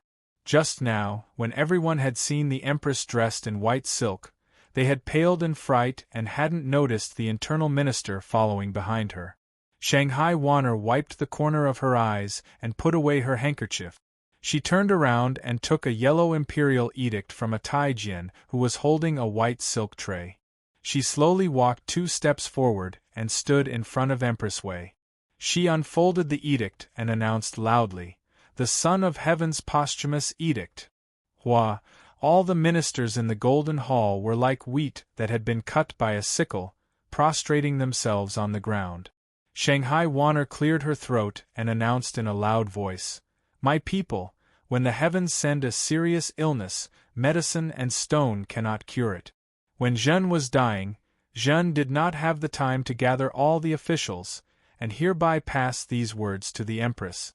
When Wang Zhongmao, loyal to himself, honest and courteous, has long had the demeanor of the Son of Heaven, and has the bearing of an emperor, immediately he was made the crown prince. The country cannot be without a ruler for a day. The crown prince will ascend the throne in front of the coffin. But the crown prince is young, Zhen is afraid that he cannot govern. Empress Wei Shi, respectful and pious, gentle and virtuous, will listen to politics from behind the curtains, to understand the laws and to be close to the virtuous officials. And country Xiang Wang, Zhen's younger brother, is benevolent and magnanimous, the entire sea knows of him. He will assist the government and protect the crown prince. Zhen's great trip must be made clear. The officials and the people will be released after 3 days. Marriage is prohibited, wine and meat are not prohibited. Civil and military officials, those of 3rd rank and above, will cry 15 times in 3 days. Once the matter is over, they will leave. Unless it is urgent, do not cry without permission. Shanghai Wanner finished reading the imperial edict and slowly retreated to the side. No matter what the officials were thinking, they all prostrated on the ground and respectfully received the imperial edict. With a distressed expression, Empress Wei said, "Aijia has already sent people to welcome the Prince of Xiang of the in-country. When the Prince of Xiang arrives, we can discuss with the officials the matters of Emperor Xian's funeral." Zong Chuk stood at the very front of the civil officials. When he finished listening to this posthumous edict, he couldn't help but be dumbfounded. What's going on? Isn't the Empress Dowager Regent? How did it become listening to politics? What does this have to do with the Prince of Xiang? Why did he come out to be the Prince of Xiang? Zong Chuk suddenly sensed something and a pair of stern eyes turned to Shanghai Wanner.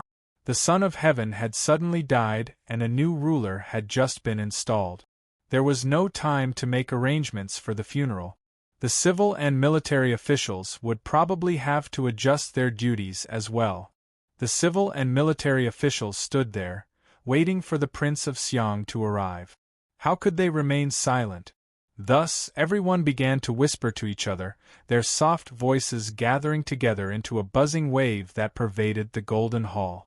Dressed in white like jade and standing like a lotus, Shanghai Wanner's eyebrows were lowered and her eyes were restrained, like the goddess of mercy holding a willow branch in her hand.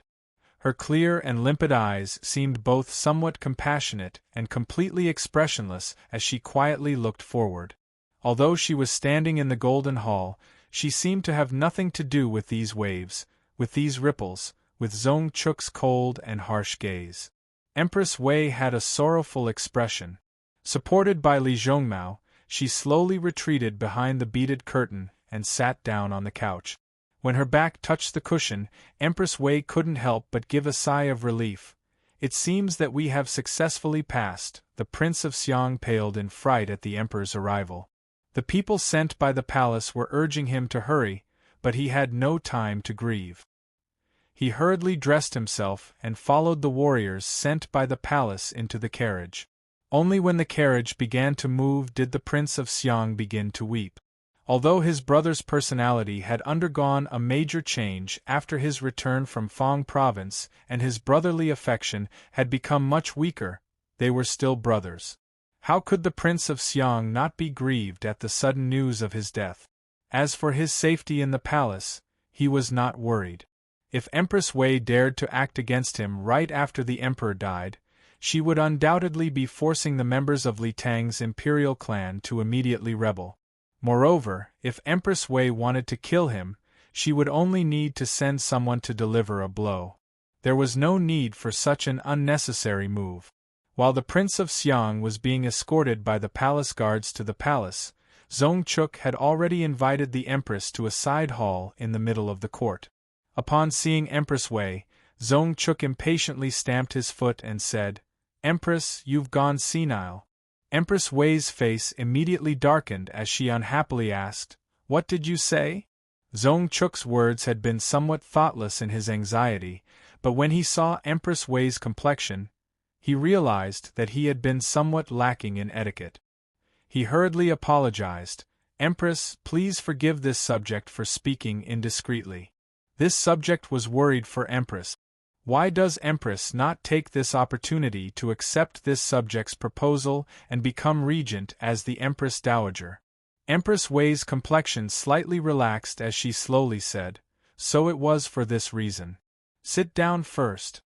A young eunuch at the side brought over a brocade stool.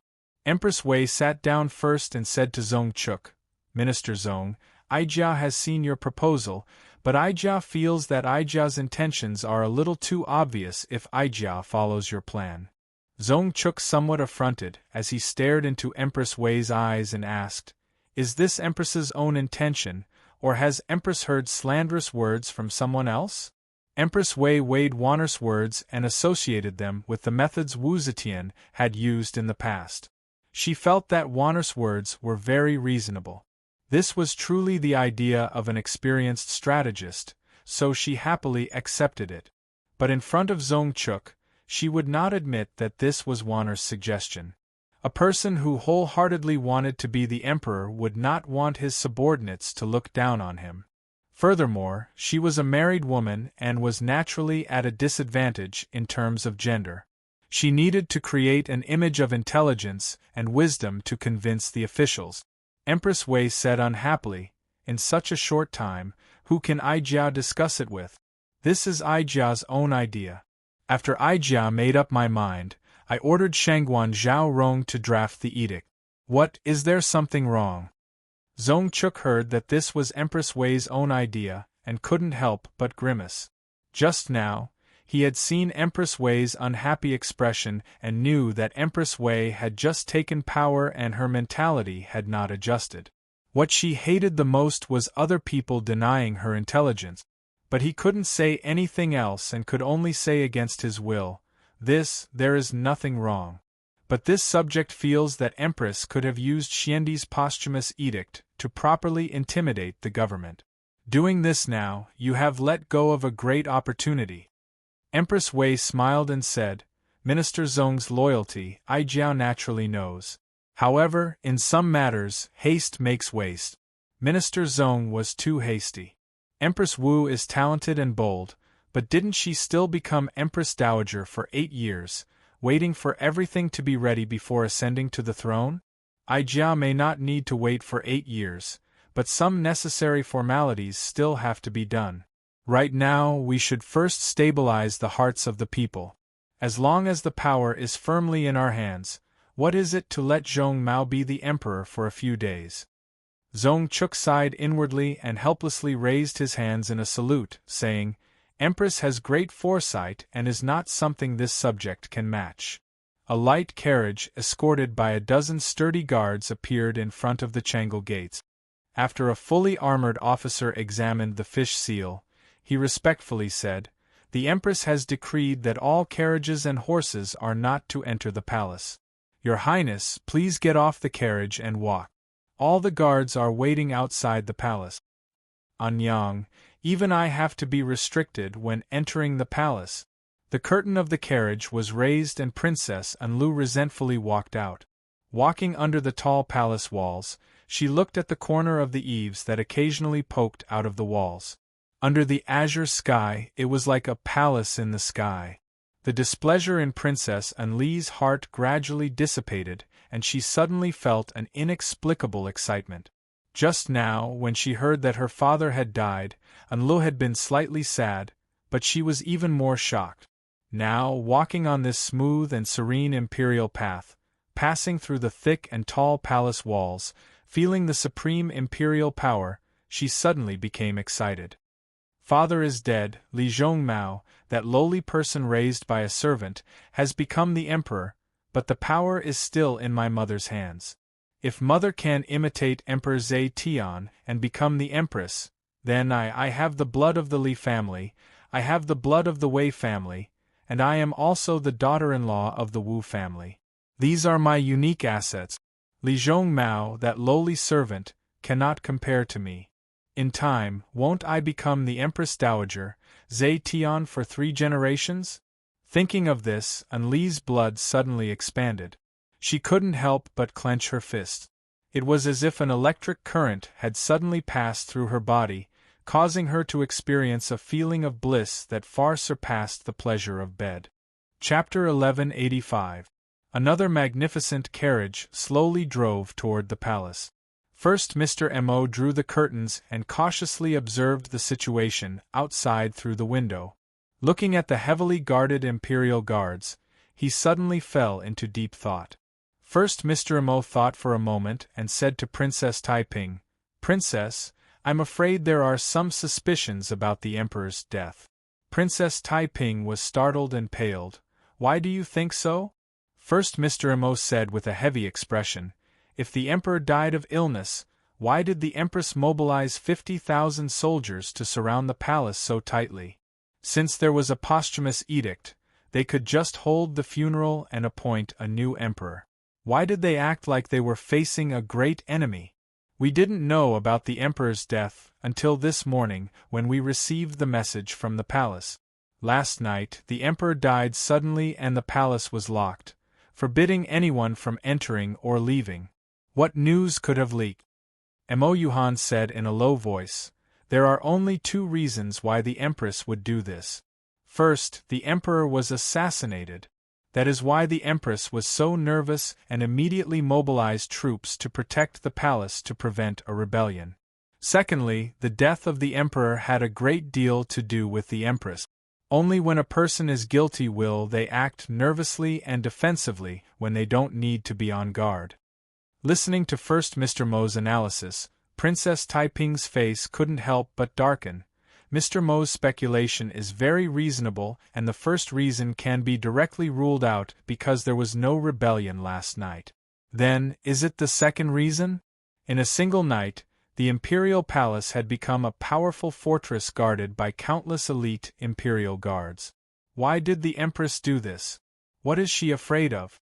After thinking for a while, Princess Taiping sighed with a heavy heart and said in a low voice, "Regardless of whether the Emperor's death is related to the Empress, the Emperor is already dead.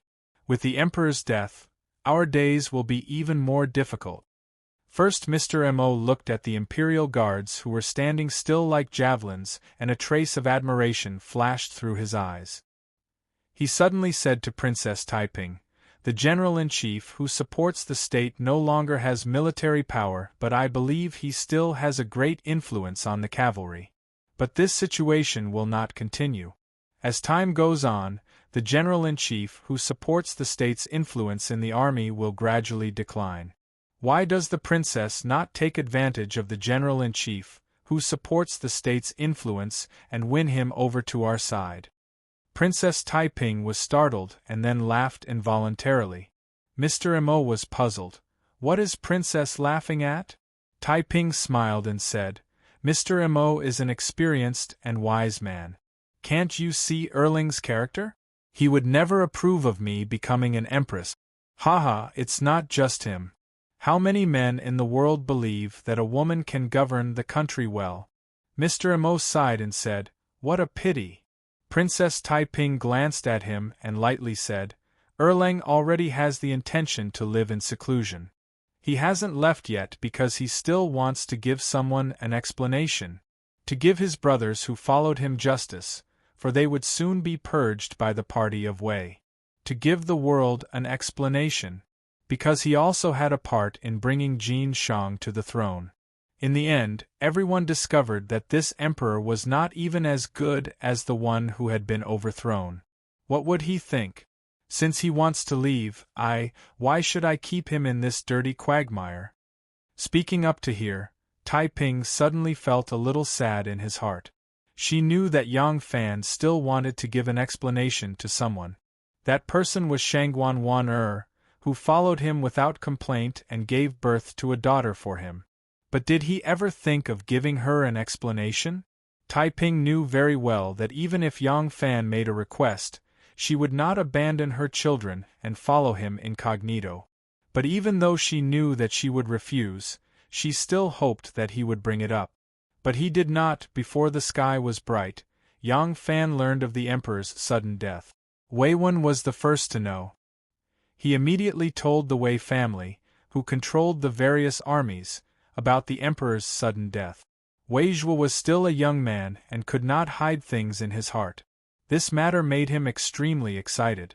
When he could not restrain himself and revealed this matter to a few of his confidants, it was natural that the secret would be revealed. because his confidants had their own confidant. When Yang Fan learned of this news, he, Wang Maozhong, Li Yida, and Ma Qiao immediately left the imperial city with Go Fushun's help. Today was not the grand court conference, so many ministers and relatives did not need to attend court today. Only after the Prince of Xiang entered the palace to discuss the state funeral with the Empress and the ministers did the Bureau of Rites dispatch people to notify the unaware ministers of the third rank and above. Yang Fan had only rushed to the funeral in great alarm after receiving the notice. Yang Fan arrived at the palace gate and received a set of mourning clothes. He put on the hemp clothes, tied a mourning belt, and wrapped a white cloth around his head. Together with the ministers who had hurried over to pay their respects, he offered incense to the Daxing Emperor. Following the instructions of the Bureau of Rites, Yang Fan cried out 15 times before withdrawing to make room for the others. This mourning ceremony would last for 3 days, so Yang Fan would have to come tomorrow and the day after. Each time, he would offer an incense stick and cry out 15 times. Any less or more would be impolite. Yang Fan did not immediately leave the palace after leaving the memorial hall. He had already learned of what had happened in the imperial court and also knew that Wanner was in the palace. He knew that Wanner would assuredly think of a way to tell him the inside story that he did not know. Dressed in mourning clothes, Yang Fan strolled through the crowd for the 3rd time. Fu Qingqing, dressed in mourning clothes and beautiful in white, directed a few young eunuchs to carry baskets of gold, silver, and paper money past him. As she passed, a small ball of paper was swiftly placed in his hand. Yang Fan took the opportunity to read the note Wanner had sent him, and his complexion instantly changed. Wanner's message to Yang Fan used a code that only they could understand. The meaning expressed in the code wasn't detailed enough, but it was enough to raise Yang Fan's vigilance. Wanner only briefly explained one thing on the note: the Empress has already begun to covet the throne. She was only temporarily restrained by Wanner's persuasion. However, Wanner is also not sure if there will be any changes under the instigation of the Wei party.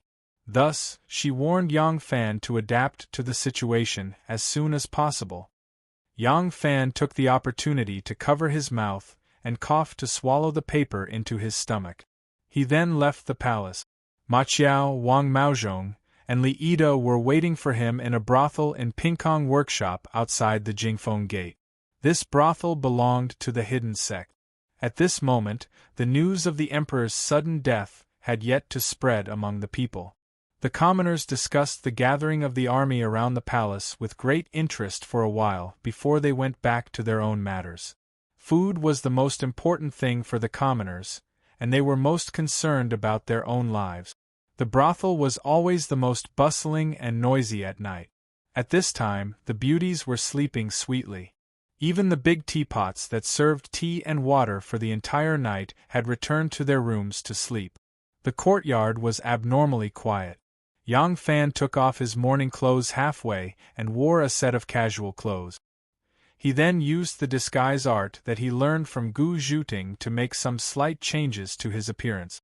When he reached the brothel, he had already become a completely different person. Yang Fan entered the brothel from the corner door. After asking for the secret code, a big teapot that was covered in gunk and walking unsteadily brought him in. Once Yang Fan entered the room that Ma Qiao and the others were hiding in, he immediately closed the door and pressed his ear against the door. Seeing this scene, Ma Qiao and the others, who had swarmed over, immediately shut their mouths. Yang Fan listened for a moment and straightened his back. "You can speak now," Wang Maozhong impatiently asked. "Great General, how is the situation in the palace?" Yang Fan replied, "Prince Fu has been made the crown prince and will ascend the throne in 3 days. Empress Wei will oversee politics from behind the curtains, assisted by the Prince of Xiang." Wang Maozhong and Li Yida glanced at each other in surprise. Yang Fan lightheartedly said, "Don't be too pleased. You all know the current situation in court. All the ministers of the Political Affairs Hall are members of the Wei faction, and all the important positions in the 6 ministries are in the hands of the Wei faction. Do you think that the Prince of Xiang, the assistant minister, will have a place in court? This is just one of Empress Wei's tricks to pacify the world. Wang Maozhong and Li Yida's smiles froze on their faces. Yang Fan continued, I just received news that Empress Wei has intentions of usurping the throne. She originally wanted to be the regent this time, but the emperor died suddenly and she is afraid of causing trouble, so she temporarily endured. But seeing Empress Wei's past actions, she is not someone who is impatient and patient. I think that in the face of a great change, she has lost her sense of propriety and made such a move. I'm afraid that she will regret it soon. Wang Maozhong anxiously asked, Then what should we do? With his hands behind his back, Yang Fan slowly paced around the room for a while. Suddenly, he halted his steps and turned to Wang Maozhong and Li Yida, advising, Perhaps we should make our move. Wang Maozhong was momentarily stunned. Even the usually taciturn Li Yida was greatly startled. Glaring at Yang Fan, he protested, Great General, my Jun Wang still does not have enough power. Yang Fan interrupted. It is too late. By the time the King of Lin Zi has amassed enough strength, the Wei faction will no longer be the same as it is now. The imperial court will not be the same as it is now. By then, we will have no chance of winning. When there is a great disparity in strength, to achieve victory, one must be adept at taking advantage of the situation, making use of the situation, borrowing the situation and building up the situation. The Emperor's death, to us, is both a danger and an opportunity. I believe the Prince of Lin Zi will understand this logic. Yang Fan ordered. All of you return immediately and report the situation in the capital to the Prince of Lin Zi. Invite him to the capital immediately and discuss the grand plan. Wang Maozhong and Li Yida exchanged glances. Their fearful and hesitant expressions gradually turned resolute. Wang Maozhong nodded his head vigorously at Yang Fan and spoke in a deep voice. All right. Let's return to Lu province immediately. Yang Fan immediately went out to look for the hidden sex men and quietly gave a few instructions. Very quickly, the hidden sex men prepared fine steeds, rations and a new set of documents for them before arranging for them to depart. Once Wang Maozhong and Li Yida left, only Yang Fan and Ma Qiao were left in the room. Yang Fan looked at Ma Qiao for a moment before replying. It is too risky to adapt to the situation in a hurry. Ma Qiao sniggered and hugged his shoulder, asking, Erlang, are you worried for me? We brothers, what were we in the past? A small workshop worker in Luoyang's Xiuwen workshop. If it wasn't for you, I would have been a workshop worker for the rest of my life. Cleaning the gutters, managing the workshops, stealing chickens and dogs, earning a little money. When I had a son, I would at most be a workshop worker in the future. Even if I had a grandson, it would still be the same. But what am I now? A dignified Imperial Army general. Back then, I was just a small Imperial Army soldier. When I returned to the workshop, look at how envious the neighbors were. Who didn't look at me in a different light. Even Su Fangjing treated me much more courteously than before. My family was so poor in the past. I wanted to make a toothbrush to earn money, but I ended up losing the few dozen copper coins we had. My wife was just a pasta soup seller. She would wake up in the morning and sleep in the middle of the night to barely make ends meet. Now, my mother has to respectfully address me as a grand monarch because I am a general. My wife lives in luxury and has countless servants. When she walks on the streets, people have to respectfully address her as madam. Even my son has become a little Lang Jun, hasn't he? As Ma Qiao spoke, his eyes reddened and his voice became a little hoarse. Even if others were willing to risk their lives, they might not be able to exchange for this wealth and honor. This good fortune of ours was given by you. Now we can even depose the emperor. As a real man, is there any more glorious achievement than this? Yang Fan smiled cheerfully and patted his shoulder, saying, That's good. When the time comes, I will ask people to send auntie, sister-in-law, and your precious son to a safe place first. If the matter is successful, I will give you a great wealth and honor that will bestow upon your wife and your son. If you fail, Ma Qiao said in a clear voice, if I fail, then I fail. Killing people is just a matter of nodding one's head to the ground. Even if I die, I will still raise my head to the sky.